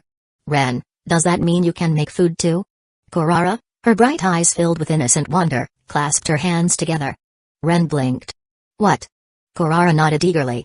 Well, if the mirror can copy things perfectly, then it can copy food, right? So that means, she gasped, nearly bouncing in place, you can eat twice as much. A brief silence. Juneko groaned. Korara, what? Aoi sighed heavily, adjusting his glasses. That's not how the technique works. But what if it was? She insisted, undeterred. You could have an unlimited supply of dumplings. Or rice balls. Or, her eyes sparkled, sweet red bean cakes. Ren chuckled, rubbing the back of his head. I think you'd need a different kind of jutsu for that. Korara pouted. TCH. What a waste of potential. Juneko shook her head. Korara, I swear, your brain works in ways that defy all logic. Korari grinned proudly. Thanks. As the playful banter continued, Ren felt a faint prickle at the back of his neck, an awareness of being watched. He turned his head slightly, eyes scanning the group. There, standing a bit farther away from the others, Misaki observed him quietly. Her gaze wasn't hostile, nor was it warm, it was something else. Calculating? Curious? Thoughtful? For a moment, their eyes met. She didn't look away. And neither did he. Then, as if deciding something, Misaki turned on her heel and walked off without a word, disappearing into the shifting mist. Ren exhaled, feeling the weight of the scroll in his hand once more. Before he could reflect further, a firm voice sliced through the growing chatter. Enough, Fujimoto-sensei's authoritative tone silenced the students instantly. Back to the classroom. Now. The excitement in the air dimmed slightly as the class fell back into order. Even those who had been lost in their own discussions straightened up, knowing better than to test their instructor's patience. Chapter 120, Mirror Veil Jutsu, Part 1, A week had passed since Yagura's lesson. 7 days of relentless training. Ren sat cross-legged near a small water basin in the quiet courtyard behind his home, his gaze fixed on the rippling surface. His hands were steady, fingers brushing the water with delicate precision as he molded his chakra into it. Beside him, a shadow moved in perfect synchrony, his clone, mirroring his movements exactly. Together, They had spent the past week refining the small mirror jutsu, polishing every detail, pushing the limits of what was possible. At first, maintaining a stable reflection for more than a few seconds had been a struggle. The slightest imbalance in chakra control caused the mirror to distort or collapse entirely. But through constant repetition, trial, and error, Ren had begun to develop a more instinctive connection with the water. Now, he could hold the reflection effortlessly. But that isn't enough. His gaze shifted to the scroll lying open beside him, the one given to him by Yagura. Unlike Yukiko and Hiroshi, Ren had no idea what kind of lesson their scrolls contained. But his own had been unexpected. The exercise wasn't about creating the mirror. It was about understanding it. Ren glanced back at his reflection in the water, then exhaled. "All right," he murmured. "Let's try again." His clone nodded, repositioning itself. With a slow, deliberate movement, Ren extended his hand over the water. His fingers barely skimmed the surface as he let his chakra flow into it, not to create a reflection, but to alter it. At first, nothing happened. The water remained perfectly still, reflecting his own image with flawless clarity. Then, slowly, his face shifted. His hair lengthened. His eyes became narrower, the shape of his nose slightly different, his expression subtly unfamiliar. The features in the reflection were no longer his own. Ren clenched his teeth, forcing himself to hold the image steady. The technique required absolute control. One wrong fluctuation, and the illusion would break apart. His clone watched carefully, analyzing every micro-adjustment. The mirror veil jutsu. It wasn't a full-fledged jutsu, not yet. Rather, it was a precursor, a fundamental step toward mastering the small mirror jutsu. Before he could manipulate a reflection completely, before he could distort it into an independent clone, like Yagura had done, he first needed to understand how reflections functioned. Yagura's lesson was clear. A mirror does not simply show what is there, it can also show what is not. This exercise was meant to deepen his familiarity with the way chakra interacted with water, how even the smallest pulse could alter its surface. If he couldn't control these distortions, if he couldn't command the reflection itself, then he would never be able to create a perfect mirroring clone. Ren exhaled slowly, his chakra weaving into the water. The reflection held for 3 seconds, then the water trembled, and his face snapped back to normal. His clone, sitting across from him, gave him an unimpressed look. 3 seconds, it muttered. "That's weak." Ren rolled his eyes. "Thanks for the encouragement," he shot back dryly. "Just stating facts," the clone shrugged. "You're overloading the chakra input. The moment your control wavers, the water collapses." Ren considered that. "So, too much chakra distorts the image. But too little won't be enough to shape it. Then you find the balance." Ren smirked slightly. "Sounds like a lot of work." His clone smirked back. "Which means we should get started." Ren sighed, but inside, he felt a familiar determination rising. This was only the first step. Once he mastered the mirror veil, the true small mirror jutsu would finally be within reach. And he would master it. It was just a matter of time. Ren exhaled heavily, his arms resting on his knees as he fought to steady his breath. His vision swayed for a moment, a dull ache spreading through his body. "I've reached my limit." The realization annoyed him more than he cared to admit. His chakra reserves were completely drained, every ounce of energy poured into refining the mirror veil jutsu. He had been so focused on pushing the exercise further, stretching the illusion's duration second by second, that he hadn't realized how depleted he had become. His clone had already dispersed the moment his chakra had bottomed out, leaving him alone with a cool afternoon breeze and the open scroll beside him. Ren wiped a bead of sweat from his forehead, staring at the reflection in the water. It was just his face again, unshifting, unaltered. How am I supposed to get to Tatsumi like this? Chapter 121, Mirror Veil Jutsu, Part 2. Ren exhaled heavily, resting his arms on his knees and struggling to catch his breath. His vision wavered for a moment, and a dull pain spread through his body. "I've reached my limit."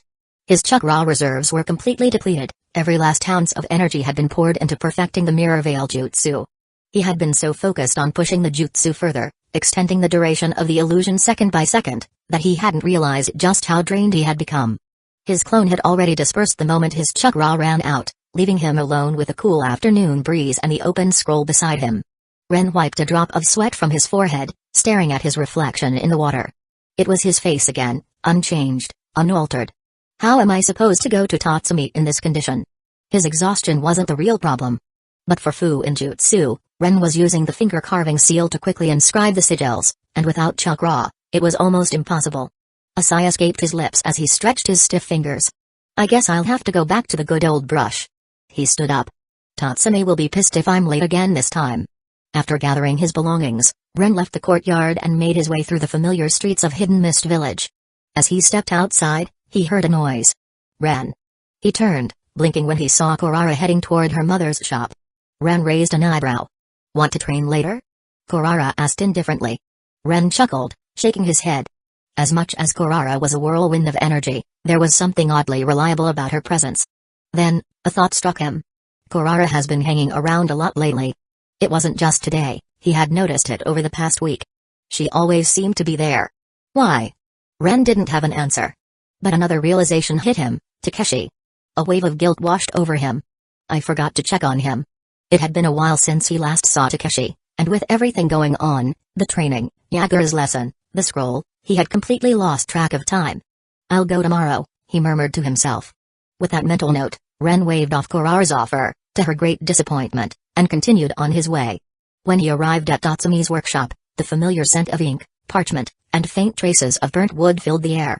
The soft scratch of a brush against paper echoed in a quiet space, blending with the occasional creak of the old wooden floor. Ren stepped in, moving carefully toward his usual workstation. He expected Tatsumi to acknowledge him, to ask how his meeting with Harusame had gone. But he didn't. In fact, Tatsumi barely looked up.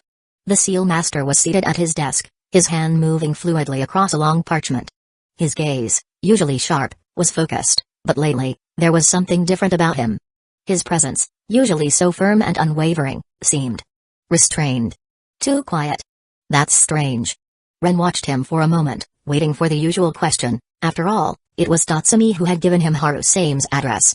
It was only natural that he'd want to know how it went. However, the question never came.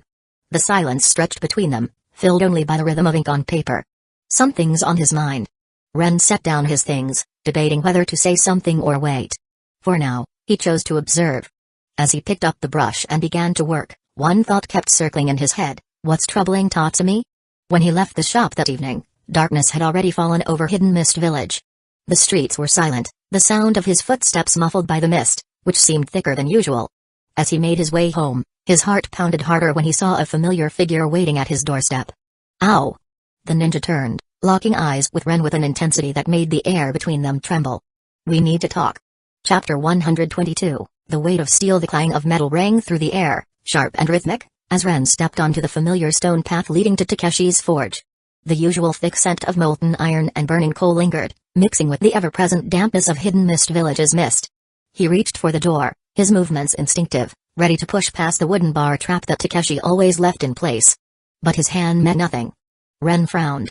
The bar wasn't there. That was strange. Takeshi was obsessive about his little security measures. He always insisted it was necessary. A good blacksmith never lets just anyone wander into their forge. Even when it was just Ren, he never failed to reset it. Yet today, the door swung open without resistance. A quiet unease settled in Ren's chest as he stepped inside. The forge was as sweltering as ever, the heat wrapping around him in thick waves. Sparks flew from the central workspace, where Takeshi stood with his back turned, hammering away at something half hidden in the dim light. The rhythmic clang of metal on metal should have been familiar. But there was something off about it. Ren couldn't quite place it at first. The way Takeshi moved, his usual controlled, deliberate strikes seemed rushed. He was working fast, almost too fast, his shoulders tense, his grip tighter than usual. Ren leaned against a nearby workbench, arms crossed. Did I finally catch you in a good mood, or did you forget to set the trap? Takeshi didn't look up. Didn't feel like setting it, he muttered, bringing the hammer down again. Ren raised an eyebrow. Didn't feel like it? That was new. You? Ignoring your own security rules? That's a first, he commented, eyeing the scattered tools around the forge. It wasn't messy, not exactly, but there was an urgency in the way things were placed, like someone had been too preoccupied to care about organization. Takeshi exhaled, finally pausing for a brief second. Sweat glistened on his arms, his hair sticking slightly to his forehead from the heat. Not in the mood for games today, Mizutani, he said, voice gruff but lacking its usual teasing edge. Ren studied him for a moment. His friend was acting off, and not just because of the missing door trap. You working on something important? Ren asked, nodding toward the half-forged weapon Takeshi was hunched over. Takeshi's hammer hesitated for just a fraction of a second before continuing. Yeah. The answer was short. Clipped. Ren waited, expecting him to elaborate, but Takeshi didn't. He just kept working, his expression unreadable, his posture stiff. Ren glanced at the forge's anvil, catching a brief glimpse of the blade Takeshi was shaping. The metal was still raw, unfinished, but something about it felt different. It wasn't the usual type of weapon Takeshi enjoyed making. Normally, his craftsmanship had a certain care to it. But this felt monotony. Like Takeshi wanted to be done with it as soon as possible. Ren narrowed his eyes slightly. "You don't seem too happy about it." Takeshi grunted, not meeting his gaze. "Doesn't matter how I feel. Just need to finish it." Something about the way he said it, flat, detached, made Ren's instincts flicker. Takeshi always took pride in his work, even when he complained. But right now, he sounded like someone carrying a weight they didn't want. Ren thought about pushing further, but something in Takeshi's stance told him he wouldn't get any answers. So, instead, he shrugged. "Well, if it's a commission, at least make it good. I don't want to hear about some idiot breaking your sword in a fight and blaming you for it."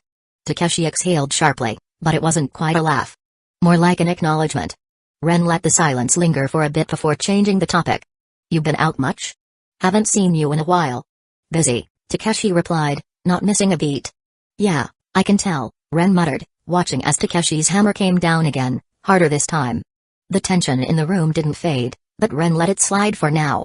There was something happening here. But Takeshi wasn't ready to talk about it. "Not yet." The rustling of paper was the only sound in the dimly lit office. Mizukage Yagler slowly flipped through a file in his hands, the flickering candlelight casting shifting shadows over the dark inked lines. "Seems like nothing unusual," he thought, his eyes scanning the detailed reports. "He leads a very monotonous life. Almost too much so." He closed his eyes for a moment, tapping his fingers lightly against the desk. The information was thorough, but nothing stood out immediately. And yet, something felt off. He turned another page in the report, pausing as his gaze settled on a note in the margins. "But ever since I started having him tailed, even his advice has decreased." He remained still for a few moments, contemplating the connection. There wasn't enough evidence yet to draw any conclusions, but it was a coincidence too significant to ignore. After a long silence, he placed the file down, closing it with a measured movement. Better to let the Anbu continue the mission for now. Without changing expression, he picked up another file from the stack beside him. The title on the cover was marked clearly, Promising Ninja. He flipped through the first pages quickly, scanning the names and their detailed evaluations. Good, he mused with a faint sense of satisfaction. By investing in the future, we can restore Hidden Mist Village's former status within the next 5-10 years. His eyes lingered on several names highlighted among the most promising young talents. There are many strong prospects. This Maitru Mummy in particular. As well as Mainjutsu. Soon, we will have the successors of the Seven Swordsmen. He continued reading, moving on to the next section, Promising Students. Even the Academy is producing good results, he noted with a subtle nod of approval. He turned another page and found himself staring at a detailed dossier on Ren Mizutani. The information was neatly compiled, academic records, training progress, instructor evaluations, and reports on his development. Just at that moment, a knock echoed against the office door. Ren had just left the forge, making his way through the mist-laden streets of Hidden Mist Village, heading home. There's definitely something bothering him. His thoughts kept circling back to his encounter with Takeshi, lingering like a shadow in his mind. But there's nothing I can do about it. He shook his head slightly, trying to push the thought aside. Better to focus on what Ao told me yesterday. If this opportunity is real, I could climb the ranks faster and increase my influence in the village. The memory of last night's conversation surfaced vividly, as if it had just happened. The night before Ao had studied him for a long moment, his piercing gaze unreadable. Then, calmly, he crossed his arms and lowered his voice slightly. By order of the Mizukage, I'm selecting promising young ninjas for an elite squad to be nurtured in Hidden Mist Village. A barely noticeable shiver ran down Ren's spine. I can't give you many details, Ao continued, his tone firm and measured, but know that you're among the potential candidates. Ren's heartbeat quickened for an instant. If you truly want a chance, you'll need to give it your all. Ao's voice held no hesitation, his gaze sharp as a blade. Keep training, refine every aspect of your abilities. Don't waste this opportunity. Ren clenched his fists, the fire of determination flickering in his eyes. Understood. Ao said nothing more. No encouragement, no sign of approval. But Ren had perfectly grasped the hidden meaning behind his words. Present lost in thought, Ren almost didn't notice the figure that had materialized in front of him in the labyrinth of misty streets. Only when his mind snapped back to the present did he register the young man standing before him, his light-hearted smile carrying an air of ease. Ren came to an abrupt halt, his pulse skipping for just an instant. There was no mistaking him. Utakata had returned. Chapter 123, New Frontiers. Weeks had passed quickly, marked by intensive training and constant progress. Ren was now capable of creating 2 shadow clones. At first, he had struggled to manage chakra distribution, but after several attempts and a meticulous observation of the energy flow, he had learned to regulate it with greater precision. He no longer divided his chakra equally among the clones. Now, he could adjust the amount, assigning more energy to one clone and less to another depending on the situation. It was a significant step forward. Not only could he utilize the technique more efficiently, but he also avoided depleting his reserves too quickly. But this wasn't the only area where he had improved. His mirror veil jutsu had also advanced considerably. The illusion lasted longer, the reflection was sharper, and the deception was even harder to detect. When he felt ready, he informed Fujimoto-sensei, asking him to report his progress to the Mizukage. When he announced that he had mastered the technique, Yukiko and Hiroshi exchanged a surprised glance. "Wait, you've already perfected it?" Hiroshi asked in disbelief. Yukiko, usually impassive, raised an eyebrow. "I didn't think anyone in our class could pull it off this soon." Ren simply shrugged, hiding a smile. "I just practiced a lot." In reality, his training hadn't stopped there. Every afternoon, in addition to the academy training, he dedicated himself to private sessions with Ganru, his sword master. Ganru had been away for a while, occupied with missions for the village, but now he was finally back.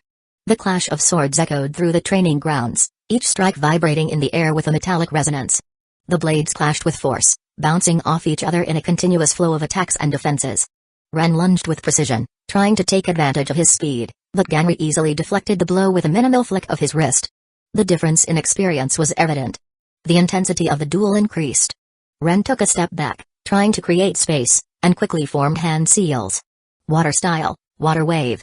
A surge of water burst from his hands, rushing toward Ganru, who remained still until the last moment. With almost disarming ease, he sidestepped and raised a hand. Water style, water wave. Another wave, even more powerful, crashed directly into Ren's, neutralizing it effortlessly.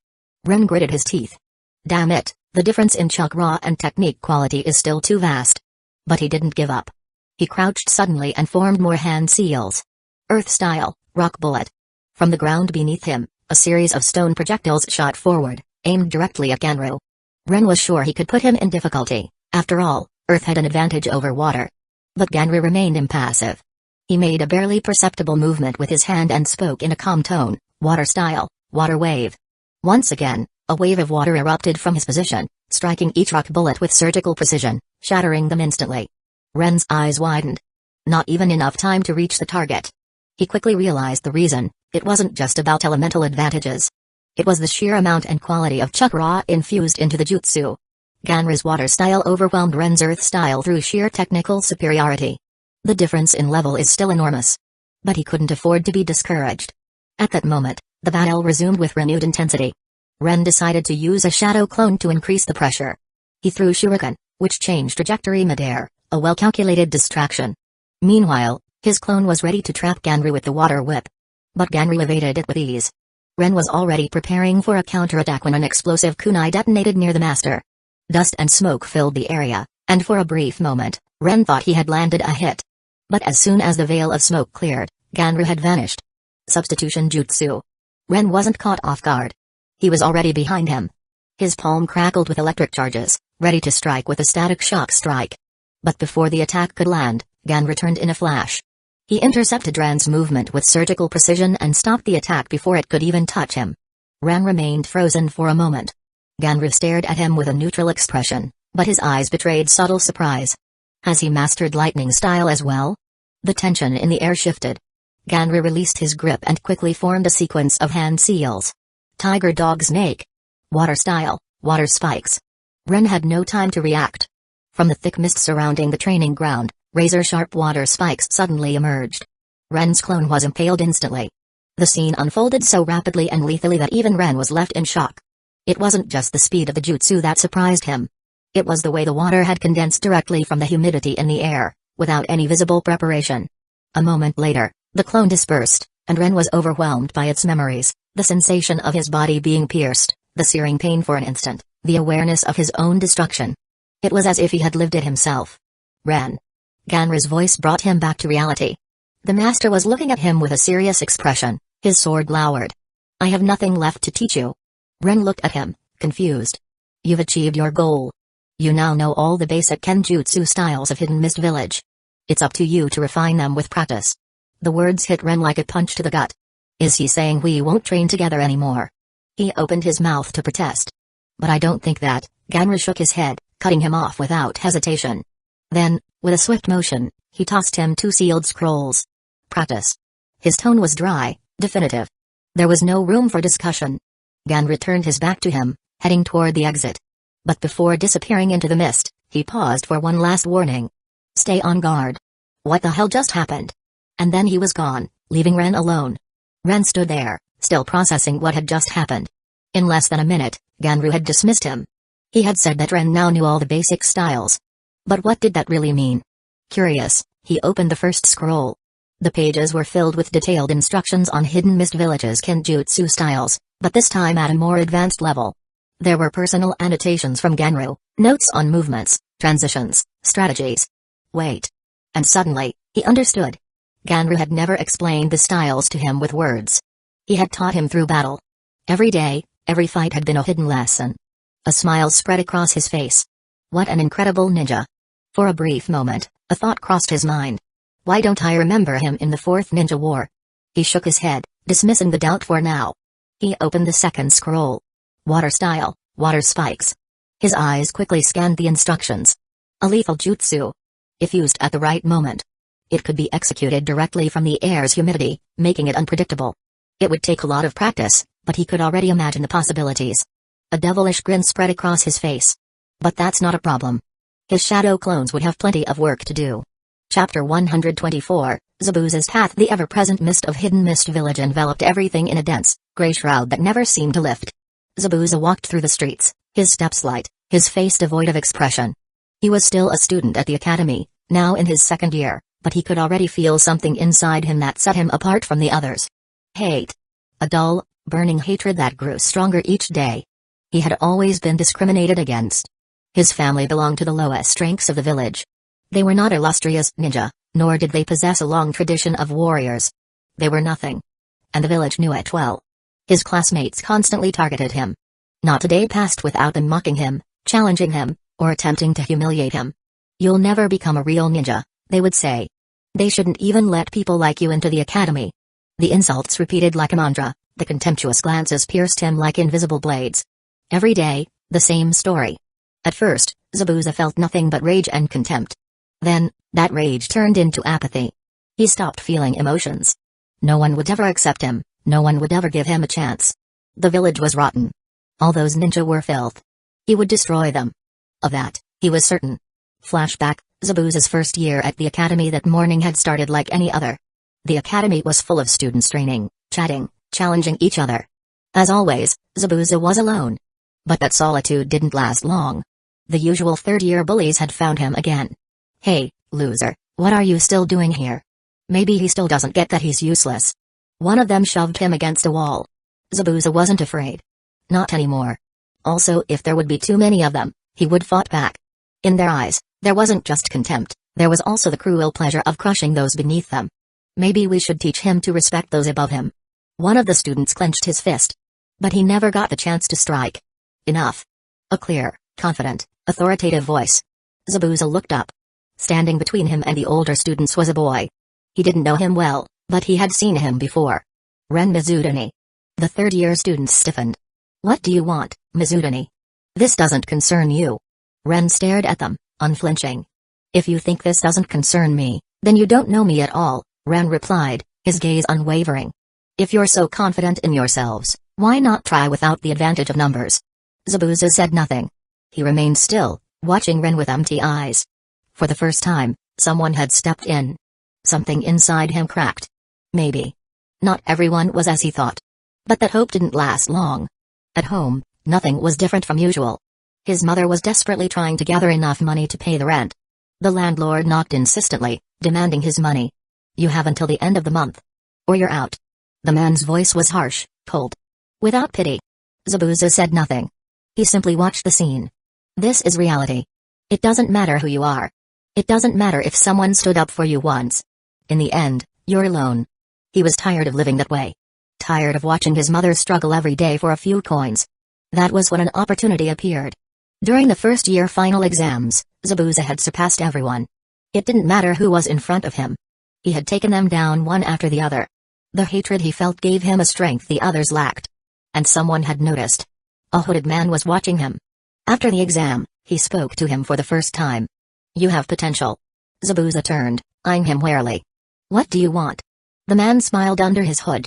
"To offer you an opportunity." Zabuza remained silent. "You want to be strong, don't you?" The man continued, his tone persuasive.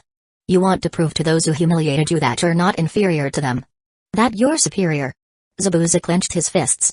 "I can help you." For a moment, the boy hesitated. But when he returned home and saw yet another scene of his mother struggling, another eviction threat, he made his decision. The next day, he accepted the man's proposal. That hooded man, as he would later discover, was Fujino, a member of the Hidden Mist Village Council. Fujino began funding Zabuza. He gave him scrolls, resources, forbidden techniques. He had seen something unique in him. Not just potential. Resentment. A student so young, with so much hatred, was perfect for his plans. Because a person with that much anger is easy to manipulate. Zabuza began training under Fujino's secret guidance. And from that day on, his path was set. Zabuza never forgot the incident with Ren. But he never allowed himself to believe that things could change. This was how the village worked. Only the strong survived. And he, more than anyone else, would become the strongest. Chapter 125, The Reflection of Power. Thwack. Ren barely managed to twist his body in time, dodging the attack by mere inches. Yagura's staff slammed into the ground with brutal force, shattering the stone beneath his feet. No time to think. No time to breathe. Yagura was relentless. The Mizukage's crimson eyes gleamed with an impenetrable coldness as he advanced, striking with precision, no wasted movement, no hesitation. "Why is he attacking me?" Ren tried to block a kick aimed at his ribs, but the impact sent him skidding backward. A desperate situation. A test? Or an execution? Hours earlier, at the academy, the classroom buzzed with the usual morning chatter as Fujimoto-sensei wrote something on the board with his characteristic precision. "All right," he said, turning to face the students, "today we continue our study on elemental chakra applications. As you all know, Hidden Mist Village's strength lies in its mastery of the water element. However, true mastery isn't just about power, it's about control." At the word control, Aoi immediately raised his hand. "Sensei. Does that mean we'll finally learn the water style, water dragon shot today?" Fujimoto sighed. "Kaido." Aoi adjusted his glasses. "Yes, sensei. You are correct that it is an advanced form of water manipulation, but no, we will not be learning it today. It requires chakra molding beyond your current level. But theoretically, don't start." Aoi slumped in his seat, disappointed. Janeko chuckled. "Nice try, Professor." One day, Aoi muttered, flipping through his notes, "I'll catch him off guard." "You manage it when you finish memorizing that medical encyclopedia you always carry around," Kurara quipped, twirling a kunai between her fingers with an amused smirk. Aoi's eyes widened. "How do you know about that?" Kurara gave him an expressionless stare. "Because you never stop talking about it." Laughter filled the classroom until Fujimoto cleared his throat, instantly restoring order. "Enough. Let's begin." As the students gathered their materials, Fujimoto approached Ren, his gaze more intense than usual. "Mizutani," he said in a low voice, ensuring only Ren could hear. Ren looked up. "Yes, sensei. The Mizukage has summoned you." Ren blinked. "What?" "He wishes to see you immediately. He wants to assess how much you've understood from the hints he left you about the water style, small mirror jutsu." "Well, I didn't expect him to call me personally." A thin smile crept onto Ren's lips. "So, that time was really a test, dash." Ren had never been to the northern training grounds before. Unlike the others, this place felt more rural, less structured, almost abandoned. It looks neglected compared to the east and west grounds. Those areas are more controlled, but here, it feels wilder. As he entered, he expected to find at least a few Anbu present, but to his surprise, there was only Yagura. He wasn't wearing the Mizukage's robes. He stood motionless, his back turned, his staff planted in the ground beside him. Ren approached cautiously, then cleared his throat. "Good afternoon, Mizukage-sama, Bam." A direct strike. Ren instinctively bent backward, barely dodging the staff that would have shattered his jaw. No greeting. No words. Just a relentless assault. Is there even such a thing as a normal Kage? Ren thought, barely parrying the next blow. There was no hatred in Yagura's eyes, only unyielding determination. This was a test. A cruel and merciless one.